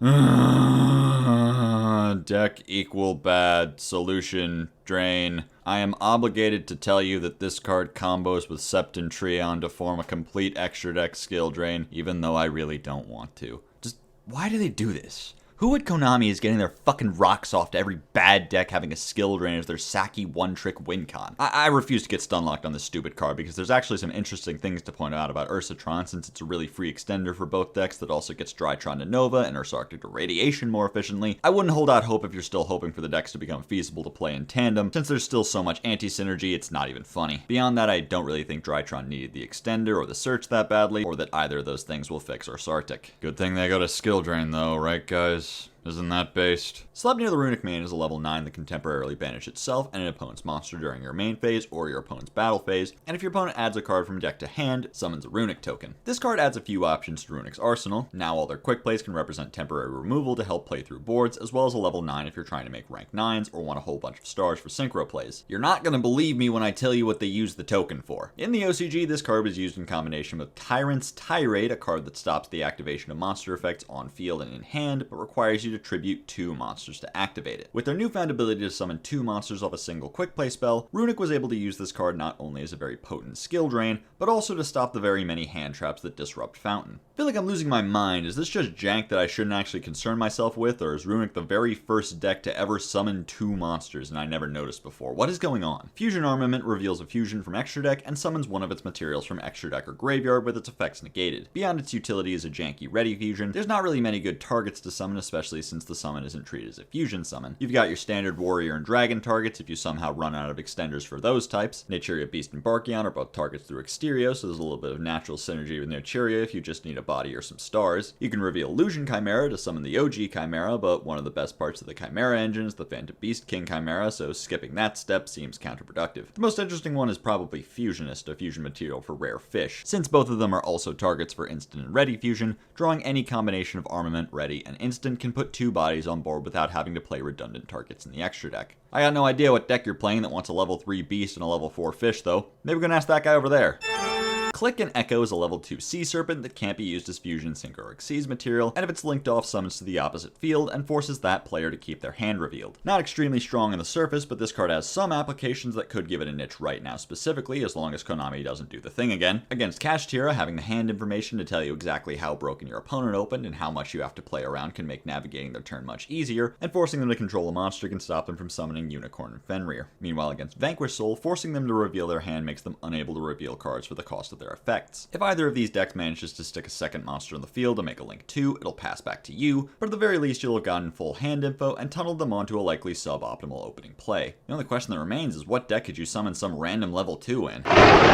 Dark Corridor searches a Dark World monster, then discards a card. A Rota that also triggers all your cards is good, but being a hard once per turn kind of puts it in a weird position in Dark World decks. With Dark World focusing so heavily on deep drawing and looping all their cards, it'd be awkward to play 3 copies of a card you never want to draw more than 1 of. Ripping a dead corridor off the top instead of another discard outlet can greatly slow down your game plan, or even stop you dead in your tracks. Playing it will introduce a lot more consistency to the deck, but it won't come without its challenges. Banishing Trap Hole activates when a monster with 1500 or less attack is summoned and banishes it face down. The Lobies have had it too good for too long, now they can be bottomless too! Wildheart still clears. This card gives Traptrix a strong response to matchups like Purely, where all their monsters are too small for bottomless, or like Tyr that don't care about Floodgate. But imagine, if you will, you Floodgate the Purelies and bottomless the Tyrs. It's a foolproof plan really. There will be matchups where this hole is the best, but for now just keep it in the back of your mind. Oops, I dropped my monster card that I use for my Magnum the Reliever. Magnum the Reliever is a fusion of a monster summoned from the extra deck and a monster in the hand that can put a poly or fusion spell from graveyard on the bottom of the deck to draw a card, and when a card or effect is activated, can banish a poly or fusion spell from graveyard to pop a card on the field. Neat generic fusion that has some of the same benefits as Guardian Chimera with a little more flexibility. Getting the draw on your own turn makes it easier to make use of, and the pop being a quick effect instead of a trigger effect makes it easier to time properly in the case of things like removing floodgates before they resolve. It's a good option for fusion-centric decks like Brandon and Chimera. Tokusano Shinkyojin can send monsters from your hand or field whose levels equal 10 to draw 2. Congratulations, Trains, Time Lords, Nemlyria, Yubil, Earthbound Immortals, Eldritch, Fluanderies, Egyptian Gods, Sacred Beasts, Malefics, Yosenju, the Wicked Gods, Rainbow Dragon, Assault Mode, and Water Dragon Cluster. You have trade-in now. Clubhouse lore update. Where'd everybody go? Finally, Your Finished is a trap monster you can summon if 10 or more cards have been activated this turn, and if your opponent activates a card or effect after that, you can destroy all cards your opponent controls, then set her back to the spell and trap zones. If you look like this, DM me.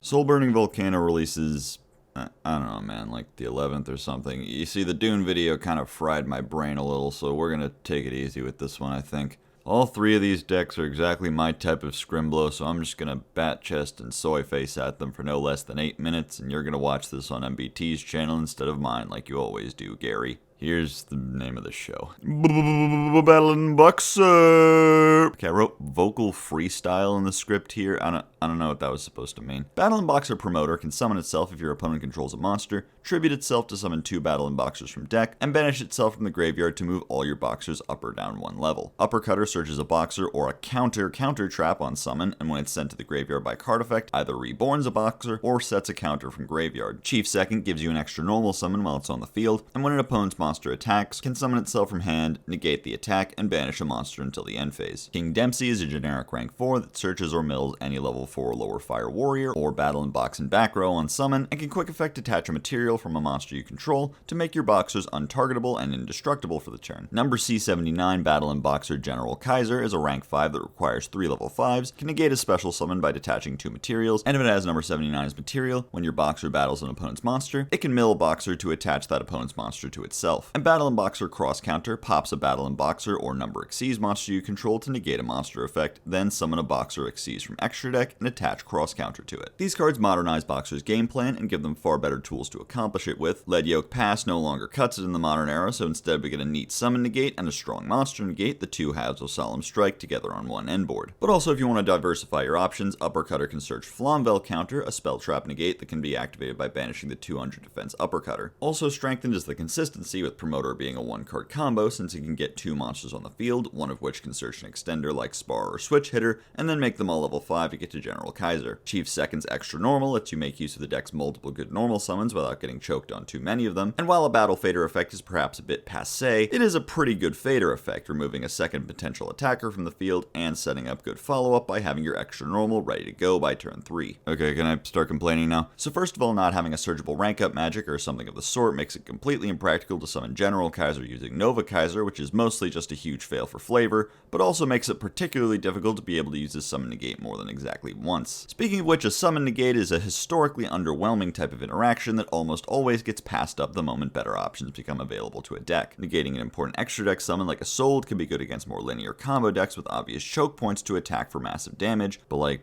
what are you stopping against, like, Kashtira? Don't even get me started on how some decks just do not use any built-in summons. If your opponent starts their turn by activating Branded Fusion, you're forced to stare at your deck's premier end boss whose effect will not come up once in the entire match. You of course still have the counter trap, but I've been dying to talk about the straight up non-cooperative design of Cross Counter. Because of the wording on the card, your monster has to be destroyed in order for the effect to be negated, meaning that if you use Dempsey to protect your board, or even Lead Yoke, the famous mainstay of Battle and Boxer, to protect itself, the card stops resolving in its tracks, and it'll be as though you've activated nothing at all. So whatever, you can't use the protection Konami gave you to protect your cards, it's whatever. At least you replace the monster, but aha! You fool! You get to summon a Battle and Boxer with 1 material. Would you prefer General Kaiser with no negate? Lead Yoke with only 1 protection? Do you want to play fucking Cestus? The real answer is of course to summon Dempsey and get a search, then be able to use its effect for protection afterwards, but Dempsey happens to be the one you'd prefer to destroy since your turn 1 consists of summoning Dempsey, then searching the extender needed to get to Kaiser. And unless you hold your monster negate until after finding the perfect monster to use Kaiser against, you'll want the flexibility of being able to cross counter first. So you'll have to pop Dempsey, which means you can't summon another Dempsey, which means you have to summon fucking Lead Yoke. It's Lead Yoke past 10 years later, goddamn! Reminder, we're taking it easy this video. I like Battle and Boxer, and these are good cards. I hope they can get a more versatile payoff to complement their huge consistency boost. End of segment. Oh wait, we've got to talk about how they made another Broad Bull. So far we've seen Dempsey pop up in places like Vanquish Soul as a way to search Raisin, and of course Infernoble is kind of a better use of 2 level 4s than Ortoragus. Salamangreat Weasel is a level 3 tuner that summons itself if you have 2 or more Saladin Grave, and if you summon a That's too many words. We're just going to call this group of card types Jimmy. If you summon a Salamangreat Jimmy, puts himself from graveyard on the bottom of the deck, summons another salad from graveyard to your opponent's field, and draws a card. Tiger can pitch a salad to summon himself from hand, can go up or down a level, and can be treated as a non-tuner for the summon of a fire monster. Salamangreat of Fire searches a level 4 or lower salad on summon, but locks you to fire monsters, and has a Chi-Chi's graveyard effect that after 3 years we still aren't clear on the purpose of. Let me just cross bait Vrain's viewers into explaining the interaction with the Fire Phoenix off my engagement to-do list, and we're off to the Jimmies. Burst Griffin can reborn a fire monster and cut itself down by that monster's level, and if it's synchro summoned using Burst Griffin, can summon any monster from graveyard during the next standby phase. Raging Phoenix searches any salad card when it's reincarnated, and when a fire monster is destroyed, reborns itself and gains its attack. Charge can either shuffle back 2 fires from graveyard and reborn a third, or if you control a fire Jimmy with different attack than its original attack, pops a card on the field. And Revive is back to the front for fires that can banish itself from graveyard to shuffle back a salad from graveyard and give its attack to a salad with the same name on your field. These cards make it easier to roar pass in 2023 every day until I die.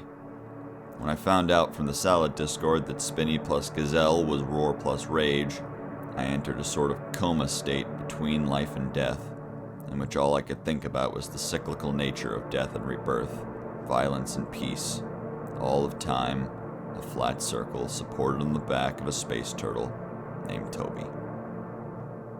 Hi, Toby.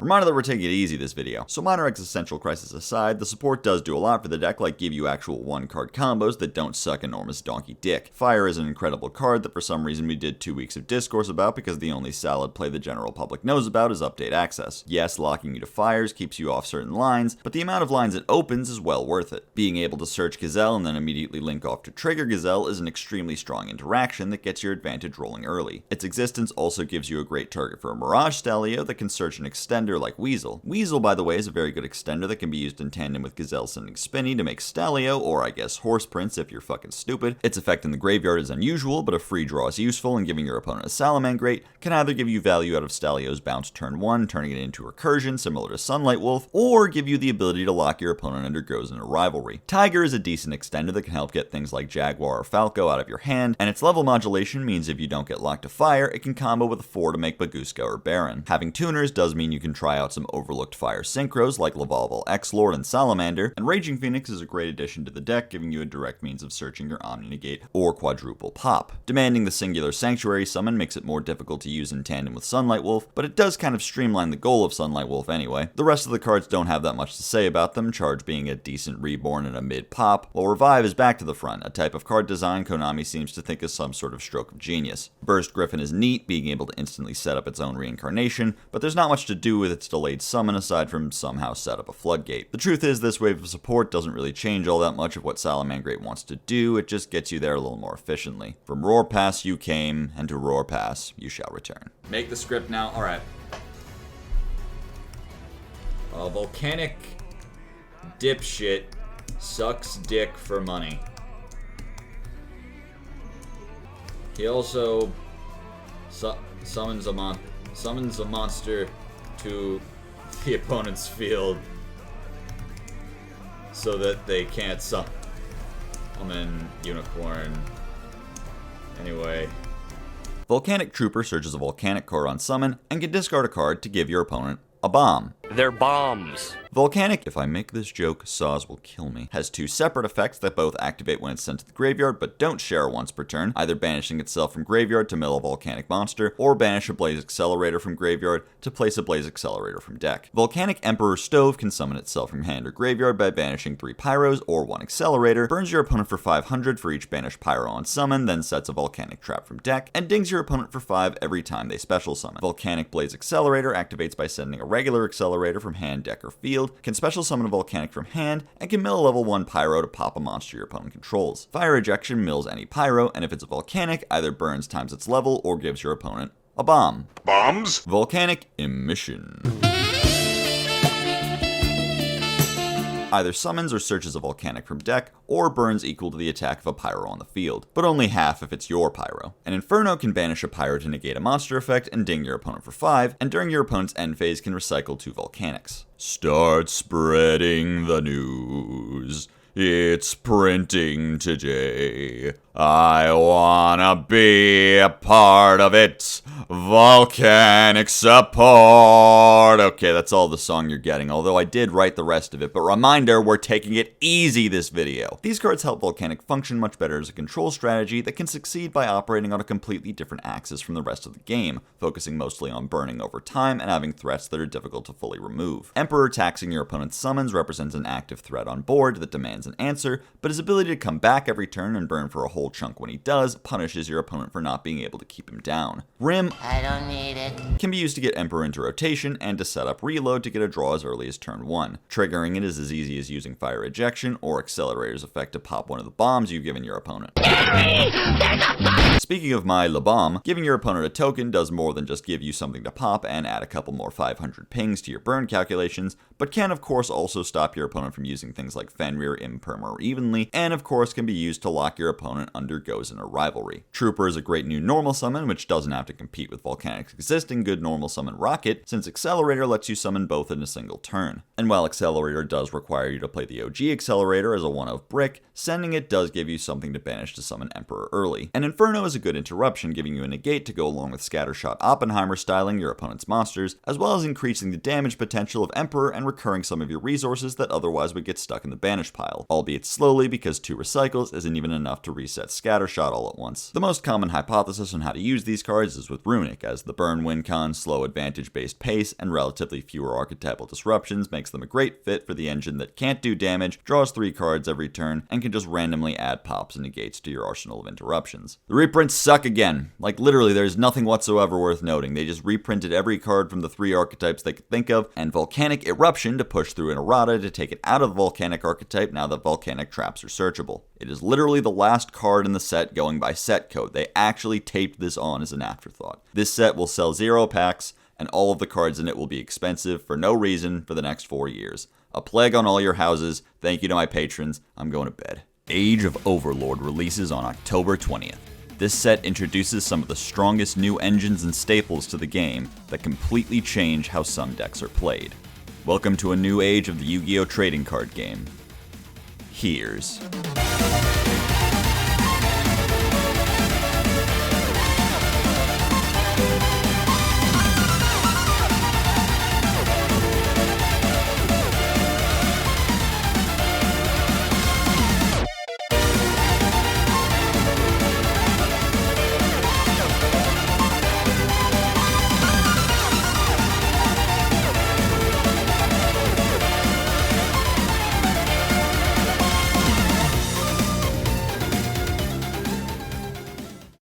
That's it.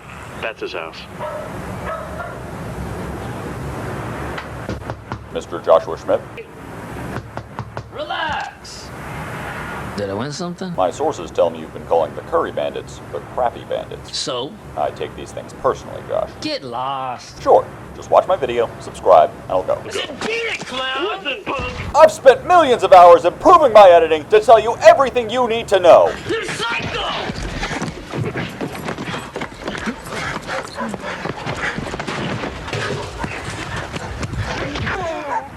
Oh yeah, whoop 'em good, Jack.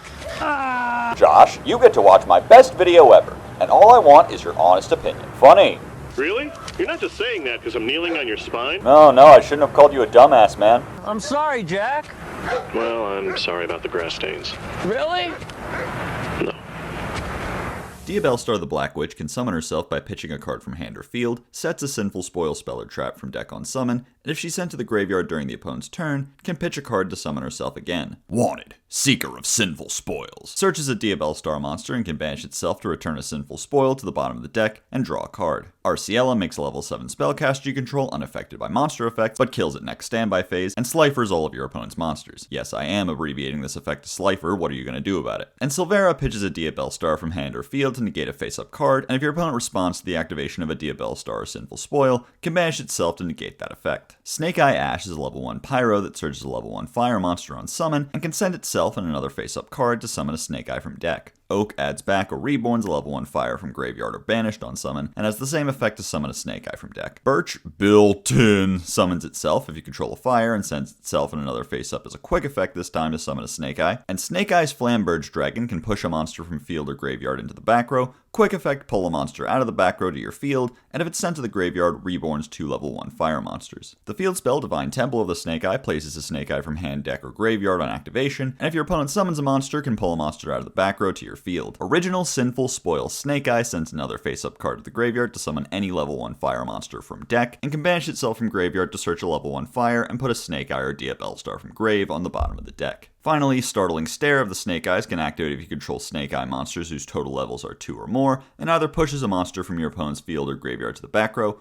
or summons a monster from the back row of the field. In the OCG, Diabellstars become a viable engine that existing decks can use to start their plays, or add extra interruptions if they've already drawn a starter. Most notably, this engine has carried Rescue Ace to the top of the charts since original Sinful Spoils can summon Rescue Ace Hydrant from deck. With 3 copies of Diabellstar, 3 Hunter Fiend, and at least a copy or 2 of Snake Eye, this deck gets a huge boost to consistency while also having the ability to pivot towards other plays like using Infernoble Knight Ricciardetto, a level 1 Fire Tuner, to extend with the deck's Fire Warrior monsters, and make big negating synchros like Baron de Fleur that can shore up the deck's weakness to board breakers. In addition to starting combos, the effects of the spells in the graveyard add more to your follow-up plays, giving you a search for another Hydrant and a draw on turn 3 while also recycling your Diabellstar combo pieces. Many other decks have been using similar Diabellstar engines for various combo starting purposes like Vanquish Soul, Orchist, and Evolzar, and also something Jet Synchron, something Chaos Ruler, something Tiaramon's Strongest. Snake Eye as a deck is underwhelming but has some strengths that could be leveraged in future support. Ash has the full suite of search options original Sinful Spoil has and then some, like Kurikara. Having multiple cards that summon from deck is extremely strong, and a boss monster that floats into 2 reborns lets you extend into next week. Problem is there just isn't much payoff. Their only archetypal interruption is their Unsearchable Trap. All the other quick effects accomplish very little aside from building up resources, and they have the sort of Crystal Beast problem where their back row is all good but their monsters lack the ability to search them, so the whole thing feels rather disjointed. If the big dragon's effect had swapped speeds, maybe there'd be something there, but instead he's just slow removal and quick resource management. Diabellstar appears to be the next big lore arc they'll be building towards, so we're more than likely to see new Snake Eye support in the future along with new Sinful Spoils that could give the engine even more potential functions. So let me set the scene. So I work at an airport, right? Tough hours, 2 p.m. to 10:30. So when the horse cards were revealed, I just gotten off of a hard early summer shift, loading planes going up fucking Orlando and shit. Cracker Barrel had just gone woke. It was a tough day. And what do I open Discord to but 6 cards, each with nearly a dozen line of text. Hey, look, a typo. So in my weak-minded state, I decided I didn't feel like reading the cards right now. I'll read them when I get back to the parking lot. But then I got to my car and drove home thinking I'll just read them when I get home. And then I got home and I went to bed thinking I'll just read them in the morning. It has been 3 months and I have not read the Horus cards. So this begins a segment I'd like to call Inside the Mind of a Curry Bandits viewer, in which I'll tell you what the cards do, not based on any actual fact, but on the things I've heard in passing about the cards from my friends who claim to have read them. I think this one mills 4. That's pretty cool. The rest of them summon themselves? They make rank 8s by Giant Trainer. You can play them in anything. They are really broken. Okay, I'll go read the fucking Horus cards. All 4 of the monsters built-in summon themselves if you control King Sarcophagus. Imseti pitches itself and another card to search Sarcophagus and draw a card, and if your opponent removes another card you control, can send a card on the field to the graveyard. Duamutef gains 1200 for each Horus you control, and if your opponent removes one of your other cards, can draw 1 for each monster with a different name in your main monster zones. Happy monkey. Same timing returns 2 cards from graveyard or banished to their owner's hands or decks, and Kebasenuef applies an effect to make all your Horus monsters untargetable for the turn. King Sarcophagus makes all your Horus monsters indestructible eye effects that don't target them. I see what you did there. And up to 4 times per turn can pitch a card from hand to mill a Horus monster. Also, if a Horus monster battles, you can send the opponent's monster at the start of the damage step. Canopic Protector resets itself if it's sent from the hand or field to the graveyard, and when your opponent activates a card or effect, can summon a Horus monster from hand or graveyard, but only once per each name. So first thing of note is these have nothing to do with Horus the Black Flame Dragon. I mean, sure, whatever, it's just, a fan-favorite old school card with an effect that's honestly aged quite well if you build support around it. Literal DM era cover card, the money's right there. These cards have seen success as an engine in all sorts of decks that don't mind giving up cards from their hand and playing out of the graveyard. In exchange for your entire opener, you can get 4 large 8-star bodies that come back for free every turn. The payoff for even just milling 2 can be an extra interruption like Hope Harbinger, protection from hand traps like Photon Lord and Hieratic Sky Dragon, or a huge extender for graveyard decks in the form of the Zombie Vampire. And by milling 3, you can use your 3 bodies to make Coach King Giant Trainer to draw 3 cards, replenishing your hand from all the discards. Because of their generic nature and wide range of payoffs, the OCG has kind of thrown these guys everywhere from Orcish to Tearlament to...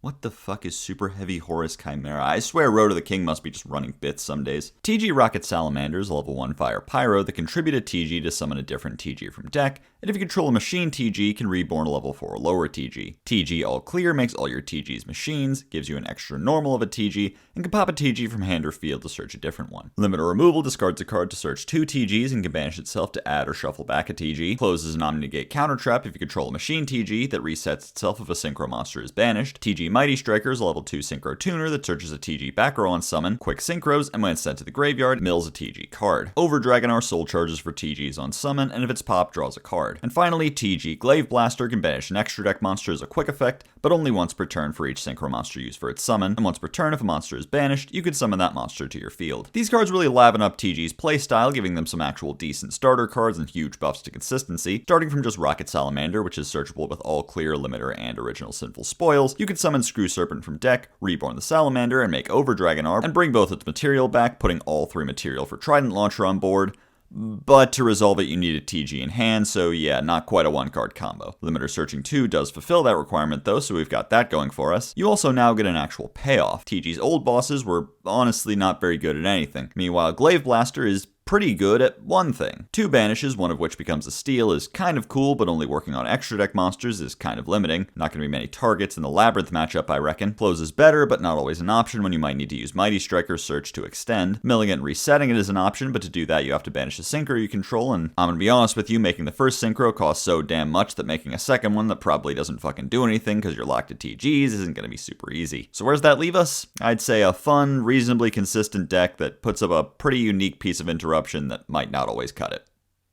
Fuck, we're Valance. All the pendulums have a bunch of words and I keep forgetting what they do. Moreover, you don't need to know what any of this shit does, but I can't skip over them because think of little Timmy, whose opponent is going to say that Supreme King Gate Magician mills for cost, and he doesn't know any better. He's just gonna say, oh, okay. It's my job to tell you he's lying, Timmy. You can ash that. I won't let you down, Timmy. Supreme King Gate Magician protects Zark from being banished. That's a rare protection. While it's in the scale, and can pop itself to scale a Supreme King Gate from deck. As a monster, it can summon itself from hand by milling a Pendulum, Xyz, Synchro, or Fusion Dragon from deck or extra deck, and searches a card that mentions Zark on summon. Supreme King Dragon Lightworm summons itself out of the scale if a monster is summoned while you control Zark, then can copy the attribute and level of a monster you control. And on summon, can fish a Gate or Dragon out of the extra, then immediately Synchro or Xyz summon a Supreme King Dragon. Pendulum Evolution is a continuous spell that trades a Pendulum from hand for a Pendulum with 2500 from deck, and if you summon an extra deck Pendulum monster, gives you an extra Pendulum summon that turn. This effect that doesn't matter mentions Zark. Wings of Light searches a Supreme King or summons it if you control Zark. Miracle of the Supreme King has 3 effects if you control Zark, either pop it and summon an Odd Eyes monster or Light Zark, move a Pendulum from the extra deck to the pen zone, or set any quick play spell directly from deck. Soul of the Supreme Celestial King tributes a spellcaster pen to fusion summon Zark by banishing the materials from anywhere. Exceed the Pendulum adds a pen from extra to hand on summon, and can quick effect summon a pen from hand or graveyard of a level you could Pendulum summon. And finally, Odd Eyes Arcray Dragon is always treated as Zark, can be summoned by tributing a regular Zark you control, sets any scale from deck on summon, goes to the pen zone when it's destroyed, and can shuffle back the other card in your pen zone to resummon itself. Alright, while the neurons in my brain are still properly aligned and the text of all these cards is still floating around in my brain, let's go over some of the new interactions to worry about in the new Zark-centric Pendulum deck. For one thing, Soul of the Supreme Celestial King is a strong new interruption to build around, summoning Zark whenever you want to wipe the board. Gate Magician is also a good piece of that equation as the searcher for Soul that also fulfills its cost. Wings of Light boosts the consistency of opening Gate Magician while also getting you better access to Lightworm, another potential interruption, as it can chill on the scale until you've summoned Zark and hop out if your opponent continues comboing, then uses its effect to copy Darkworm's attribute and make Evil Clearwing to wipe their front row. Miracle and Evolution are okay too, if perhaps a bit win more. Popping Zark with Miracle will push it into your scale where it can use its 2 crazy strong Floodgate effects, and trading it for Light Zark will let you set whatever other crazy scale you have waiting in the deck, like 5 Rainbow Magician or Mizaya. Evolution is another searcher for Gate Magician or Astrograph. Pendulum summoning a second time is fun and maybe will help you manage tricky combo lines that need to use the Pendulum summon early, like to clear out Beyond's restriction, but it feels mostly like a gimmick to me. Exceed the Spider-Verse, on the other hand, has far broader applications than just Zark decks, taking inspiration from some of the best bits of Selene and Electromite, and probably finding a home in most Pendulum decks from here on out. On the other hand, we have the cover card, Arcray Dragon. Odd Eyes Arcray Dragon?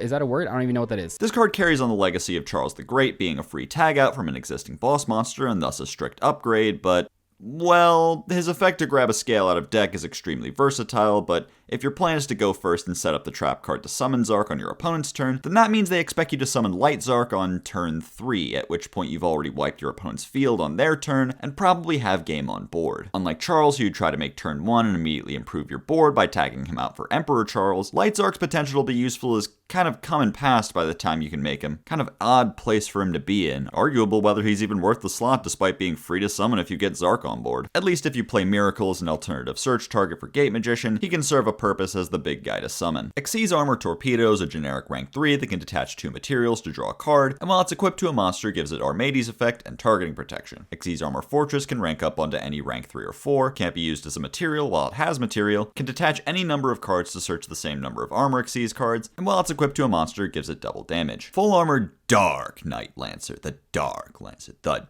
Dark Lancer. Can rank up from a 5 or 6, gains 300 for each material, can add an Xyz card from graveyard back to hand, and when a card is equipped to a monster you control, attaches an opponent's monster to itself. Xyz Entrust searches an armored Xyz card and makes 2 monsters you control level 3 or 5, and can manage itself to summon an Xyz out of your back row. And Full Armored Xyz is a trap card that just performs any Xyz summon if you control an Xyz monster, and can banish itself from graveyard to equip an Xyz monster from graveyard to an Xyz you control to boost its attack and protect it from being destroyed. This series of extra deck options has seen some experimentation in the OCG as an engine designed to turn a spent rank 3 or 4 into an extra interrupt by turning it into Fortress, detaching the 1 material to search Full Armored, and using that to make Dark Lancer, which you can trigger for a quick removal. This is best utilized in a deck like Mathmech that has an Xyz that can detach both its materials, so Fortress will only need to search 1 to get rid of all of its materials. But even if you don't have an option in Archetype, any deck that can make a rank 3 or 4 can use Torpedo or Dugaris as generic enablers for Fortress that can also give you a little plus along the way. But because the payoff is only a single extra disruption that eats up multiple extra deck slots and forces you to play at least 1 brick, willingly using 2 materials that could have just been a Cicada King or a Dweller or even just an IP isn't the most efficient use of your time. Rather, I think you're better off finding a deck like those aforementioned that will natively go through an Xyz that can remove all of its materials, like Zodiac, who can use Chakanine to revive an Xyz with no materials and turn it into a Carlotta Valdez style facsimile of Trident, or Traptrix, who can finally use Alameris for something other than imaginary emergency situations that have never come up in real life, and also interestingly enough gets to use Full Armored Xyz as a proactive way to trigger Sarah. But in my opinion, the best home for these cards is, okay, listen, just listen, okay,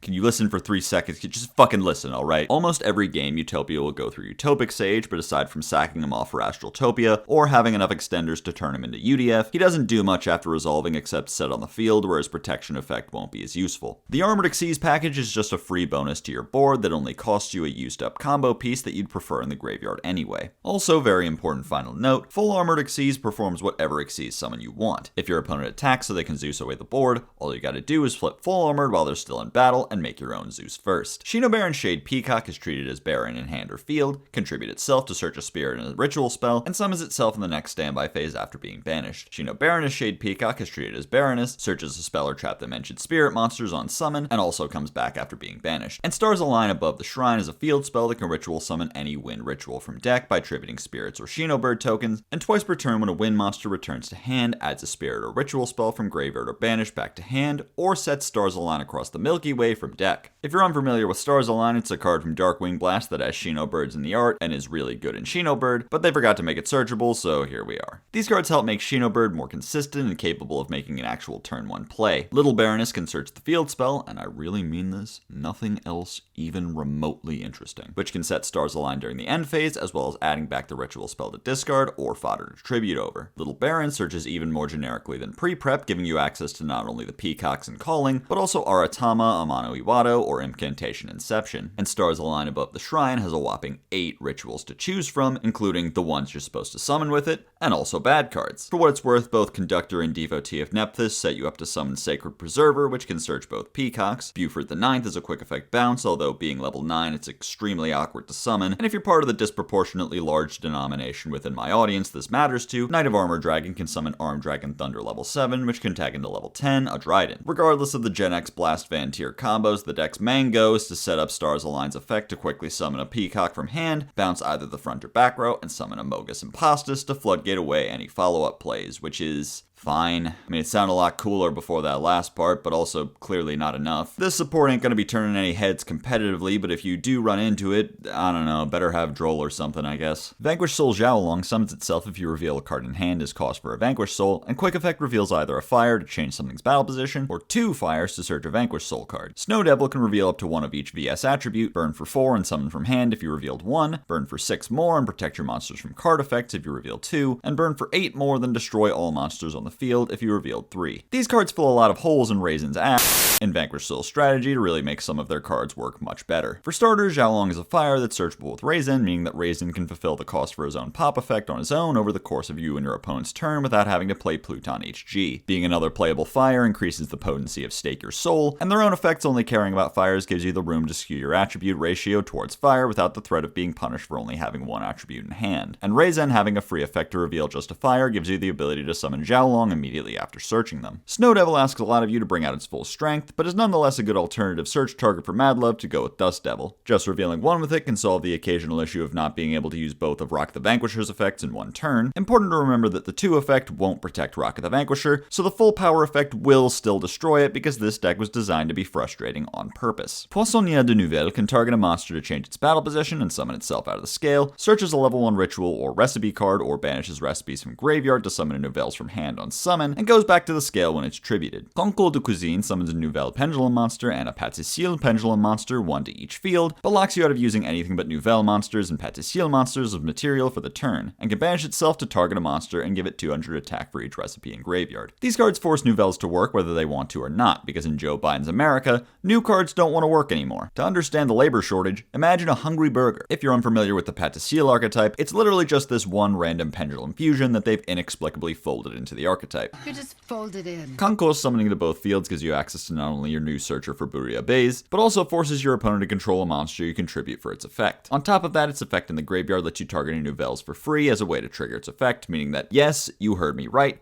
as support for the Nouvelles archetype, Konami has printed Indicate. Meanwhile, Vanquished Soul gets Panglacial Worm. Poissonnière's effect to summon itself also triggers Nouvelles, so by starting with just Concours and either a ritual or recipe, you can get to Balamonière and assemble your full end board. A 2-card combo starting from an unsearchable spell for a board of like 3 interruptions is pretty unimpressive, but the wording on Concours implying the possibility of more targets to summon down the line inspires some amount of confidence that there's still hope yet on the horizon for these francophonic fiends. Labyrinth Butler Arias can pitch itself as a quick effect to either summon a Labyrinth monster from hand or set a normal trap from hand that can be activated this turn, and reborns itself when your opponent responds to your Labyrinth effect or normal trap effect. This card boosts Labyrinth's ability to play on turn 0, turning all your normal traps into hand traps, so going second a card like Karma Cannon gets to be Nibiru, and a card like Dimensional Barrier hopefully gets to be fucking banned soon. Jesus H. Christ. Anyway. Going first, Arias turns your welcomes into spells to get your monsters on board earlier, and also gives you the space to hold some of your traps in hand to play around Feather Duster unevenly. If you have, say, Welcome and Punishment in hand, you can hold on to the punishment, and when your opponent tries to duster you can summon Ariana, search Arias, and use her to drop the punishment onto the board when you're ready to use it. This of course all comes at a cost, the inherent -1 of Arias. She has the ability to recur herself, but it's reactive and dependent on your opponent taking an action that your own engine restricts them from. Then of course there's also the fact that what you can set with Arias is dependent entirely on what you draw. Pairing Arias with Lady lets you set up any normal trap for turn 2, but now we're discussing a 3-card combo in a trap deck for the payoff of Jam yesterday and Jam tomorrow, but never Jam today. It's a good card with plenty going for it, but for now there's no reason to panic over it. Now's not the time to worry about Labyrinth Floodgate setups. That comes later. Baphomet, the mythical king of phantom beasts, is a fusion of two monsters that are some combination of one beast, one fiend, and one illusion, that's treated as chimera, mills a beast, fiend, or illusion on summon, and can banish itself from graveyard as a quick effect to summon a banished beast, fiend, or illusion. Also, semi-relatedly, Master Tau the Chanter reborns an illusion when it's sent to the graveyard. There is nothing interesting about Tau aside from the fact that he's the only illusion out of the two new ones even worth reading. He gives you another way to summon Nightmare Magician, but he summons in defense, which is, oh my god, just hilarious. The biggest burf, on the other hand, has a lot of really silly options. Using its mill on Tri-Brigade Kit can bridge the beast adjacent strategy with Tri-Brigade, but only if you avoid getting fusion locked by Big Wing Baphomet. If you wanted to try making a trap-heavy Chimera build, Backjack could be your mill target, and after using it, Burf could loop it back to field from the banished pile. You can beat Tyr or Unchained by milling End of Anubis to bring back with King of the Phantom Beasts. By using Chimera Fusion on your opponent's turn to summon Burf, you can dump Farfa for a banish. If Unchained players ever have to worry about the Chimera matchup, they can use Burf as a super poly target that also mills Sharvar or Shyama. Yeah, but this one, you can mill Soul Scissors, and when you later use Guardian Chimera, it'll bring itself back and pop another card. Okay, I'll stop. The practical application of this card is pretty much mostly going to be milling Mirror Sword Knight in weird hands that didn't get to go through it, and reviving your banished illusions after they've used their negation effects on your opponent's turn, resetting the resource loop. It does also, however, introduce the Salamangreat problem of having a fusion monster so generic, it becomes a viable super poly target to wipe any board you put up. Fabled caught in the crossfire on that one, by the way, sorry Nash. Ken and Gen, the bestest friends, each summon the other to the opponent's field once per turn, can return to the hand at the end of the battle phase, and when summoned by the other, Ken gives your opponent a draw 2 and discard 1, and Gen makes you discard a card, but reminder, these will be summoned to the opponent's field, so scratch that. Reverse it. While they seem a bit gimmicky on the surface, these cards have incredibly strong applications. At the very least, normal summoning Gen and giving your opponent Ken lets you cycle some draws with a discard that's treated as an opponent's card effect, triggering the additional effects of Dark World monsters relevant not only for pure Dark World, but also for Purely, which gains a new incentive to play the Dark World engine if one brow can convert into 2 draws. But being treated as an opponent's effect goes deeper than that because it will enable the Blowjob Brothers Tactics and Thrust at full power because your opponent will control a monster. With Tactics, you can even take back the Ken and use his ignition effect to give your opponent Gen and force them to discard. This also lets you convert the pair into a rank 3 like Torpedo, giving you another draw and potentially the full Armor Xyz line. Not sold? Ken and Gen activating on your opponent's field triggers Havness and Unicorn. Life is meaningless and we're all gonna die! I've heard rumblings of the Kenjin being sleeved up in several different decks, Purely and Tyr chief among them, with Jesse Cotton even being bold enough to say this. If I had to make a guess, a hypothesis, I would say that this deck will show up in, I'm going to say about a quarter of the decks in Top Cut of Indy. If you join the Discord, we do have an active bet going on the validity of that prediction. Winner gets a Mojo Dojo Casa House. Earthbound Servant Ban Belina is a fusion of an Earthbound and a Dark that searches a quirky Earthbound-inspired RPG on summon, lets a Dark Synchro attack directly, and if your opponent's monster is destroyed by your Earthbound card, dings your opponent for that monster's attack. 1,000 years, Volcasaurus. 10 seasons, Volcasaurus forever and ever. I'm overclocking the bits per second on this because I don't have anything to actually say about Geo Gremlina. Why is that, you ask? The rest of the archetype isn't out yet. They forgot. Thank God they confirmed a release date for them before I finished this script, but wow, they actually did the meme.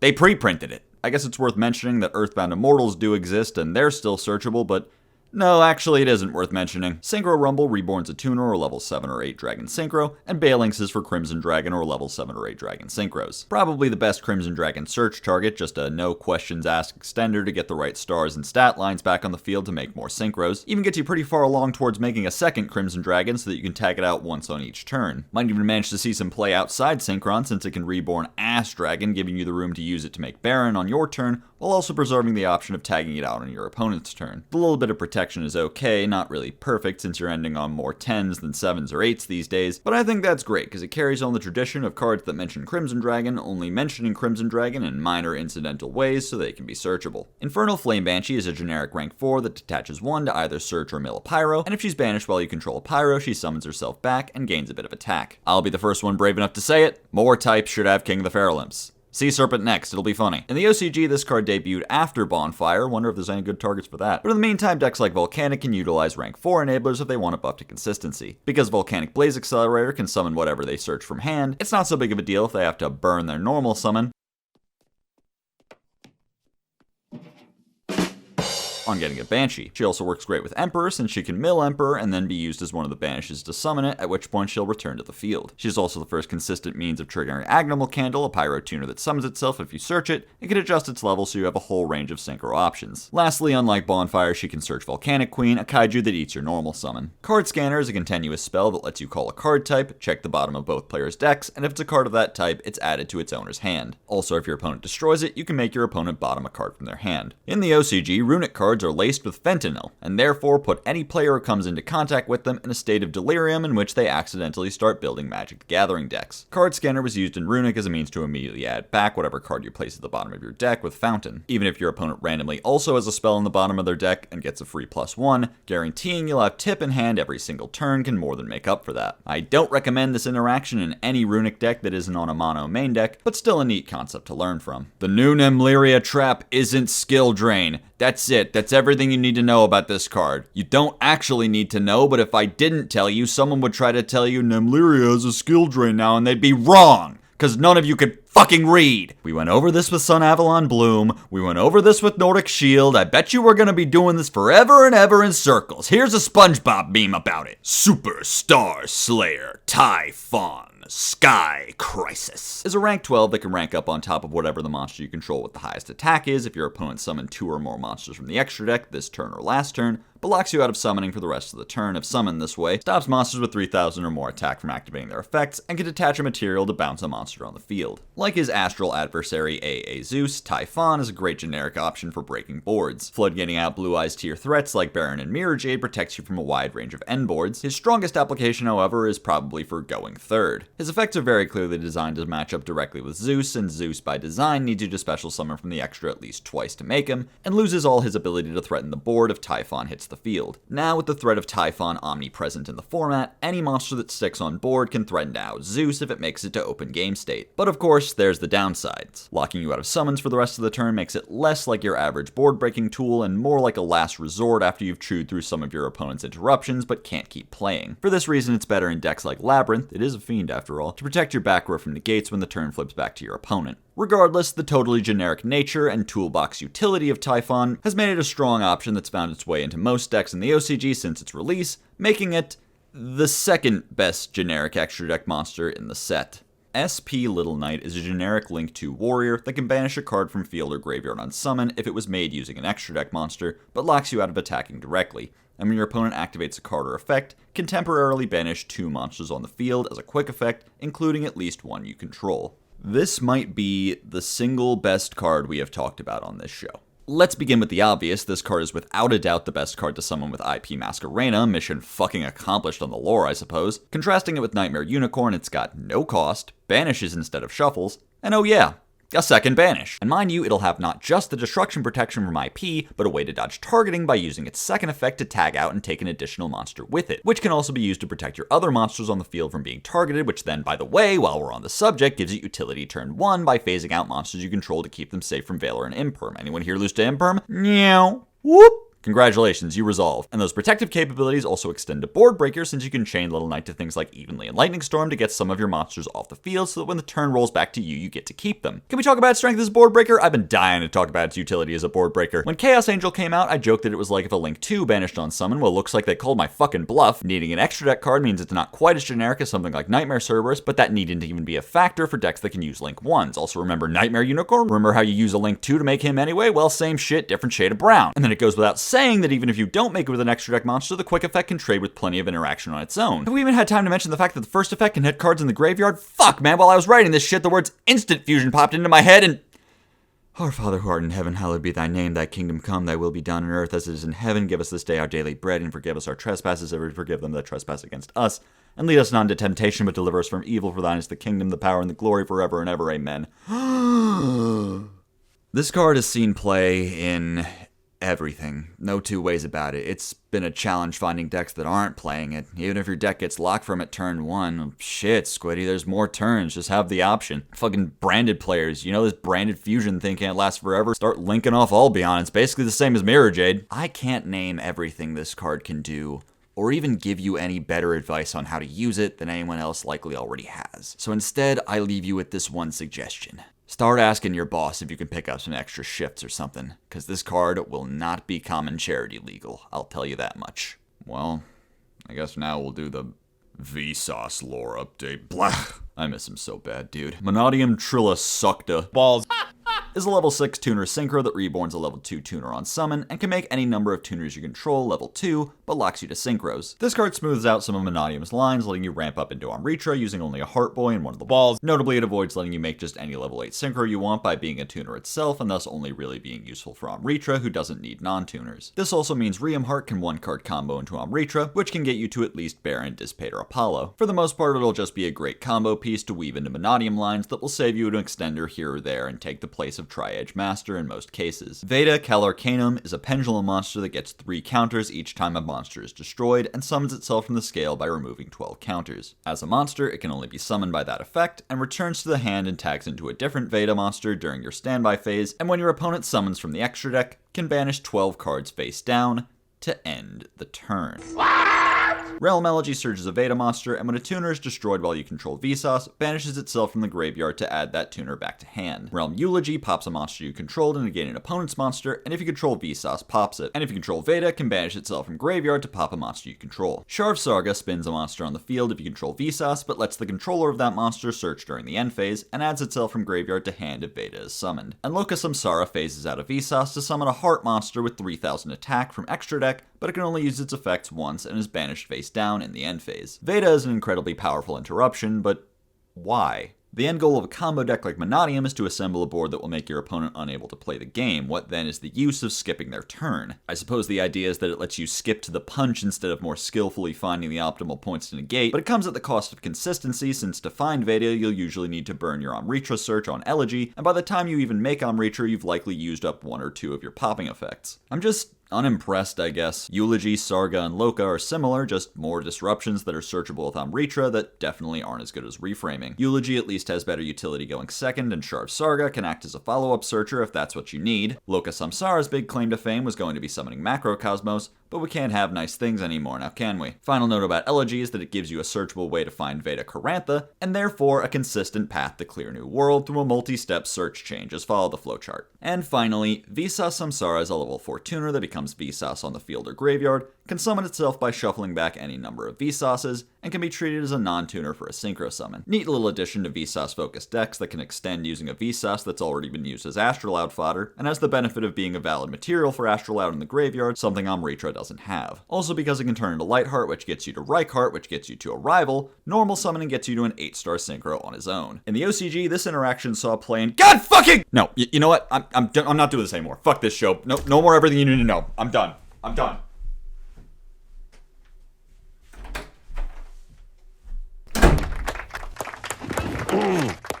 Yeah, that was intense. Yeah. Sometimes he's an interesting guy. I wish I were LukeVonKarma. I wish I were LukeVonKarma. Where's my Rising Yugi Tuber Award? Stove! Motherfucker! I wish I were LukeVonKarma. Fuck all y'all! Fuck all y'all! For I know don't sub-replay me, motherfucker! Ah!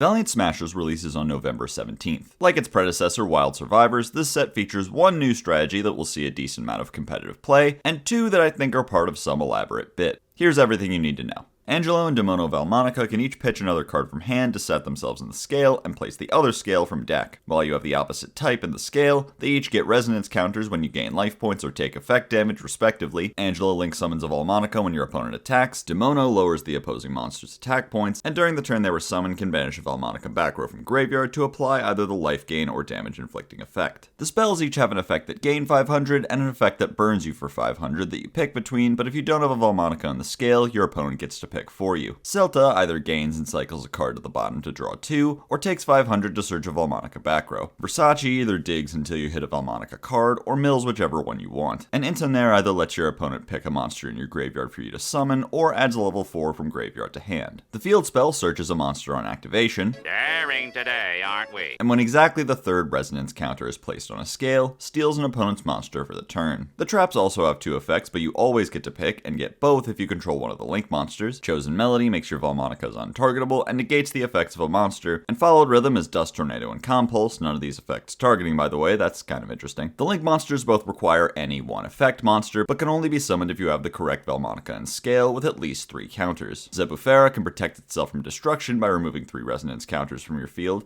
and can quick effect banish a Valmonica back row to copy its effect. And Duralume pops monsters on summon equal to the number of resonance counters on the field, and can remove 3 from the field to make 3 attacks. Egregious overextension of card text aside, these cards are honestly pretty straightforward in their design. The scales get counters, the back row enables those counters, the monsters copy the back row. All the spells have pretty standard resource building effects, and the traps have good interruptions. What's confusing about this deck is how you're actually meant to build it. Pure, it can't really accomplish anything unless you draw this exact 5 card opening hand, so it seems like it wants to be an engine, but with some hyper-specific conditions for what exactly it can support. Must be level 4 because the 3 and 5 scales don't work with much else. Must have self-burn effects because, and we'll talk about this a bit more later, Demono is actually the only one you need to bother getting counters on, and must be pretty good for getting material for generic extra deck monsters on board so that the Valmonicas can pretend they're helping you make them. So the best secondary engine we've discovered for Valmonica so far is Performage.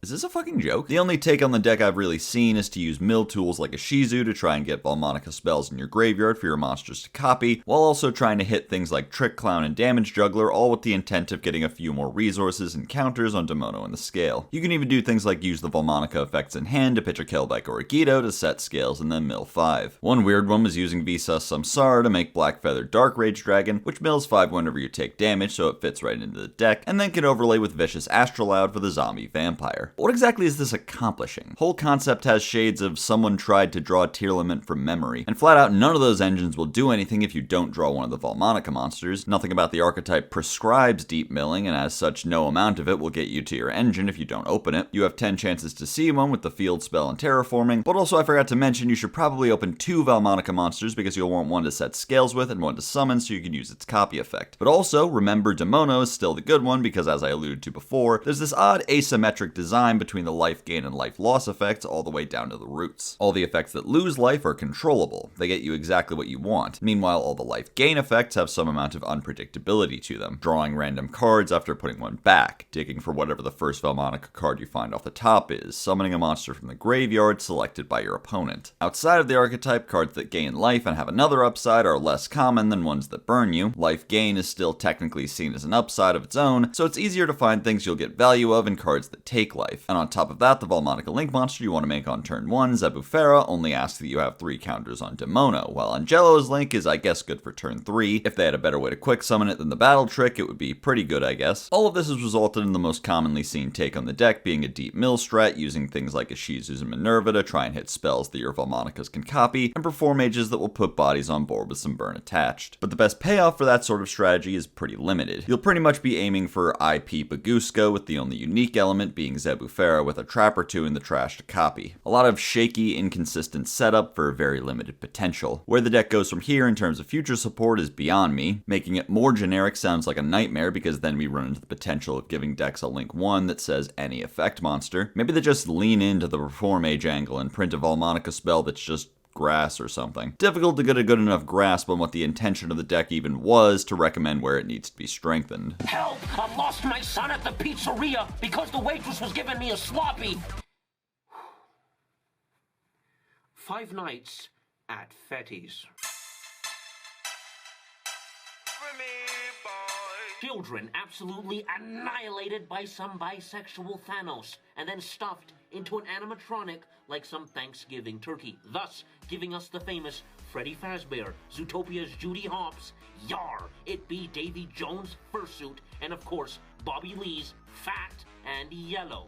and that shiny Pokemon. Memento Certificado El Gablino can pitch itself as a quick effect while you control Combined Creation to make your Memento monsters untargetable for the turn, and can pop a Memento you control to mill 2 Memento cards. Memento Clan Mace can pitch itself during your opponent's turn while you control Creation to steal an opponent's monster, and can pop a Memento you control to search a Memento card. Anguish searches a Memento monster on summon, and pops a Memento you control to reborn a level 2 or lower Memento. Dark Blade can pitch a Memento on summon to pop a back row, and can pop a Memento to summon a level 3 or lower Memento from deck. Tatsuno Toshigo can summon itself if you control no monsters or only Mementos, and can pop a Memento to mill Mementos whose levels equal the destroyed ones. Horn Dragon can summon itself if there's 3 or more Mementos in the bin, and when it's destroyed, pops 3 cards on the field, including a Memento. Memento El Tecutlica Combined Creation is a level 11 with 5,000 attack points. Summons itself from hand to grave by shuffling back 5 Mementos, can attack all monsters if he's alone on your board, and when your opponent activates a card or effect, can reborn a Memento. Memento Mictlan makes all your Mementos Ancient Gears, reborns a Memento with a lower level when a monster you control is destroyed, and resets a Memento spell or trap during the end phase. Bone Party pops a Memento to E-Telly a different one, and can banish itself to give a Memento piercing. Bone Back summons Combined Creation when your opponent removes one of your Mementos, and when they move a Memento out of your graveyard, can banish itself to summon as many Mementos as possible from deck.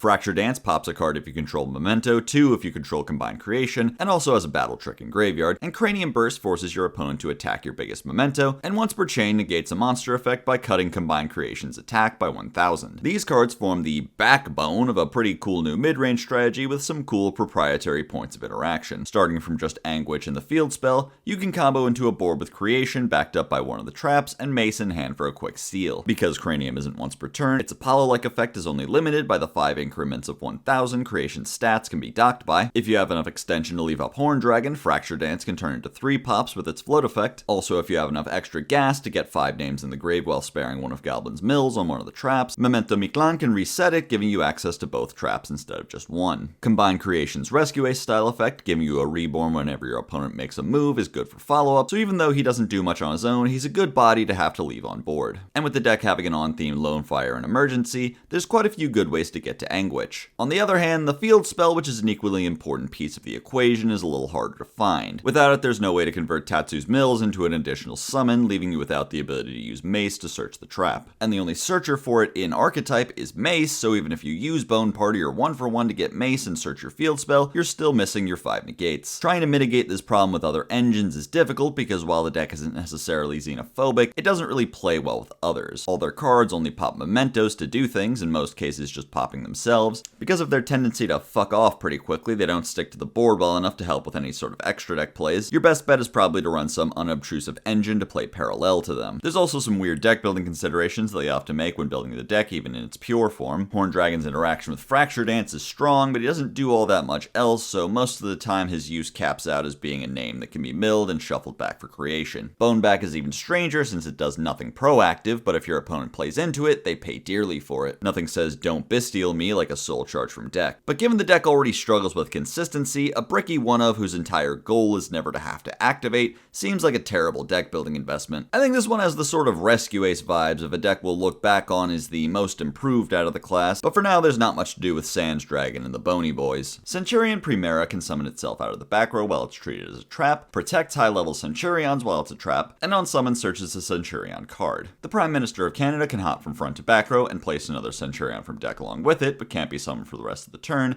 and can hop from back to front row and increase its level by 4. Emeth the Sixth can summon itself from back row, and during your opponent's turn can summon itself from hand or graveyard by pushing a Centurion you control to the back row. Legadia draws a card and pops your opponent's biggest monster on summon, and during the end phase can place a Centurion from graveyard to the back row. Stand-up Centurion is protected from destruction while you control a Centurion, can pitch a card during the turn it's activated to place a Centurion from deck, and when a monster is special summon lets you synchro summon with Centurion you control. Emblema Oath either places a Centurion from deck in your back row but locks you to Centurions while it's on the field, or sets a Centurion spell or trap from deck. Bonds places a Centurion from hand or graveyard, and when a Centurion is synchro summoned, banishes itself to place another one from grave. Phalanx banishes a monster card on the field, then brings it back in the next standby phase, see Pudica rulings, and banishes itself from graveyard to reborn a Centurion synchro. And True Awakening is a counter trap that Omni negates by sending a face-up monster card from the back row to the graveyard. This deck has seen some success in the OCG, Because it makes King Calamity. Yeah, I mean, what do you want me to say? They made a deck that turbos to level 12, so one of them is going to be Crimson Dragon. Guess it wasn't good enough that Primera fulfills all the various conditions of Lulu Walilith. Between Primera, Trudea, and the various searchers, the deck has multiple 1-card combos to get Primera and Emeth to the board to summon Legadia, get a draw, and set up Primera and Trudea in the back row so that you can use their effects again during your opponent's turn, seeing how trap effects are inherently spell speed 2, summoning them out and triggering the field spell to make Crimson Dragon. This is, regrettably, the simplest line to make King Calamity in the game. It's my best guess that they made these cards to force King Calamity to be broken enough to finally ban after Crimson Dragon alone wasn't enough. And you wanna know the funniest part? It still kinda isn't.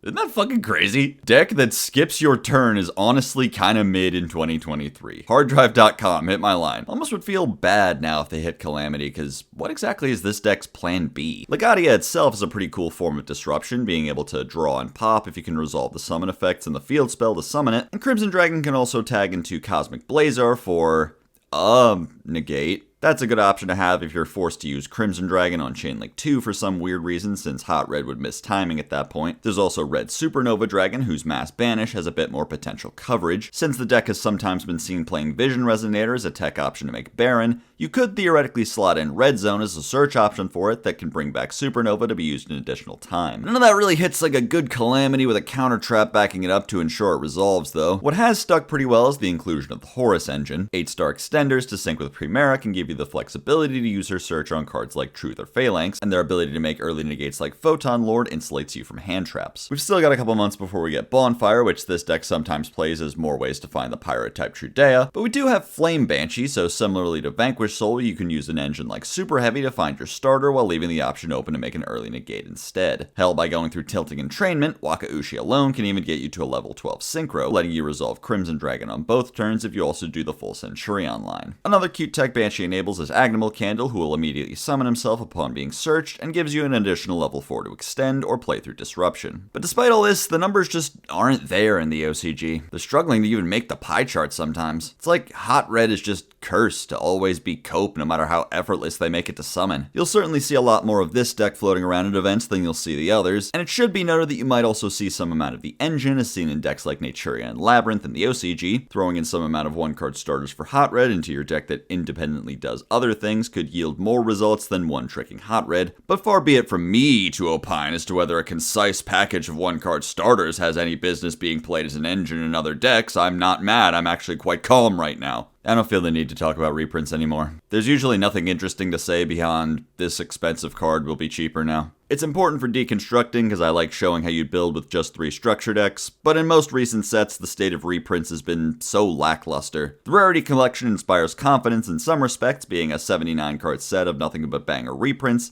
but that just makes it more frustrating when we have to endorse sets like Soul Burning Volcano, a set that's half reprints with no reprints. If you're going to show us you have the capacity to make sets that are good instead of bad, forgive me if I ask that you keep making them good. That's my time. This has been Jax LMS of the Curry Bandits. You've been a lovely audience. Enjoy Master Saga. Oh, Dad, can we open a different set?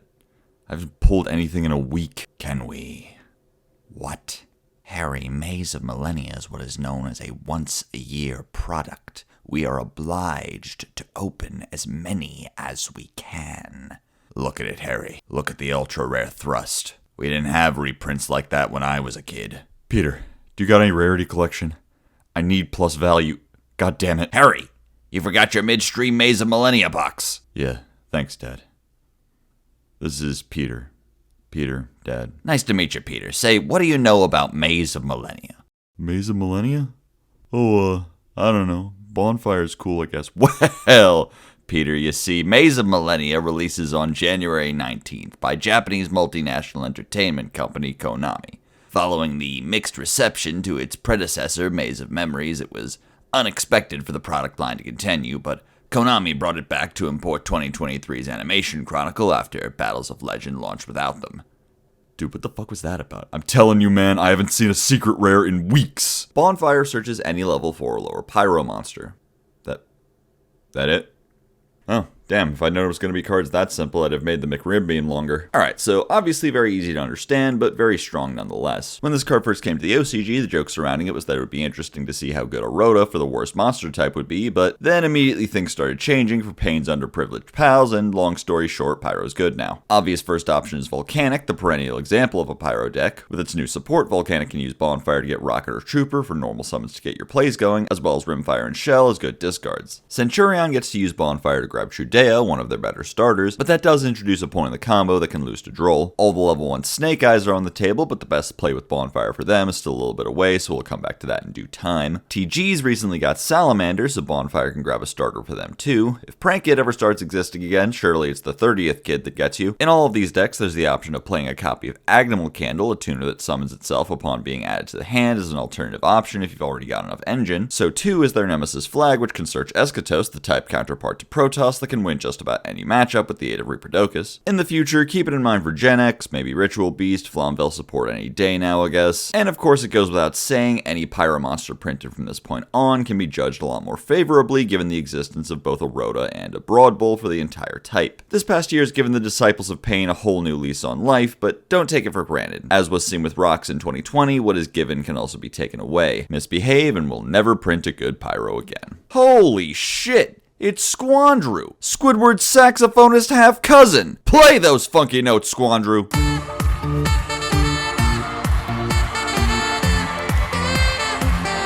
Earthbound Prisoner Groundkeeper summons level 5 or lower Earthbound from deck on summon, but locks you to fusions and synchros and protects all your Earthbounds from destruction while there's a field spell up. Linewalker searches either Earthbound Prison or Harmonic Synchro Fusion on summon, and while you control high level Earthbound, can banish itself from graveyard to bounce an opponent's monster to the extra deck, and then let them summon it right back out. Stone Sweeper can built in if there's a field spell up, and can pitch itself from hand to search a level 3 or lower Fiend Tuner, but locks you to fusions and synchros. Earthbound Prison ties itself in absolute knots to say that it negates something when it's activated, gives you an extra normal of an Earthbound, and when your opponent removes it, it halves their life points and negates their board. Harmonic Synchro Fusion sends 2 monsters you control to the graveyard, and summons both a fusion and a synchro monster that could be summoned with those 2 as material, and locks you to those 2 types of monsters. Earthbound Servant Geo Gremlin has this Dryden effect that doesn't work, and during the battle phase can Miracle Fuse an Earthbound monster. Geo Griffin quick effect reborns an Earthbound but locks you, and when it's removed, pops a card on the field and pings your opponent for each different Earthbound on your field or graveyard. Geo Kraken grabs any field spell from deck or graveyard on summon, and when a card is summoned from your opponent's extra, destroys all their monsters that were special summoned this turn, and dings them by 800 for each. And Geo Gracia is a fusion of an Earthbound Fusion and an Earthbound Synchro that zeroes out anything it battles, wipes your opponent's board anytime one of their cards is destroyed, and if it's outed, floats into an Earthbound from deck or extra. Really not a lot going on here, if I may be honest. Outside of the fun, janky potential of Harmonic Synchro Fusion, there's not much else mechanically interesting about these guys. Stone Sweeper searches Groundkeeper, Groundkeeper summons Linewalker, and Linewalker searches Synchro Fusion, and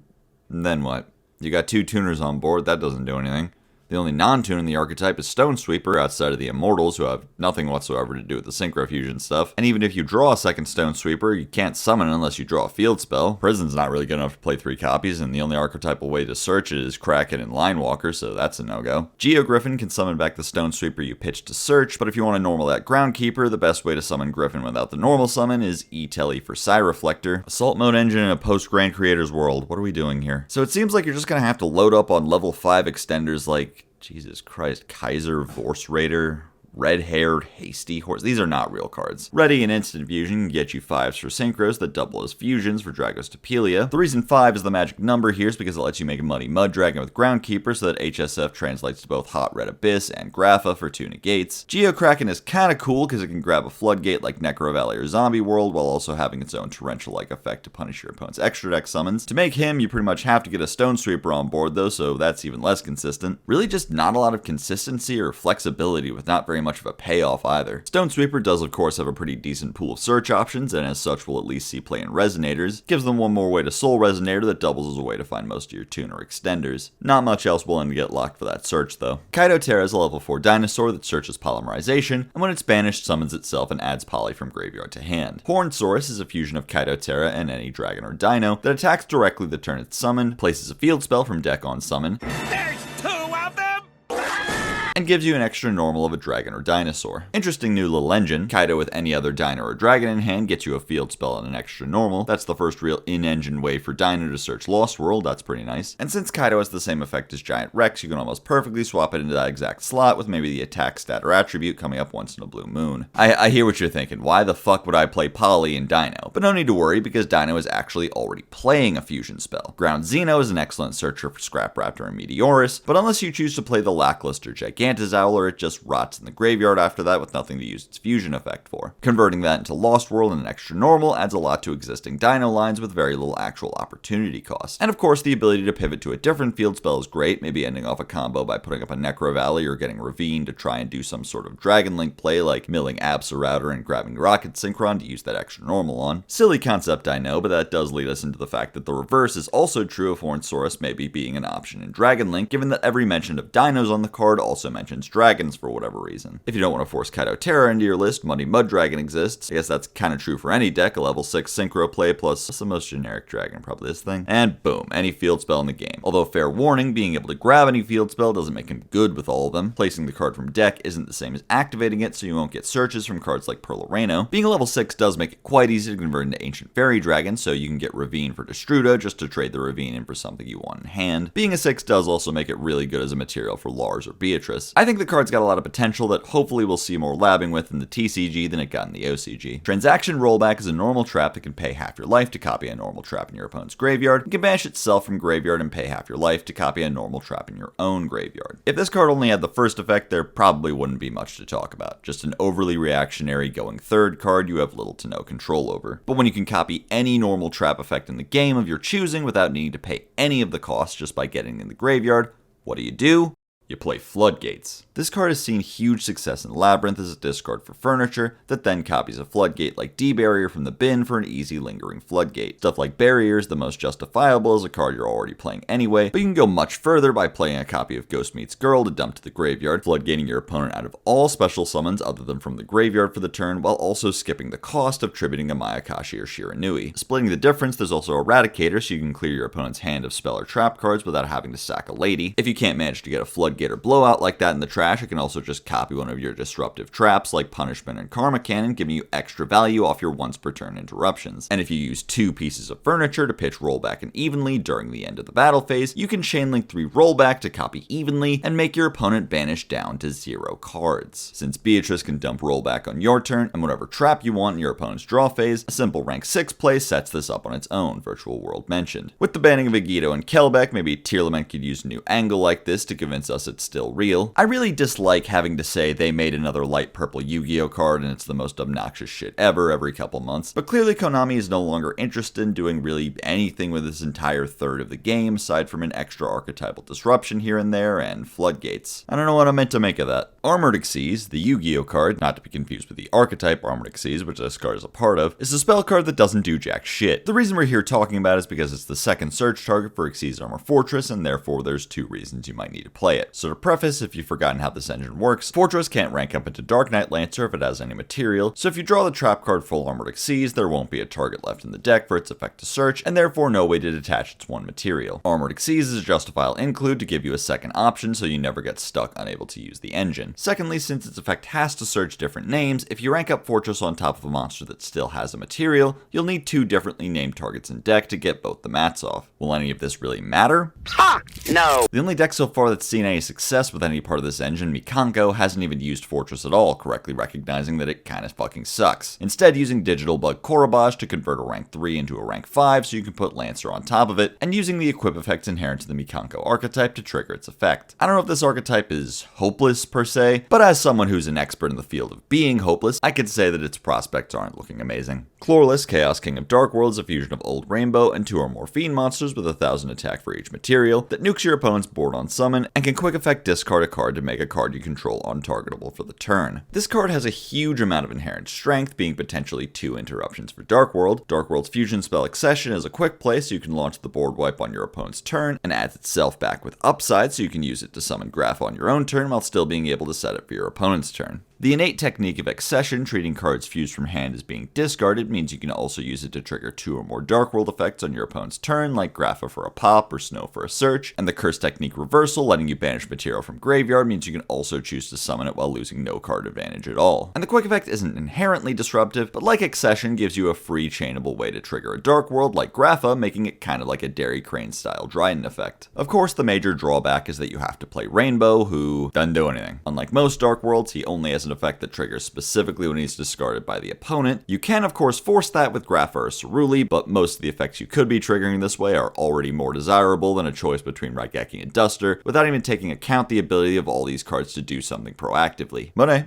sometimes you gotta play bad cards, we've all been there. The good news of course is that all you gotta do is get him to the graveyard at some point in your turn 1 setup, and then you're set up for this big flashy blowout play. This unfortunately leads to the bigger problem that Dark World doesn't need a big flashy blowout play. As long as Silva exists, there's no incentive to build the deck to do anything other than hand loop your opponent for 6. Setting up Chlorless is no more consistent, and certainly not provably any stronger. And although Rainbow can be replaced by a substitute like Mud Dragon or Versago, 2 Fiends isn't really generic enough to be teched into a different fusion deck like Grapha was. So when it comes down to it, this clearly very powerful card likely just doesn't have a place inside or outside the deck it was designed for. Maybe in Master Duel, where Silva was pre-banned, he can be part of a more active build-a-board strategy, but I stopped playing Master Duel when they tried to make me play tier format again, so all I can say to that is good luck fighting for that extra deck slot, bud. We're rooting for you. Photon Delta Wing is a level 4 light machine that summons another Delta Wing from deck when he's normal summon, but locks you to light monsters for the turn.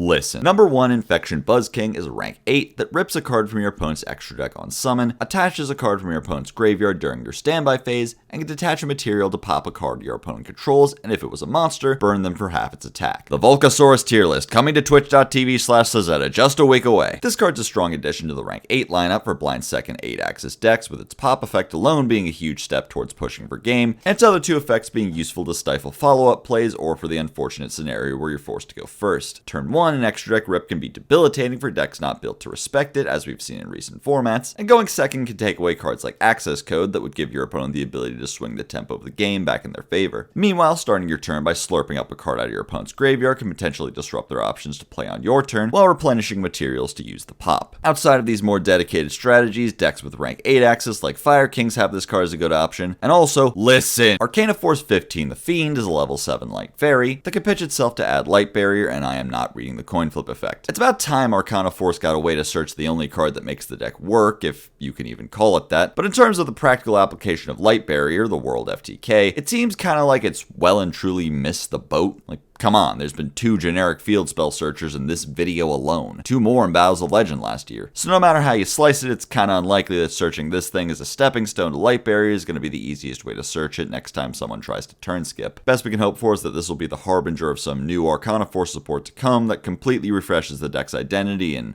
I don't know, makes it a deck at all. Flame Swordsman is a level 4 Fire Warrior that searches a spell or trap that mentions Flame Swordsman on summon, and if it's sent to the graveyard, mills a Flame Swordsman or one of his groupies from deck or extra. Hector Salamanca, the Flying Flame Dragon, is level 2 Fire Dragon that can equip to a warrior from hand or graveyard, gives it 700 of its Flame Swordsman or a fan of his, and when he's sent to the graveyard can search a Salamandra spell trap. Mirage Swordsman summons itself from hand or graveyard when a Fire Fusion dies, can destroy both monsters whenever it battles, and when it's destroyed, special summons a level 7 or lower associate, a Flame Swordsman LLC.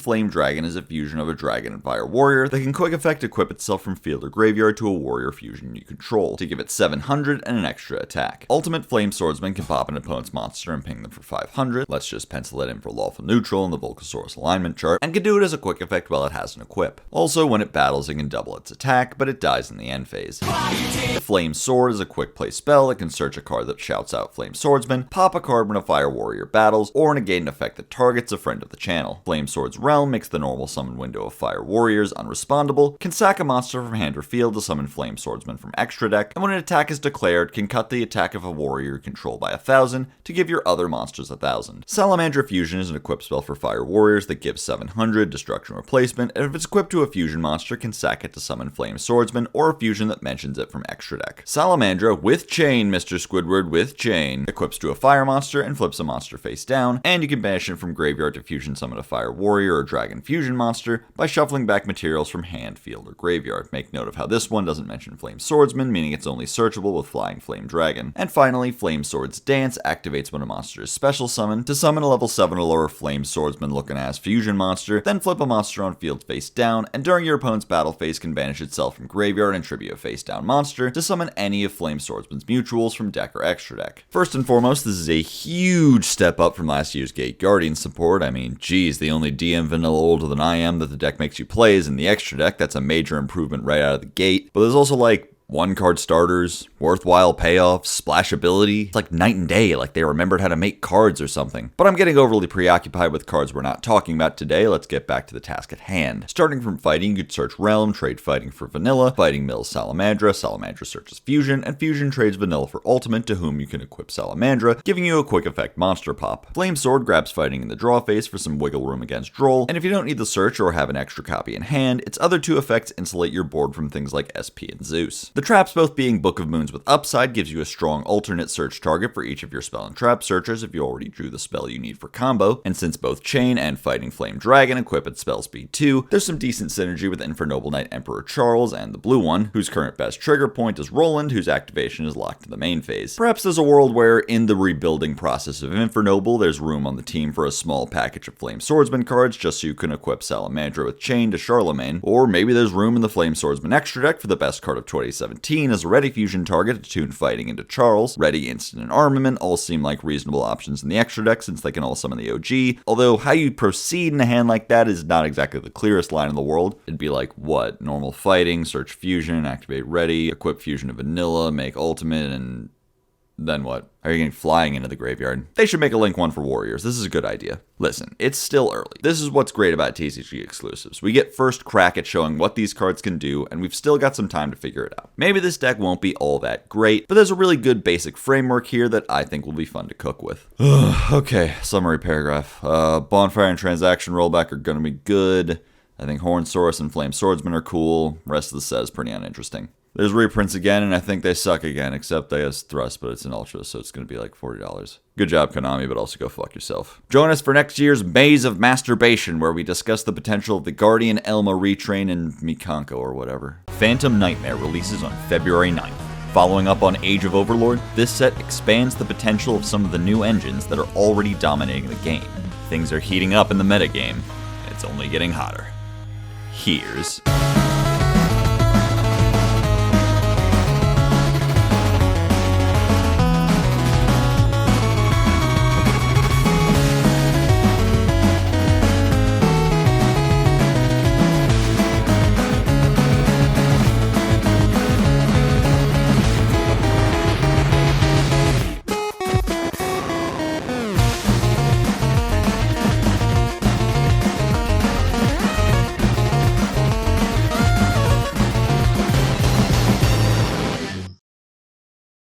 Hi, I'm Mickey Mouse from the 1920 animated short Steamboat Willie.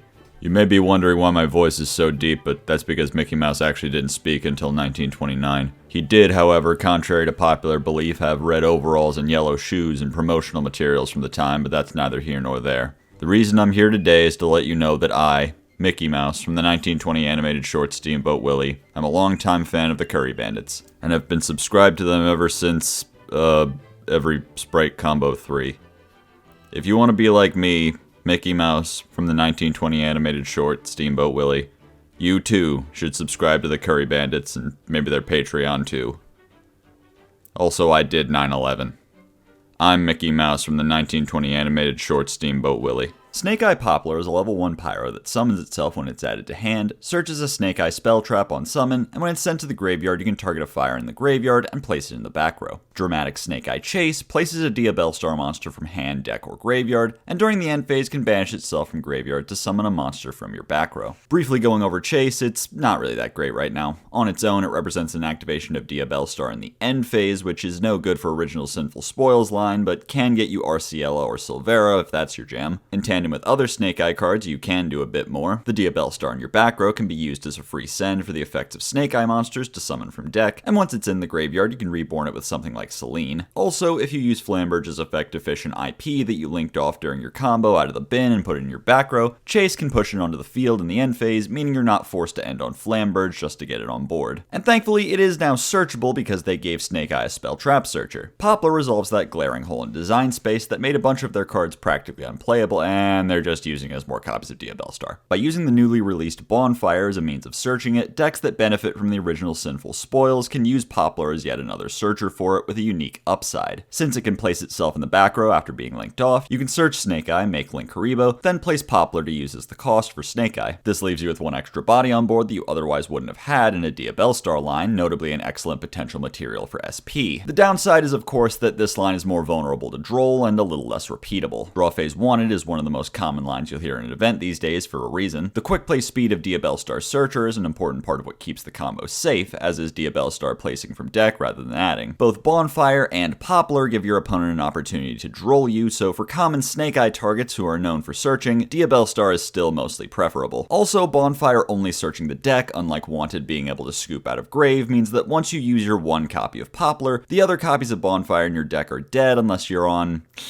other pyros. Original Sinful Spoils can shuffle that one copy back, but that's attached to a level 1 fire search, which maybe you can't even do if you've already run through your 1 or 2 copies of their archetypal level 1 that most Diabell Star decks are on these days. Regardless of these hangups, Poplar has seen huge amounts of play in decks like Rescue Ace and Fire Kings, giving them more consistency and link potential. Fire King specifically has morphed a lot more toward being a Snake Eye-centric combo deck that plays Ash, Flamberge, and sometimes Oak to make a big link board that's robust to hand traps and board breakers. Low, Prayers of the Voiceless Voice, places a Voiceless Voice continuous spell trap from deck on summon, can be used as the full tribute for the ritual summon of a light warrior or dragon, and if such a monster is summoned while it's in the graveyard, it reborns itself. Saphira, Dragon Queen of the Voiceless Voice, can pitch itself from hand to mill a ritual spell, then search a light warrior or dragon ritual, and can banish itself from graveyard to ritual summon a light warrior or dragon. Soravis, Dragon Sage of the Voiceless Voice, can summon itself by shuffling back 2 spells, including a ritual spell, and when your opponent activates a card or effect, he bounces back to hand to summon a light warrior or dragon ritual from deck, but bounce it to hand during the next end phase. Skull Guardian, Protector of the Voiceless Voice, gains 20/50 while Low is on the field or graveyard, searches a Voiceless Voice monster or a warrior or dragon ritual when it's ritual summoned, and can negate and destroy a card or effect while you control Low. Prayers is a ritual spell for any light monster, and if your opponent removes your light ritual monster, you can banish it from graveyard to summon a Soravis, the old one, Saphira, the old one, or Skull Guardian, the new one, from hand or deck. Barrier makes your light monsters untargetable while you control Novox and a light ritual, and searches a Voiceless Voice card or Skull Guardian ritual monster once per turn. And Radiance can either shuffle a light warrior or dragon ritual into the deck to either search or summon a Voiceless Voice monster, or pop itself and cards your opponent controls up to the number of light warrior or dragon rituals you control. This deck has actually seen a lot of success in the OCG as a slower, more control-oriented strategy that nonetheless can set up some pretty intimidating boards. Skull Guardian's Omni Negate can be pretty threatening, especially on a 4100 body with protection from targeting, and even if you get it off field, Prayer in the graveyard can just replace him with another Skull Guardian or a Soravis if you already burned through the hard ones per turn. I often rag on summon negates as not that impactful, but as part of a balanced breakfast, Soravis' summon negation can provide plenty of pressure. Even without barrier live, Soravis in hand can keep your board safe from things like Imperm, which are largely the only ways your opponent has to stop Low's plays from deck. The same is true of Skull Guardian's Search, since you can usually chain block it from Ash by using Low's effect to reborn itself as Chain Link 2. Any way to Low is full combo, since it can place barrier on summon to search Saphira, who sets up the ritual summon of Skull Guardian. If you went through Prosper pre-prep, which you can play since Prayer mentions all 3 of your rituals by name, you'll have enough spells engraved to summon Sagely Soravis, whose effect can tag into his ritual counterpart, or into one of the other rituals that fit the deck's criteria, like Odd Eye's Pendulum Graft Dragon, a Spell Negate, or Kukulane, who does not do anything productive whatsoever, but I can pronounce Kukulane. What can you do, you fucking loser? Fuck you, Dad. And since Low triggers on any special summon of such a ritual monster, linking her and Skull Guardian off for Dynamondo, then immediately firing off in your opponent's draw phase to bring back Skull Guardian, will trigger Low to come back and place Radiance from deck, adding a pop to your board. Being a ritual deck, you can of course play Diviner of the Heralds, but rather than just sending Arclight, you can send Trias Hierarchia so you can tribute the Diviner and trigger its effect to summon Low from deck for another 1-card starter. This deck's success is actually really inspiring. They made a competitive ritual deck without some stupid Floodgate or Infinite Negate boards that play around 100 trillion hand traps. Instead, it's just a consistent, grindy control strat with pieces that are extremely difficult to remove and can recur every turn. I complain a lot So I gotta remember to leave positive feedback on this show sometimes. Maybe you guys can leave some positive feedback every now and then so I don't tweet shit about wanting to burn my house down with me in it every few months. Spirit of Yubel summons itself from hand when your opponent attacks, can't be destroyed by battle and takes no damage. On summon either searches or sets a spell trap that mentions Yubel, and when it's destroyed, floats into the original Yubel. Samsara de Lotus contribute itself to summon a Yubel monster from deck, comes back to hand or field during the end phase if you control Yubel, and when your opponent activates a monster effect, contribute itself to replace that effect with destroying your Yubel. Geist Grinder Golem can reveal a Yubel to summon itself to your opponent's field and summon the revealed monster to your field. And if it battles a Yubel, gives the opposing player 3000 life. Also, if you summon Yubel while it's in the graveyard, you can give it to your opponent again. Nightmare Pain can pop a Dark from hand or field to search Yubel or a card that mentions it, and forces your opponent to attack your Yubels and deflects all damage you would have taken back at them. Mature Chronicle gets a counter each time you summon Yubel or a card that mentions it, and can remove 1 counter to reborn Yubel, 2 to add back a banished card, 3 to banish any card from deck, 4 to pop a card, or 5 to search Super Polymerization. An Eternal Favorite can either summon a dead or banished Yubel. Hey, quick warning, the dumbest guy at your locals is going to tell you that this effect is Calamity or something. It just means your opponent can't, like, trap hole the Yubel or some shit. Look up Star Reader. Or if you control the OG Yubel, can pitch a card and itself to fusion summon using materials from either side of the field, including Yubel. Finally, Yubel the Loving Defender Forever is a fusion of a Yubel monster and any number of effect monsters that pings for 5 on summon for each material, is indestructible, and after battling an opponent's monster, burns them equal to its attack and banishes it. So let me get this straight. This deck got the craziest Super Poly target ever, an in-archetype Super Poly, a Searcher for Super Poly, a Searcher for both those cards, a Lone Fire for the Searcher, a Searcher for the Lone Fire. This is just the best deck. Oh my god. See this? You can make any deck look good just by saying all the things that it does. Truth is, the deck's fun, but has to make some clear concessions to make up for the very outdated design of the original Yubel. Lotus on its own gets you to Yubel with Nightmare and Favorite on board, and can come back during the end phase so you can use its pseudo-negate as well, but you won't have anything to tribute for Yubel's maintenance cost except the Lotus, so you have to choose between either sacking the Lotus and having the board wipe fusion as your entire board, or letting Yubel die and reviving it with Favorite's other effect and having Samsara's negate as your entire end board. Drawing legitimately any monster that summons itself resolves the issue as it can serve as the tribute in Samsara's stead, but there doesn't seem to be any candidate for the job you're really meant to play without pivoting the deck in a very specific direction like Unchained. There is a true 1-card combo with Tour Guide, I lied, it's 1.5, but basically you start with Tour Guide and Rhino, make Muckraker, Rhino mill Samsara, and Muckraker pitch a card to revive the Samsara so you can do the full line, then tribute Muckraker for Yubel, so there's maybe something there, but regardless it's a little disjointed and doesn't really have everything it needs to succeed. Still, it's not really a bad attempt to modernize Yubel. If you care, Eternal Favorite is searchable with Infernal Rage. If that comes up, I'll literally take a shit. I'm going Green Goblin mode. Fuck these hoes. I'm going Green Goblin. I'm the real stepper, real Margiela type of Latin money. Going Green Goblin mode. I'm going Green Goblin mode.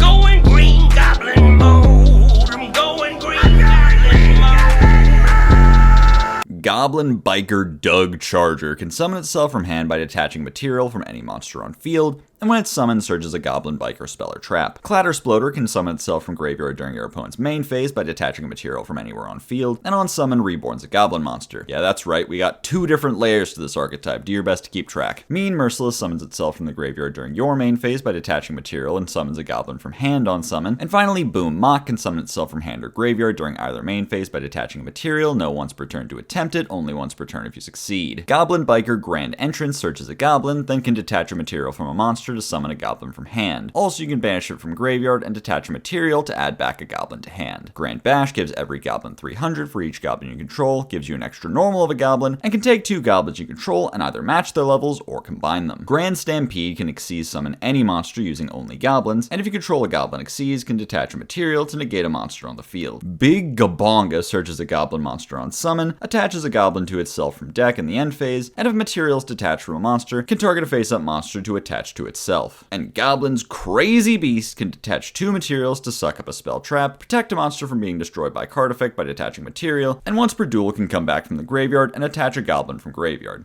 This deck has some neat potential as a rank 3 toolbox deck that can make generic rank 3 disruptions like Cicada and Ashura King. It also interacts very well with the Armor Exceeds engine because you can play through drawing full Armored Exceeds by using your Goblin Biker effects to detach the remaining materials from Fortress. The quick effect detaches on Mock and Clatter make Gabonga an interruption as well, and since Clatter can summon Merciless, who can then summon Doug from hand, you can consistently summon enough goblins on your opponent's turn to enable a quick Exceeds of Ashura King with full armored or Stampede. And just by resolving any way to make Gabonga, you can search Doug, who gets you to a rival, which searches Clatter, and then you can attach Merciless during the end phase, snowballing you into almost the full suite of goblins just with any rank 3 play. The catch is that the deck kinda lacks its own way to make a rank 3. All their effects to summon themselves are tied to there already being an Exceeds on field. Merciless can make a rank 3 if you draw another goblin, but to enable that, you need to be on a critical mass of goblins, even though only one of them is theoretically any good to draw. There's plenty of generic rank 3 enablers you benefit from, so you can still build the deck to consistently get to Gabonga, but it feels like a pretty weird oversight to make an entire archetype worth of cards that are totally dependent on you already playing. Makes the goblins into the worst cards to draw on the goblin deck. It does, however, give you a chance to get pretty creative, as do many facets of this deck. Bash seems to be incentivizing you to try playing Goblinburg and experiment with rank 4s, 6s, and 7s. Not a single card in the deck locks you in any way, so you can try plenty of other rank 3s, even ones that pivot you into a completely different archetype like Chariot Carry, and you can play Link monsters like the one Link monster. I'm excited to see what people come up with this strat and what future support it gets. Hopefully it's not some shitty turtle that doesn't do anything, that'd suck. Last thing to bring up is that these cards have seen some success generically as a side deck engine meant to counter decks like Purely, since they affect the material, not the monster, similar to Xyz Encore, and Noir needs to have a level 1 Purely attached to use its effect to spin, starting your turn by using Doug to swipe the level 1 off, searching a rival to summon Boom and then rip another material, then linking Doug and Boom for something like SP so you can use Boom's effect engraved to grab a third material, can make even the most jacked up Noir into a sniveling vanilla. Even against decks that have the capacity to negate and even destroy Boon, since his effect isn't once per turn, you can keep attempting it from the hand or graveyard as many times as it takes, only losing the ability to once it succeeds. Vados, the Eruption Dragon of Extinction, is a level 9 Dark Pyro that can quick effect pop a card in the field zone to summon itself to the opponent's field and either search or set an Ashen Continuous Trap. And if it goes from the opponent's field to the graveyard, you can destroy all monsters on the field. Obsidian, the Ashen City, makes the opposing special summon monsters Pyros during your turn, bottoms an Obsidian from graveyard during the end phase to draw a card, and if it's destroyed or banished, summons an Ashen from deck. All the monsters Clinton summon themselves while you control Obsidian. Priestess of the Ashen City searches an Ashen card on summon, King summons an Ashen from hand or deck if your opponent controls a monster with 2800 or more, and Hero can quick effect pop a Pyro on the field, and if it was Vados, can place an Obsidian from deck. Awakening of Vados is a quick play that places Obsidian on either field, then if your opponent controls a field spell, searches a level 5 or higher Dark Pyro, and before you even ask, I have literally already read you every single target in this paragraph alone. And Ashen for Eternity can grab a Vados or Ashen out of the graveyard on activation, and can steal back a monster your opponent controls that you own, and cut the attack of all monsters they control by that monster's attack.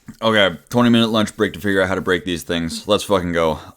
So the Stratos is searchable by Bonfire. Please buy Maze of Millennia. I guess this is a good start, but there's some pretty weird issues that I don't know what to make of. The only interruption this deck really has access to is Hero popping Vados to wipe the board, making him, what, a worse Garunix Eternity? Kinda odd. In this specific format where Pyros are around, I guess, Hero can pop more than just Vados depending on the matchup, but that's not really something to hang your hat on. If your opponent needs their field spell for something, Vados can disrupt that by popping it before it can even resolve. Stuff like Rate Soth that searches on activation is effectively negated by this, so if for some reason you need more Ash Blossoms in a metagame where every deck has a Union Hanger, that's a new possible generic hand trap. In most matchups though, you'll just be using it to kill your own Obsidian, which will float into any of your other monsters, which is a much cheaper way to find your Stratos. That kind of leads into another of the issues being that Priestess doesn't actually have a good thing to search unless you control Obsidian. All the other monsters need to summon themselves, neither Vados nor Awakening or Ashen cards, so you can't search them, and the trap is your search target for Vados himself, and brief tangent, Vados' effect to summon himself can be ashed, and very deliberately, because there's actually pretty much no scenario where you want to search Eternity instead of setting it, so the only reason it can do either or instead of just setting it is an act of vandalism, making the deck's whole axis upon which it operates ashable just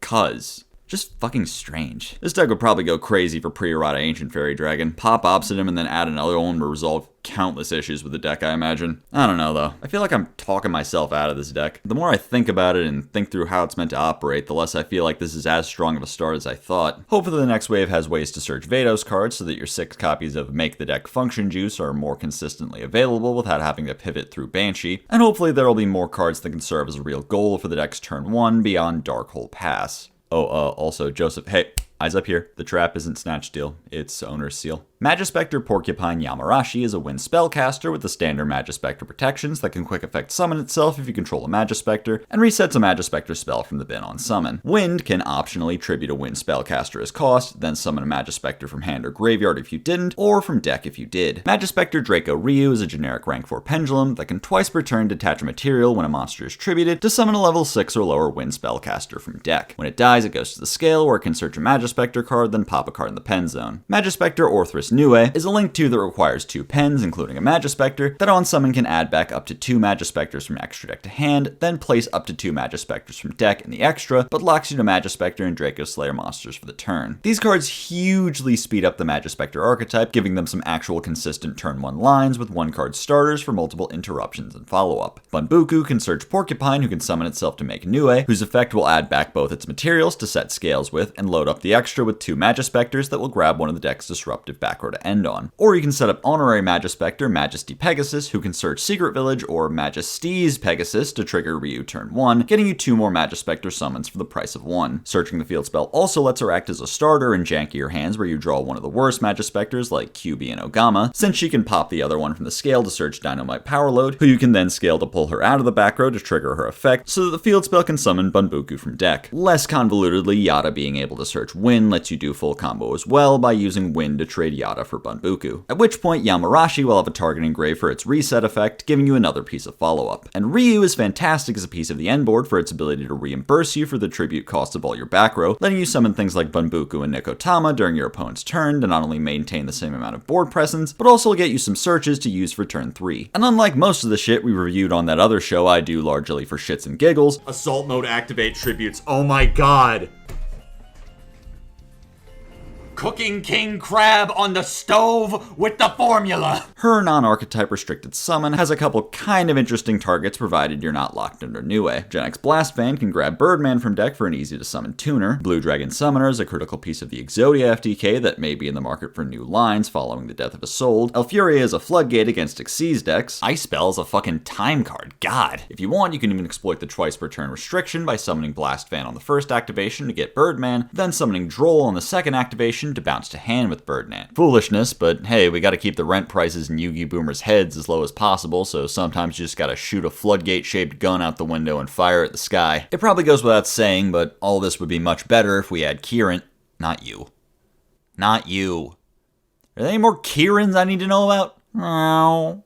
Kieran. Magispector Unicorn Kieran would be huge for the strength of the turn 1 end board and the deck's ability to play through Droll. As is, if you get Drolled on Bunbuku, you can still set one trap with Ogama and make Ryu to get a refund on the cost of that trap, but if you could summon Kieran during your opponent's turn, that'd add one more pressing threat to your board through an interruption that you're otherwise vulnerable to. We all kinda assumed they'd bring him back in the OCG to sell the new support, and everyone agreed it'd be no big deal, but no. Still dead in Japan. Still dead in the States too, so we know it's not an Electromite thing. I don't know what they're waiting for. He's literally in the art of half the new cards. Guess we'll circle back to that next month?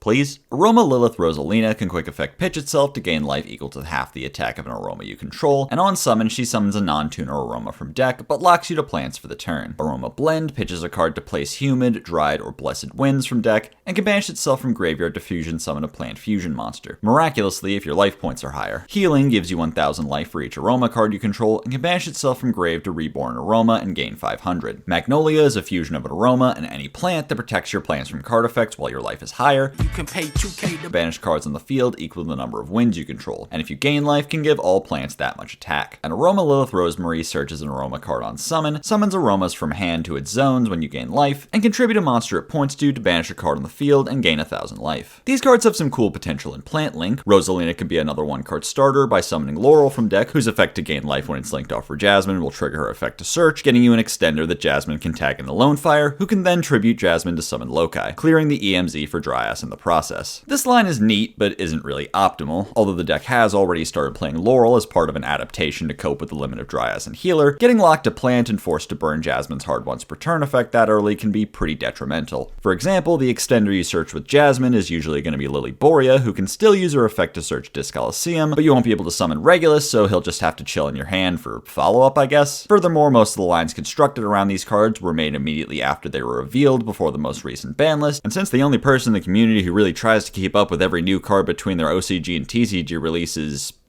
well, me, there isn't really a well theoried out version of this one card combo that takes these limits into account. Aroma Blend is cool in that it follows in the footsteps of Ground Xeno by being a fusion spell in the graveyard as an extra bonus on top of an already good effect on field, but they forgot to make the effect on field good. The wins aren't terrible. Human is a searcher and a heal, Blessed is a heal or a reborn, and Dryad is a pop and a torrential at the cost of giving up your life surplus. These can all add to your potential end board options, especially if you play Sweet Marjoram, but if Plant wanted more bricky continuous traps to put on their end board, they wouldn't have cut Bloom. And the fusion just doesn't do very much aside from the protection. Even the banish is a little fucky in some respects. If you have all 3 wins up, you have to banish exactly 3, even if your opponent only has 1 or 2 things on board, so if you accidentally get all 3 of them up, you have to banish some of your own shit. So even an extra pure Aroma, it's at least not ideal. For what's worth, Aroma Blend can summon any plant fusion, so let's say you take a detour through a Predaplant engine in your combo, now you have access to shit like Chimera Flesia and Dragostapelia.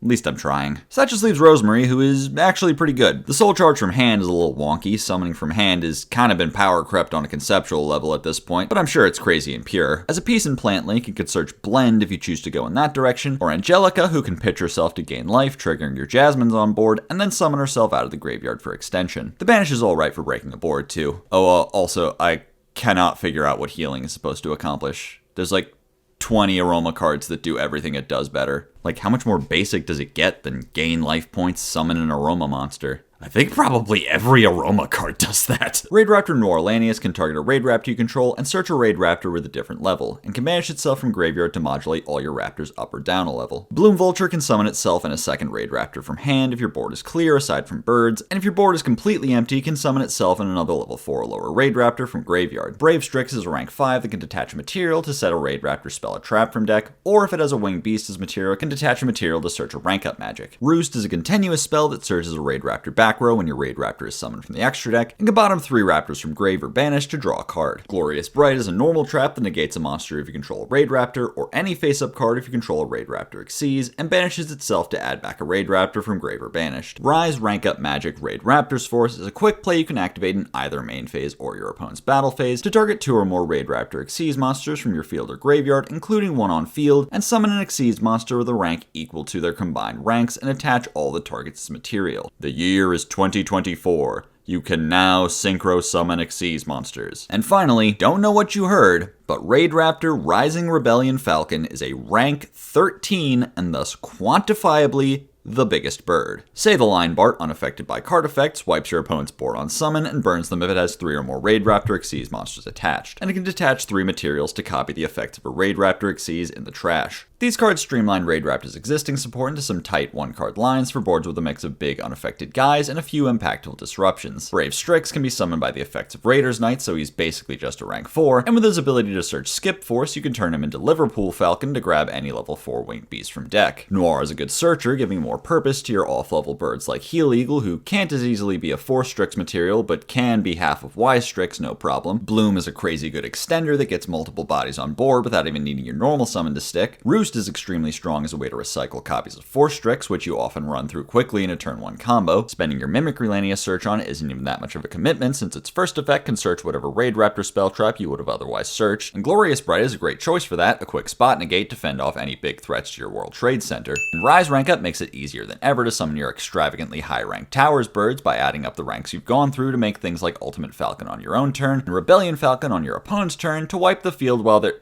Hey, wait a minute. I can explain. With Heel Eagle being able to add Rise Rank Up back to hand after being used on your own turn, you can do both as part of one setup. And rank 13 is a weirdly very good rank for this exact purpose, since the 3 Xyz monsters you'll be going through most frequently are 4 Strix, Raider's Knight, and Brave Strix, who, what would you look at that? That's 13. Card design. If this segment feels weirdly structured, it's because I don't know what the words I'm saying mean. Raid Raptors are my kryptonite. I do not understand them. I cannot wrap my head around, honestly, even what people enjoy about them. I just asked Dymax what they do and then James Somerton my way into failing the Turing test. If I keep making references, people will think my writing is good. Horus, the Black Flame deity, can reveal itself from hand and pitch a card while you control a Horus monster, and Sark to send a card from the field to the graveyard. And if your opponent removes your Sark or one of your Horus monsters, can summon itself from hand and send all other monsters on the field to the graveyard. Walls of the Imperial Tombs is a field spell that's treated as Sark on board, can search a Horus monster, then bottom a card from hand, and after activating Black Flame deity, you can draw a card. Imperial Tombs greatly improves the consistency of the Horus engine, giving you 3 more ways to find Imseti, although it does come at the cost of a card and in a manner that's harder to offset than if you just had to pitch it. It does also give you another card on board named King Sark, so your Horuses can continue to come back every turn even if their enabler gets taken out. Black Flame Deity is a little less useful, being a bit restrictive in how its removal effect can even be used, but it does punish your opponent for trying to remove Sark pretty hard. The really annoying thing about it is that it only procs from hand, so it doesn't do anything if you mill it with Sark. Kinda disjointed design there, a whole deck focused on milling all its names gets a boss that only does things from hand. Cool support, but nothing revolutionary. Here, let's try to knock out all the fish support at once. Let's go. Chief Keef, Merc of the Goatee, can summon itself if you control a fish, summons itself during the next standby phase after being banished. When your opponent's special summons, can banish itself and their monster, and summon one of your banished fish. Wanda Sykes, Moonlight of the Goatee, searches any fish monster on summon. There's 92 of them. I'm not reading every single one of them, you annoying. Then banishes a fish from hand or field. And if it's banished, can banish your fish from hand, field, or graveyard to summon itself. White Sardine can send a White Sardine from deck as cost to summon itself, but locks you to waters from the extra deck. And if it's summoned from the graveyard, can treat itself as a tuner. White Sunfish can target a level 4 or lower fish in graveyard with the same name as one you control to summon itself and the target, and if it's summoned from the graveyard, can become a tuner. White Reincarnation is a continuous spell that searches a fish that can treat itself as a tuner on activation. The cracks are fucking showing. Can give a white aura monster an extra attack, and if a level 8 or higher fish synchro is summoned from the graveyard, can destroy all your opponent's monsters. White Aura Porpoise summons a level 4 or lower fish from hand or graveyard on summon, then can summon another monster with the same name from the graveyard, and if it's destroyed, can banish a water from graveyard to reborn itself and become a tuner. Finally, Fish Lamp summons 2 lamp tokens when it's used as synchro material but locks you to fish, and can banish itself from graveyard while you control a fish synchro to pop a card on the field. These cards are cool new pieces for Goatee, with Keef being a neat little extender, a strong interruption that also gets one of your pieces back to the board to be used as material, and one of your fish that will migrate back to the field at the start of your opponent's turn, meaning you can freely banish it to pay for your effects. Sykes is extraordinarily potent, being able to reel in not just your Goatees from deck, but also any fish extenders you want, like Silent Angler or Abyss Shark. It even bridges the gap between Goatee and Coelacanth, but Coelacanth's level and the ginormous target on his head for interruption might make him a poor investment. Having to banish one of your fish can be an issue, but since he returns to the board immediately after being banished, you can offer him up for the resolution of his own effect, then get him right back at the cost of a fish from the bin. His revival effect also makes him the perfect target for Arianpos to banish from deck, and what great timing, because the white folk have given Goatee an excellent new means of making Arianpos. By using Sardine to mill a copy of himself and summon, you have the ability to resolve Sunfish, summoning himself and the Sardine from grave, which can become a tuner, opening up a level 6 or 8 synchro play. If Arianpos is in the move there, Porpoise can be used as a sort of fish-specific Ash Dragon, getting you back Sunfish, who can also become a tuner to make a 10 like Chengying or Gamir. The odd man out is Fish Lamp, who can put a lot of bodies on board and serve as a cool removal tool, but might be tricky to work with on account of being fire instead of water, and therefore unsummonable under the restrictions of Abyss Shark and White Sardine. Yo, bro, why are you doing that? Centurion ain't top yet, bruh. Don't worry. Enigmaster Packbit drops February 9th. Listen.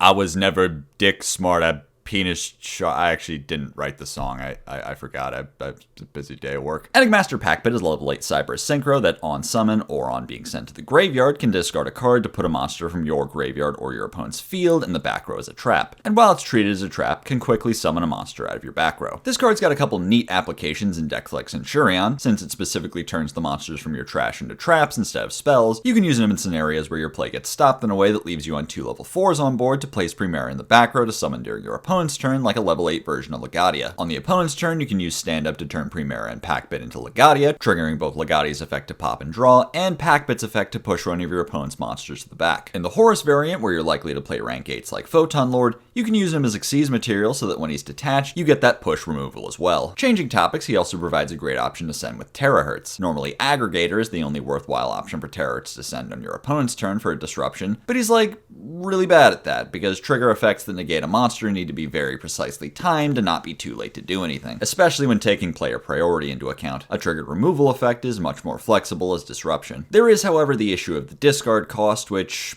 yeah, that's annoying. I like all these cards in my hand. They're my friends. At least it's for effect, not for cost, so if your opponent negates it, you won't be down a card. EMP Meow Mine is the level 2 Cyburst monster that summons itself. Wow. If there's a Link monster, pretty much anywhere. And if your Link 2 monster goes to the graveyard or is banished, you can banish him from hand or graveyard to bounce an opponent's monster. This card is a great new extender for Cyburst decks, being about as generic as it gets for the ability to summon itself, especially when playing into a board. And its effect in the graveyard gives you a great way to board break, a good deterrent against your opponent out of your board, and a potential disruption that will trigger when using the effects of IP or SP. This interaction also makes it a great option for Sprite, which can set him up with Sprint or Gigantic, and has seen success in Salamangreat, which has become less Firelock dependent after the release of... well, we'll talk about that. Memento Clan summons itself if it's sent to the graveyard by Memento Monster's effect, and fishes a Memento card out of the bin on summon. This card adds some options to Memento's plays, giving them something to mill Tatsuno Toshigo and Goblin that will immediately translate to cards on board and in hand, but that doesn't really cleanly slide into existing Memento lines in ways that really change the math. The 1-card combos are still Snatch, Steal, Pass. The 2-card combos maybe have better odds at ending on IP or SP in addition to your trap. I wasn't even going to bring this card up at all until I heard about the Legacy of Destruction support. Unlike Reinforced, this card actually will matter to the functionality of the deck once it becomes, playable, so I thought I'd bring it up now so there isn't just like a phantom Memento you've never heard of before in the next video like Graggle Simpson. Okay, quick paragraph about Swallow's Cowrie because I think the card's really good, but I have 15 minutes before my deadline. It tributes a Wing Beast from hand or field to search any Wing Beast with the same level. That's really good in Blackwing, Fluandries, maybe Raid Raptor. Can dodge Imperm on your activations, but unlike Nest, it doesn't need your normal summon, so it's really good as a starter. Maybe try something with Kujaku Jaku.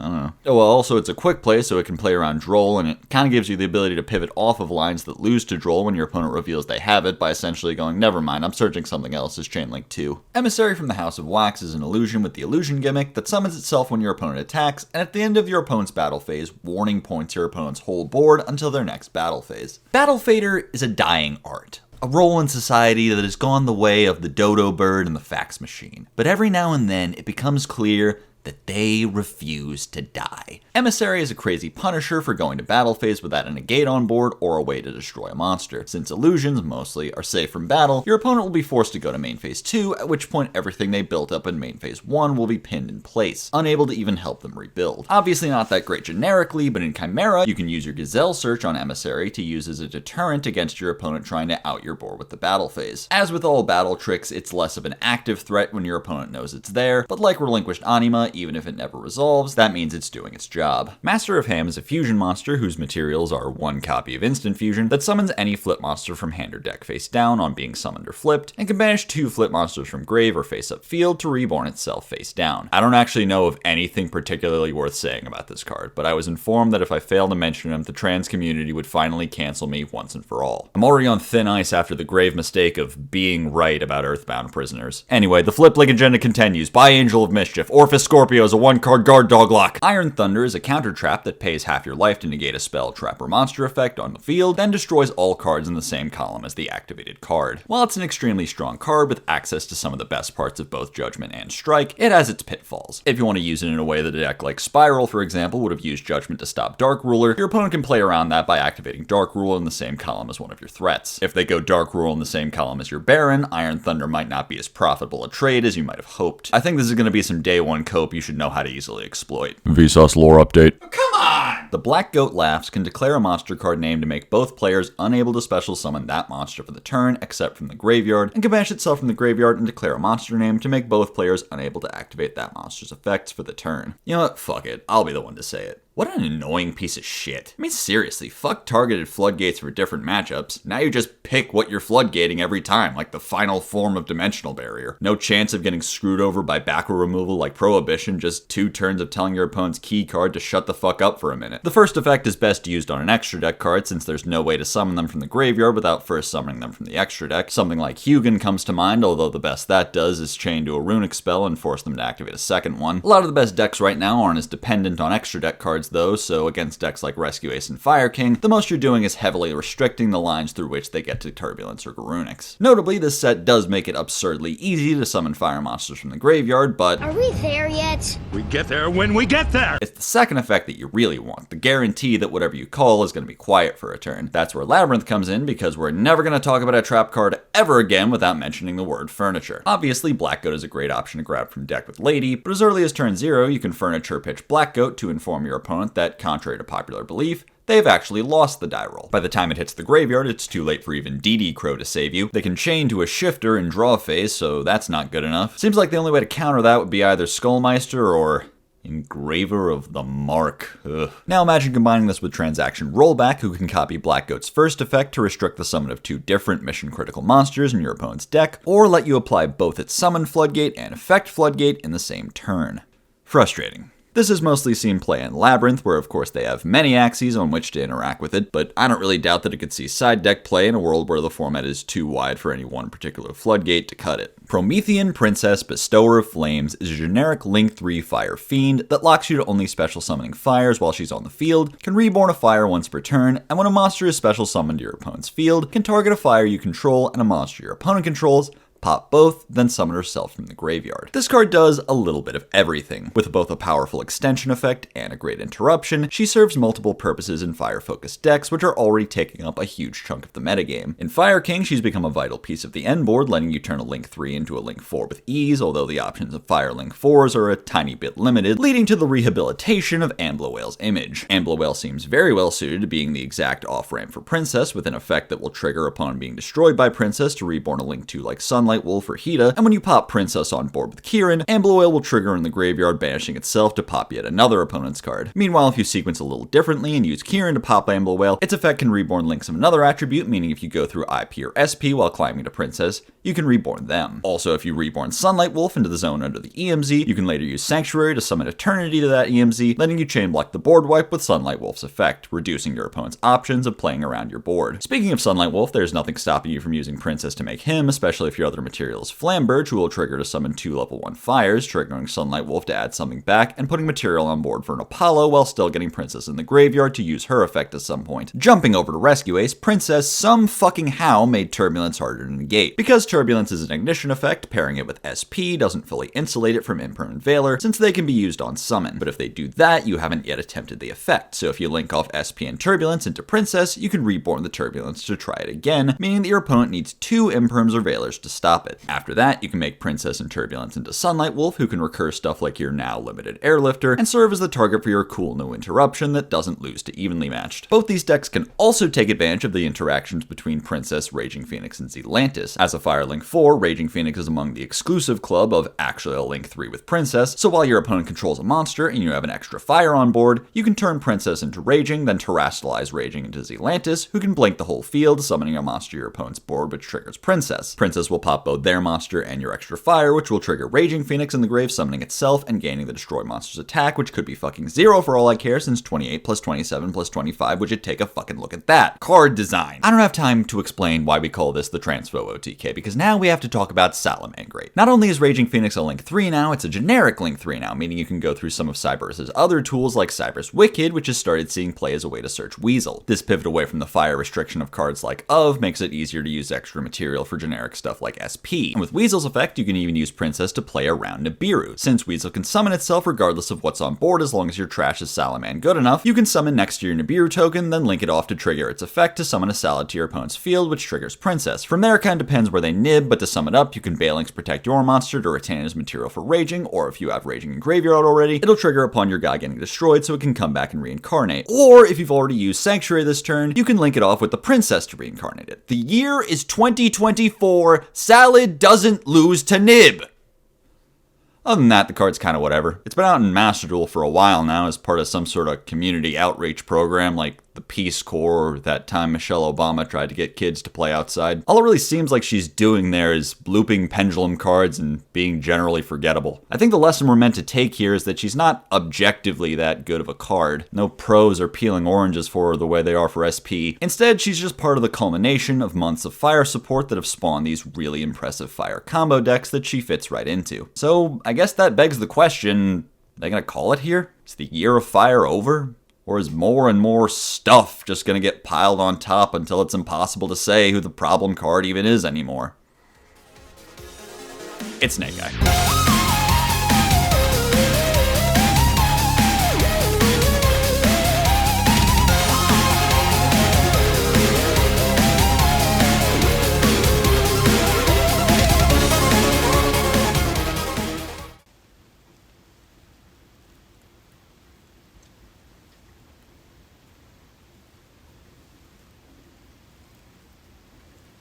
He's my buddy. I wouldn't be where I am today without him. And also... Well, I do owe him a lot. And it goes without saying. To be honest, I don't know him that well. I can say this, though. Annoying. So annoying. Back. Abrasive. Obnoxious. Self-absorbed. What more can I...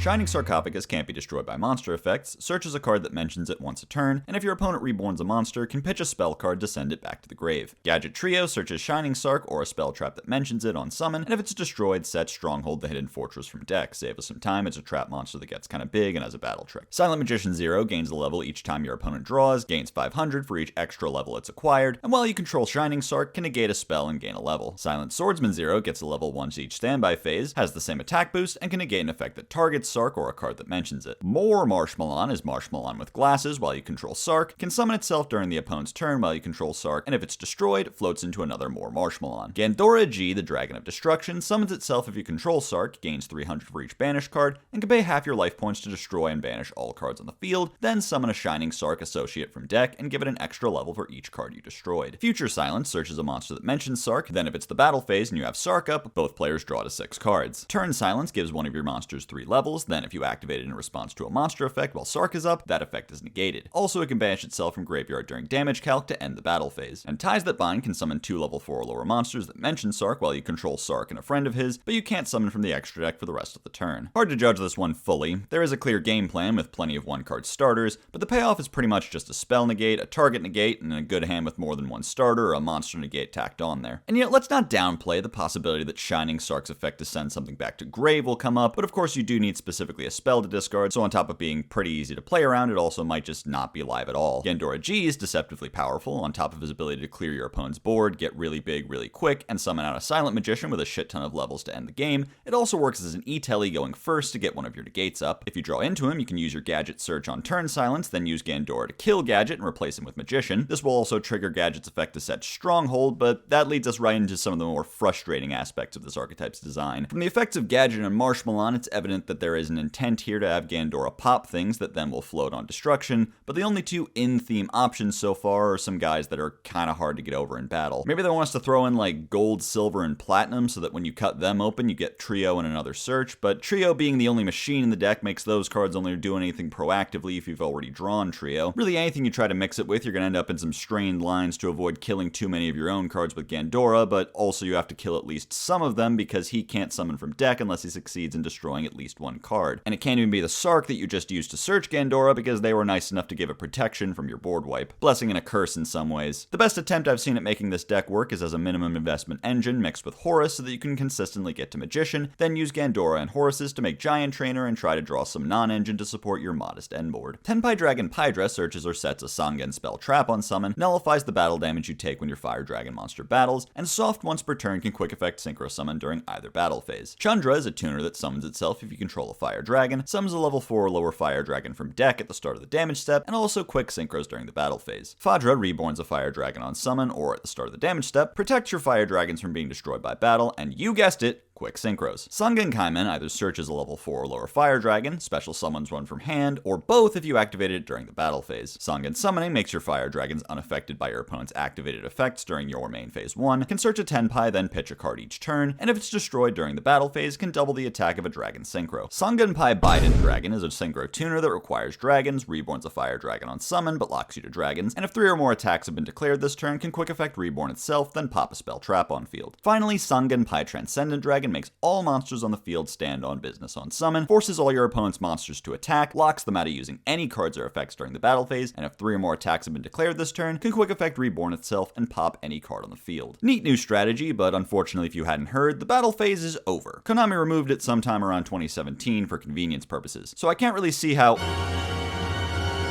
What happened? Alright, let's get into the nitty-gritty here. Tenpai is not just an OTK deck. It is the battle phase. It's so hopped up on battle damage it can see the future and navigate the depths of space with its psychic powers, waging holy war against established boards. Normal summoning Pydra, which is searchable with both summoning and Kaimen, combos into 37,000 damage. They can kill you through prosperity twice And then one more on the chin just in case you weren't paying attention. This is accomplished through getting all 3 names on board to swing in with, quick synchroing into Bident to bring back Fadra, who will trigger to bring back Chandra, so now you've got 3 more attackers and material on board to make another 7 and a 10, which can be Transcendent, but more likely will be Trident Dragion, a much older card who nonetheless is part of the team. His effect lets him pop 2 cards on summon to swing 3 times with its 3k, but don't forget, popping Summoning will trigger it to double Trident's attack, meaning he represents 18,000 damage with a body that even the largest format threats can't block. In terms of breaking boards in preparation for the kill, Tenpai is naturally quite proficient at it, given the healthy redundancy in its surges and extenders, and summoning making your monsters unaffected by your opponent's negates long enough to make an unaffected Black Rose Dragon or Meteor Burst Dragon. But also the high consistency of finding one of your 1-card starters and very few engine requirements mean most Tenpai lists are capable of playing something like 25 non-engine. So even if your opponent is prepared to use their interruptions to stop your 0 to death combo, odds are you can just hand trap them to death, Raigeki whatever they leave on board, then play through a negate because you just drew 2 searchers. Alright, I've got it. I'll just make them go first game 2.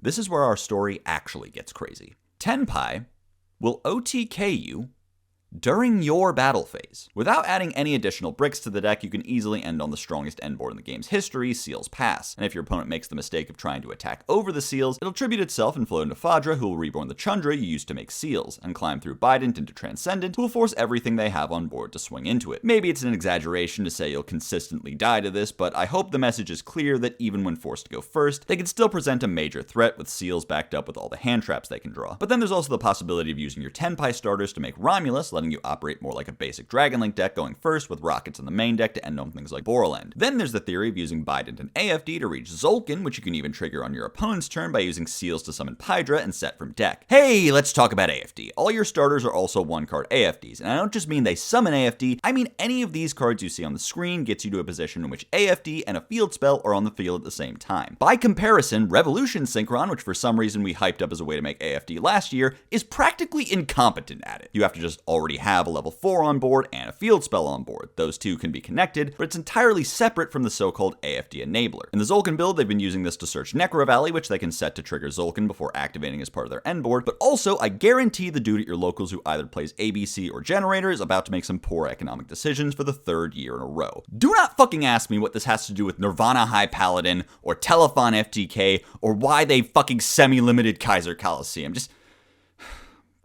don't underestimate this deck. Alright, Ragnarika, the evil seed, can summon itself by pitching a plant, insect, or reptile, and on summon grabs 2 Ragnarika cards from deck or banishment, then banishes a card from hand, but you're locked to plants, insects, and reptiles for the turn. Samurai Beetle summons itself by bottoming one of your banished, this is too many words, they're called pirates now, and if it's linked off for a Ragnarika monster, reborns a level 4 or lower pirate. Armored Lizard summons itself by banishing a pirate from grave, and can discard 1 to bounce an opponent's monster, but not in the mirror for some reason. Bloom boosts pirates by 300 and docks everything else by 300, and once per turn either searches a Ragnarika, then discards a card, or summons a Ragnaraka from hand, grave, or banished. Hunting Dance pops a card your opponent controls for each pirate link you control of a different type, and if a pirate is destroyed, can banish itself to pop an opponent's monster. All the link monsters can reborn themselves by bottoming a pirate you control. Skeletal Soldier reborns a Ragnaraka, Mantis Monk banishes 2 pirates from grave to search a Ragnaraka trap, Chain Coils activates when your opponent uses a monster effect to make neither player able to activate monster effects in hand for the rest of the turn, and Stag Sovereign activates when your opponent summons a monster from deck or extra to pop 2 monsters on the field. Interesting idea no one was really expecting. We got,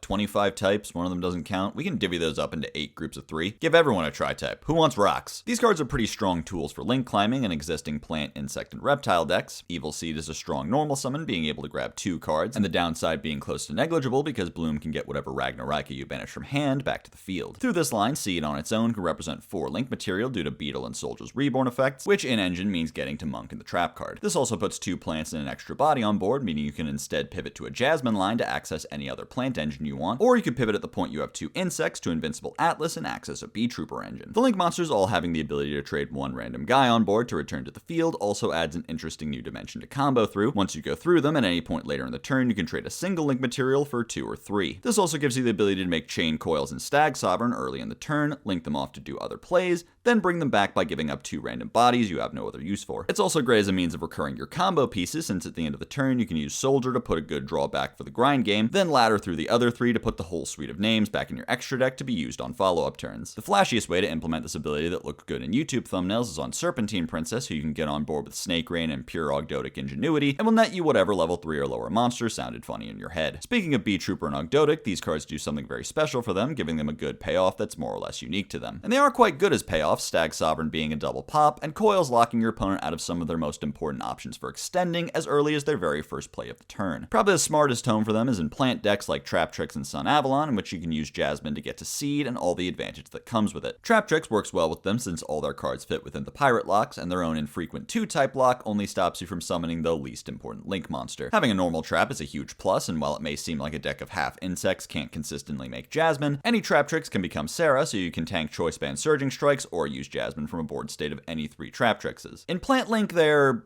okay. As a starter, Evil Seed can do like the Rosalina style line to make an early Jasmine into Lone Fire into Lokai, with the bonus that you've got Skeletal Soldier engraved to work with now, but Sowing locks you into plants early enough in any combo that it's really unlikely you'll get any use out of the bigger links, so you're pretty much just ending on the same old board you normally would. I guess there's something to be said of having the ability to tuck your now 1-0 Dryas back in the extra, or put back your Jasmines that you churn through quickly nowadays. Our other 3 candidates still have most, if not all, of their same old problems that the new end board pieces don't really fix. As a pure deck, there's not exactly enough names to do anything that you wouldn't just get better value out of in a larger combo pile. Tri-Brigade wasn't built in a day. There's so many good ideas present in just this first wave that I think you've definitely got to keep this deck in mind as it gets new support or new shells to slot into. Gruesome Grave Squirmer is a level 1/0/0 fiend that can quick effect summon itself if you control a fiend, then can destroy a Yubel or monster that mentions it on your field, and can banish itself from graveyard to summon a 0/0 fiend from hand or graveyard. Nightmare Throne is a field spell that either searches or destroys any 0/0 fiend from deck on activation, and if a Yubel monster you control leaves the field by a card effect, you can add a Yubel from deck or graveyard with a level 1 higher or 1 lower than that monster to hand, then summon it ignoring its summoning conditions. Hello, viewer.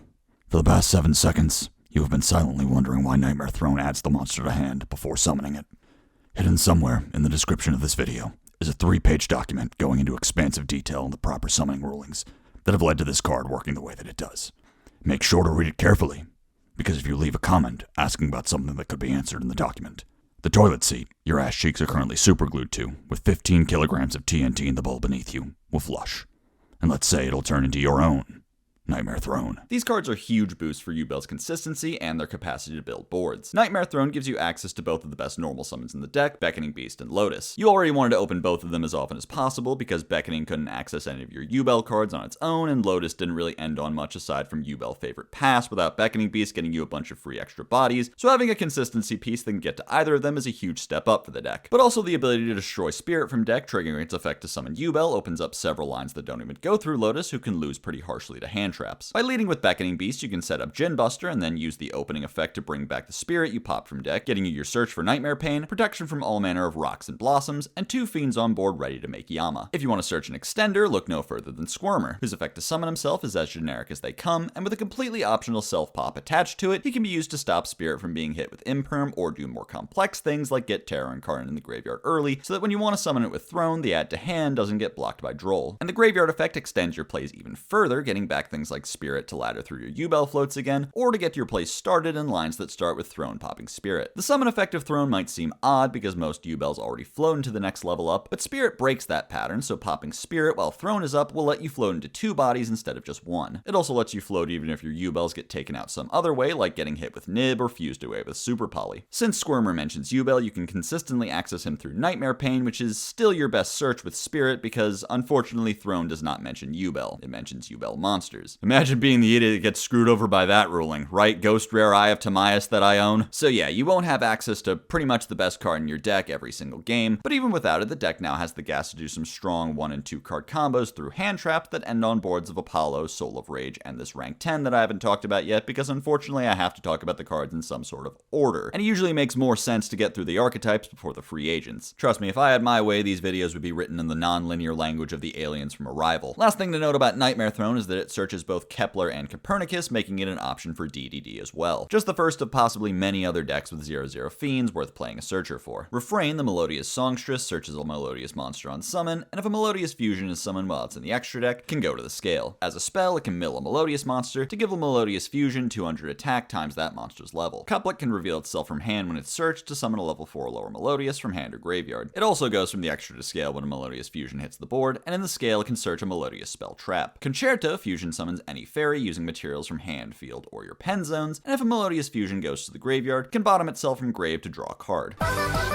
Is a fusion of 2 Melodiouses that prevents your Melodious Fusions from having their effects negated, summons a Melodious from deck on summon, and reborns a Melodious when it's sent to the graveyard. Flowering Étoile, the Melodious Magnificat, is a fusion of a Maestra and 2 Melodiouses that can phase out any number of Melodiouses you control to quick effect bounce up to that many cards your opponent controls. And when she's removed by your opponent, she summons any Melodious except herself from deck or extra. These cards do just about everything you could ever ask for in a modernized take on Melodious. Not only are there more starters than ever, but there's some real payoffs that give the deck something to do going first. Étoile is a fantastic endboard piece that can wipe entire boards mid-combo, and can even avoid Nibiru since whenever the rock comes down, she can tag out your whole field and bring the whole band back in the end phase. Outing her or any part of the board is tricky enough as is with things like Aria and Elegy up, but even once you manage it, she can float into Bloom Diva, an even bigger boulder to get up the hill. Baka is an incredible new fusion you can make with Ostinato, Soprano, or Concerto, an invoker that can't be Ash that gets you a body back when you link her off for Harmonist or fuse her away for a bigger fusion. Since her materials are just 2 names, she's perfect to summon with Ostinato, giving you the room to mill whichever 2 you want and craft your combo around that. And for your summon from deck, Refrain can be used to grab Couplet, who will reborn one of the materials used for Baka, then can be set in the scale to search Concerto. Refrain and Couplet work well with Concerto since it can send them from the front or back row to the extra deck and immediately trigger them to go back to the scales. And once she's in the scale, Refrain can mill yet another Melodious of your choosing that you can summon with Baka or add back to hand with Chapina or Soprano to later be pendulum summoned. Although Ostinato and First Movement still aren't searchable because they aren't Melodious cards, the deck has enough 1-card combos between them and Refrain as well as some 2-card combos with Couplet that the deck can consistently end on Étoile and 1 or 2 Schubertas, as well as a pretty solid number of hand traps since you could draw a card with Concerto along the way, and with Fusion sub and builds that choose to play Tam Tam, who for your consideration is also a time card. Since your whole deck is fairies, some of those hand traps can even be heralds, but don't expect them to have the same amount of oomph that you might have gotten used to from the era of Orange Light Pitcher Guido. There's also been some experimentation in the OCG with using Ostinato to summon Baka and set up Beyond the Pendulum, pivoting into things like full pen combo, Shat all bullshit, and I swear to god I'm not making this up, full Math Mech combo under Apollousa. Kinda reminds me of old super heavy combos where like you could make an early Baron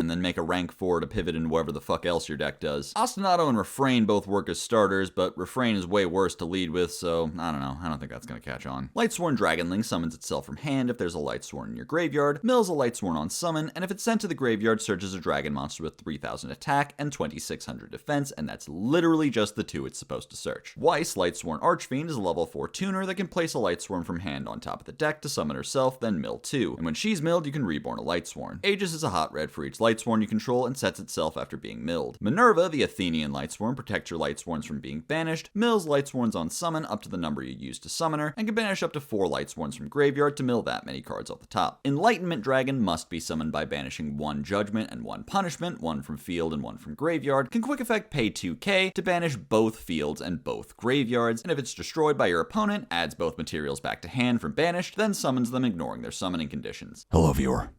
Do you still have that document open? Lot to like about this new wave of support. Right on the surface, these cards have the highest level of control over what you're milling we've seen to date in the Lightsworn archetype, except that one guy we don't talk about anymore. Dragonling and Minerva both let you pick exactly what you want to send from deck, and Weiss lets you pick a card from hand to be your first mill. This turns your bricky, inconsistent Wolves and Felices into much more controllable resources you can get out at will from hand or deck. Dragonling checks all the boxes to be a circular, even though he does them out of order, and gives the deck access to its feathered bosses with the most consistency we've seen since Eclipse Wyvern bit the bullet. Minerva also perfectly sets up Punishment Dragon, getting all 4 names you need in the banishment quicker than ever before. Aegis is a good possible interruption, but there's still not really Lightsworns that feel right to end on, so to enable it, you'll kind of just be leaving up random stuff to get a negate or 2. And Enlightenment Dragon is confusing. I mean, it's an absurdly strong interruption, wiping out everything your opponent could have possibly set up and leaving no survivors, but also wiping out your entire follow-up. Since you're only guaranteed to search one of the two materials with Dragonling, you'll need to go balls to the wall with your setup turn to ensure you mill the other one, but that means if you fire them off, you'll have maybe 10 cards in deck on turn 3 to try to assemble a new board to kill with. You can use Punishment to put it all back in the deck, except for all the Lightsworns, but unless you've got another copy on you, the one you fused away is only coming back if your opponent destroys Enlightenment. So I guess when it comes to both Aegis and Enlightenment, the answer is that they really want you to just leave Minerva and a couple other random Lightsworns on board that can't be banished by your dragon. The smarter answer, I think, is probably just don't bother with Enlightenment. Both the big dragons are bricky, so only having to play one to get value off Dragonling's search is probably better. Judgment is fine as an extender, but Punishment is just as easy to summon with Minerva and is actually a really strong grave disruption in his own right. Anyway, probably your best bet for building Lightsworns is going to be something involving Bestial, so all your level 4 tuners can be used to make Baron. And Dispater. You could also use some of them to make a new sort of Tearlament brew, but nothing really jumps out as a good niche the deck can occupy on its own. The amount of 8s you go through, it's not hard at all to make 2 12s and thus Calamity Lock, but as Dimax pointed out in his article, there's really no reason to try and fit into the format space that Centurion has a straight monopoly on. I don't know, maybe we really will end up as Aegis plus Punishment mid-range instead of the mill 30 combos we're expecting. God, we're on page 8 already.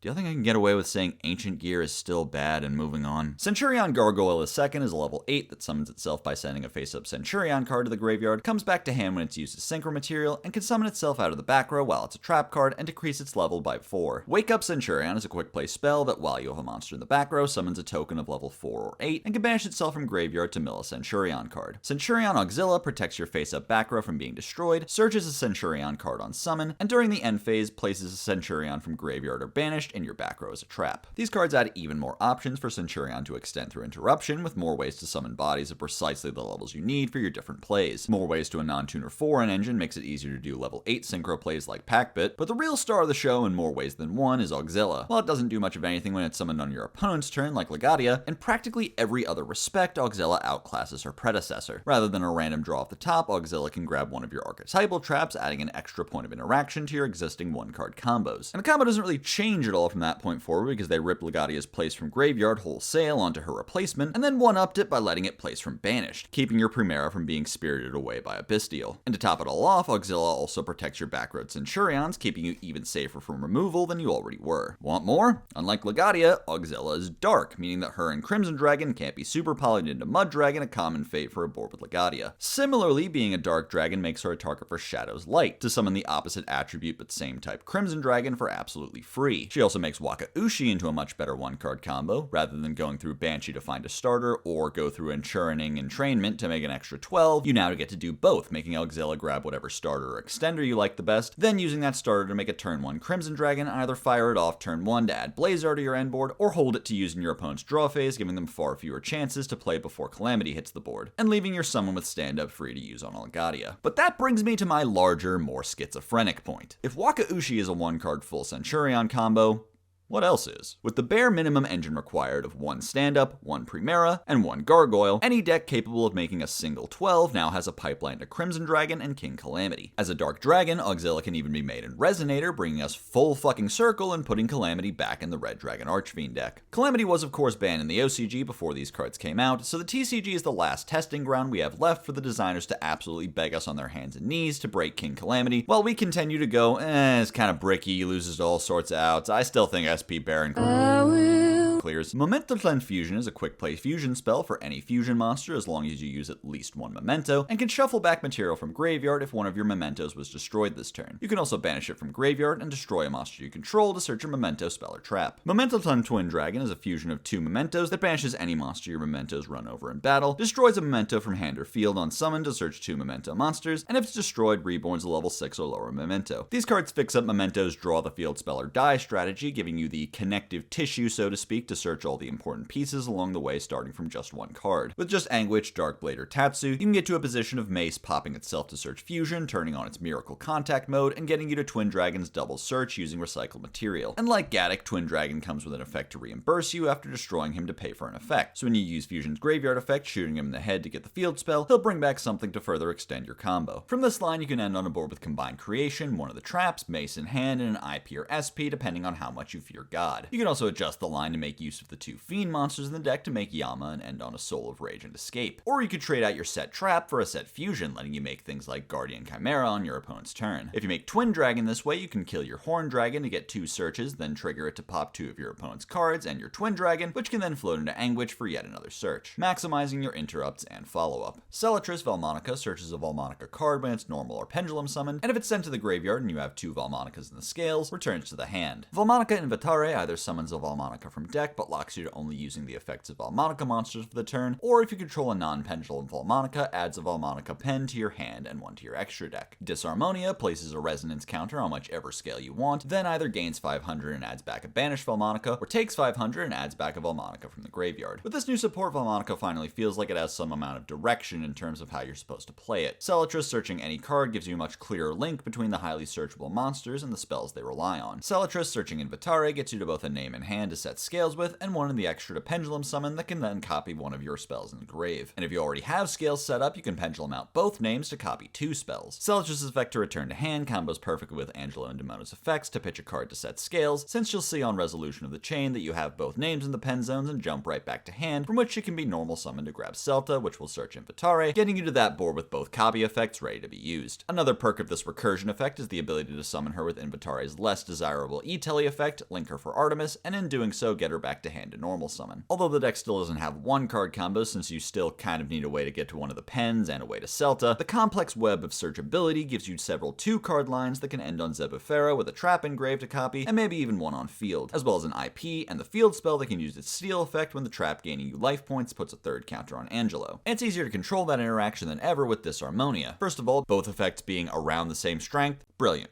Thank you, keep doing that. But also, independently placing a counter on whichever one you want before doing anything else gives you much better control on the number of counters on each scale. Normally, Angelo only gets like 1, and only from your other Angelo in the monster zone copying a gain life effect because it has no other choice than to use the gain life effect. Now you can easily put that 2nd counter on it so it can consistently gain the 3rd counter during your opponent's turn. And getting that 3rd counter also enables your IP to link herself into Duralume, popping pretty much all your opponent's monsters, presuming you'll have at least 3 counters on each scale by this point. The support has really steered the whole ship back on course where before we weren't even sure it could float, to the point where the deck has already started doing pretty well in the OCG as a slower control strat with a good amount of non-engine space. Saphira, Divine Dragon of the Voiceless Voice, draws 2 and discards 1 on summon if you control low, rips a random card from your opponent's hand when your Light Warrior or Dragon Ritual battles, and during your opponent's end phase adds a light monster from graveyard back to hand. Blessing of the Voiceless Voice can add a Voiceless Voice card from graveyard or banish back to hand, and if a non-ritual summon, can perform a ritual summon of a Light Warrior or Dragon and make that monster unable to be destroyed by battle. Saphira, I mean, is just not very good. It's cute that she can do all 3 of old Saphira's effects in 1 turn, but they're still not really that great. Drawing cards in a control deck is okay, but it does conflict with Prosp. Hand Rip in the battle phase, I mean, come on, man. Airbellum is down the hall and to the left. And I guess you can grab Diviner back during your opponent's end phase for follow-up, or maybe like Veiler. 4 out of 10, I will not play you. Blessing, on the other hand, has become a standard 1-of in Voiceless Voice builds for its utility in some 2-card combos and mid-game scenarios. For one thing, it's just nice to have a 3rd thing to place with low, because currently, once you've got Barrier and Radiance up, you'll find yourself on turn 3 and beyond just placing extra barriers to get extra value off of low, which, you know, has its purpose. The more copies you have, the harder it is to ever get to a scenario where your monsters can be targeted, aiding in the sticky aspect of VV's board. But Blessing really serves a purpose from turn 3 and beyond, recurring spent resources that the deck otherwise runs out of quickly, like copies of Dragon Queen and Prayers. Prayers was an especially sore spot for the deck because once you banish both your copies, you could get into a position where you just run out of ways to ritual summon in the late game. And Blessing, of course, gives you yet another remedy for that issue as a continuous means of ritual summoning once each turn, and during your opponent's turn as well, since it will trigger when your opponent summons something, letting you add a Soravis or Pendulum Graph to your board, while also triggering Low's resummon to get to Radiance. These interactions have enabled a 2-card combo with Low and Skull Guardian, where you link off Low for Linkaribo, Blessing to add back the Low, then make Secure Gardener to trigger Blessing to summon Skull Guardian. All told, it's kind of a minor incremental upgrade to an already sufficiently competitive deck. Nightmare Apprentice can summon herself by pitching a card, has the illusion gimmick that they won't give up on, and searches any illusion monster on summon. Well, fuck me, I guess. guess. When I called it concerning that there was a card that searched any illusion right when the type was starting to take form, they decided to dig in even harder into it. There must be some sort of schism in the R&D department over whether they should be running illusion as an actual type or just a gimmick of the Chimera archetype. For now, it's still the latter, and this card is of course pretty good for it. Functionally Signet Mining for Mirror Sword and Cornfield, this card adds more starters to the deck and makes for a good search with Gazelle that can add a body to the board, changing your Guardian Chimera options while also grabbing follow-up. Also, she's a level 6, so in the occasional hammer you don't get locked to fusions, you can end a turn by overlaying her and one of your Chimeras into Beatrice to crap!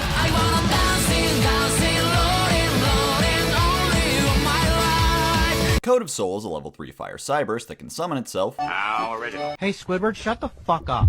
If you control a Link monster, lets you reincarnate a Solid Link once each turn, and can quick effect banish itself to Link summon a Link 3 or higher Cyburst. Pyro Phoenix Truthers, our time is motherfucking now! Do-do-do-do! Do-do-do-do! This card is a huge buff to Salad, giving them an extra way to reincarnate alongside Sanctuary, and a way to reincarnate on your opponent's turn, letting you do things like shuffle away a back row with Heat Leo, get another search with Raging Phoenix, or of course, Ops wanted some initiative. Blew up their entire quadrant. I'm moving like Oppenheimer. Making both Raging Phoenix and Pyro Phoenix in a single turn isn't that complicated, since you can reincarnate Raging to get the search, then link it off with Princess to end on your bomb. The problem is of course that Code isn't a Salad himself. You have mining and debug for him, but outside of those, the only consistent way to access him is through Horse Prince. Ugh. On the bright side, the deck does have its own tuners to make Horse Prince with these days, and if you don't need him to grab Code, he can summon Ash so you can add it to hand with Sunlight Wolf later in the turn, or just grab Gazelle so you can focus your search power on other combo pieces. Supreme King Zark Synchro Universe is a level 12 synchro that requires Dark Pendulum non-tuners and is treated as Zark while on the field, and I swear to you, that is the only line of text you need to know about. This card solves the issue plaguing Odd Eye's Arc-Ray Dragon of being unreasonably difficult to summon because the original Zark is just not feasible to make turn 1 even if you can tag him into Arc-Ray for a super generic scale search. By comparison, Synchro Universe is 1,000 times easier to make, so that makes Arc-Ray playable, right? Wrong! You're not going to believe this, but a level 12 synchro that isn't even generic is actually still pretty difficult to summon. The list of level 8 Dark Pendulums to tune with the level 4 tuners Pendulum Magician commonly plays is a lot less expansive than you might expect. So the lines I've seen have been all manner of cope, ranging from biting the bullet and just using 2 Dark Worms, to incorporating a Predaplant engine because of Triantis. And regardless, what's the payoff for putting yourself through all that?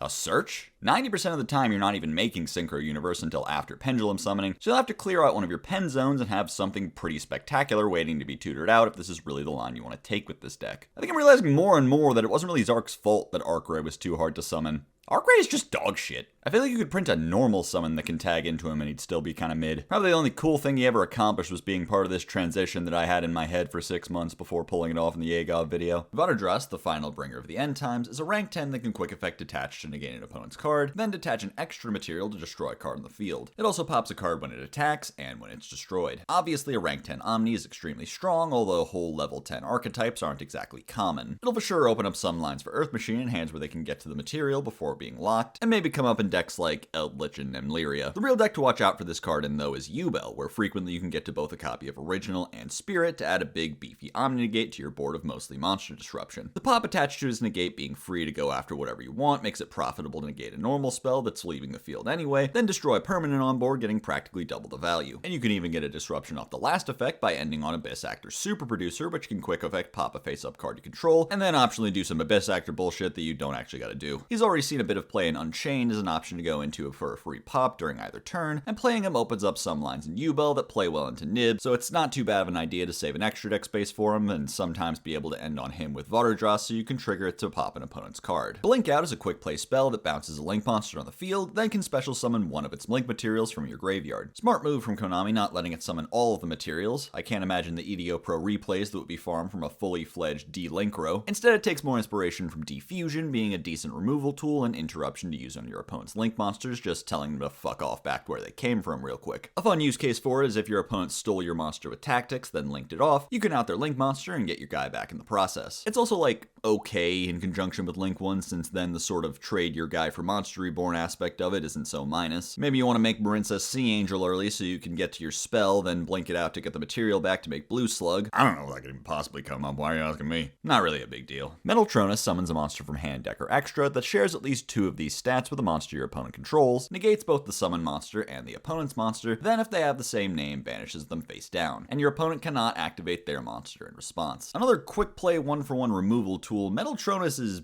odd. Much stronger in the mirror, but also forcing you to give up your own bosses to get the most value out of it. You can remove Baron by summoning your own and then banishing them, but then you don't have your own Baron anymore. So maybe it's just good as a negate that also extends for you. I guess negating your opponent's Flamberge and summoning your own puts you in a pretty good position. Being a little bit spell speed 4 is cool. Maybe this would have peaked in like Prankid format where you could negate Battle Butler and summon Fancies to start your own combo right off. Very funny it has to be a non-token monster so you can't target the Primal Being token and summon a second Nibiru. Diabellstar lore update. Snake Eyes Diabellstar is Konami's latest innovation in making cards that are completely impossible to talk about without just saying the entire card name, breaking up the flow of your sentence with 6 fuck-ass syllables, and somehow still not being understood. When she battles, she can place herself and the monster she's battling into the back row as continuous spells, and while she's there, you can target a fire in your graveyard, place it in the back row, and summon her. This card has seen a lot of play in pure Snake Eye variants, and she can be placed in the back row with Divine Temple or Dramatic Chase. Her existence makes both of them into actual proactive extension instead of just an extra resource waiting to be unlocked later. She's also the second search target for Wanted, so if you open Wanted and Black Witch, you can search Snake Eyes, pitch it for Black Witch, then later in the turn use Poplar or Flamberge to place her from the grave into the back row to use her free summon. That also makes both of them even better in the grind game since they both can put a monster on board with their place effects much more quickly than usual. Doesn't usually make the cut in Fire King builds, but she definitely adds a lot more options to the already incredibly strong Snake Eye archetype. Diabell's the original Sin Keeper is an illusion without the illusion effect that they actually are giving up on that can summon herself if there's a Sinful Spoils in either graveyard, makes your opponent unable to activate any spell or trap cards that weren't set first, and if a player sets a spell trap, can target a card on each field and destroy them. Sinful Spoils Struggle can destroy cards on your field up to the number of Sinful Spoils in your graveyard and banished, and cards on your opponent's field up to the number of theirs. And if it's destroyed or banished by your opponent while set, it can shuffle 2 cards on the field back into the deck. Sinful Spoils of Dozing Morian can book a special summon monster, and if you control a level 5 or higher illusion, can reset itself. And Sinful Spoils Subdual either searches or summons a level 5 or higher illusion, but if you summon it, it can't activate its effects during the main phase this turn, and can banish itself from graveyard, bounce a set card you control, then let you set a spell trap. So start off with the obvious, Morian is kinda whatever. It's competing with like Silvera and Arciela as interruptions you can set with Black Witch, and it's okay. Struggle is painfully reactive, only doing anything in matchups where your opponent is on Sinful Spoils too, so one might view it as a way for Snake Eye to like bully Rescue Ace and TG and shit. And Subdual is of course your main way of finding and enabling Diabell's. Summoning her with Subdual makes her mostly unable to use her pop that turn, but her Floodgate will still be active, and the graveyard effect of Subdual can proactively trigger her pop on a later turn. If you draw into Diabell's in a hand that already has Black Witch access, you can summon her for absolutely free, and in doing so turn off Infinite Impermanence for one thing. I know one guy who's happy about that. On your opponent's turn, they'll be unable to use quick play spells or set scales, so Runic and Pendulum fans are already calling for this card's immediate extermination. But she's not a full anti-spell. If your opponent wants to use a spell like Rhoda, they just have to set it first and then flip it right up. That's where the pop comes in, giving you a chance to predict whether you think the spell that's just been set is a threat and neutralizing it before it gets flipped up, making her kind of like a spell negate in a stripped down sort of way. But of course this opens up the mind games of, is this set spell what I think it is? Is it the card they just searched, or a complete bluff? This doesn't, however, apply if the set spell is original Sinful Spoils,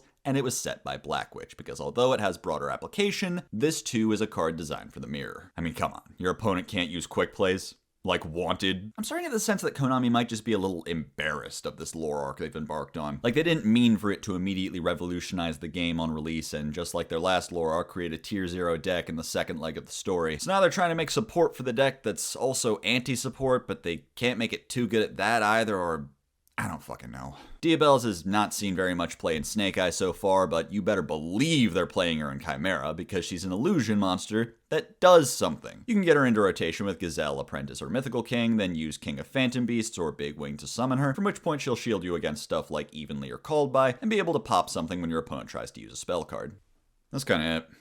There's no card for me to go insane about this time, although from a certain point of view, I kind of went insane about every card this time, because how the hell did I write 700 words about Lightsworn? I sometimes wonder if my work is unsustainable, if I can really expect to get an adequate understanding of 100 cards every 3 months, not even factoring in side sets. I mean, there literally were no new cards in between Phantom Nightmare and Legacy of Destruction. I had the most time I've ever had to research for this video. Still worried about it every single day. I'm worried right now writing this, thinking somehow every single segment is too short, not in depth enough, probably outdated somehow. Maybe I'm worried that you guys won't watch a video called Everything You Need to Know if I don't know everything. There's a lot of things I don't know. I don't know how many more of these I have in me. I don't know if I'll ever make a video that does as well as Power of the Elements again. I don't think it matters. For right now, I'm not going anywhere. I'll keep working my ass off to try and share as much knowledge of this strange, spectacular game as I can with this world. Because if I don't, who will? I mean, maybe Josh.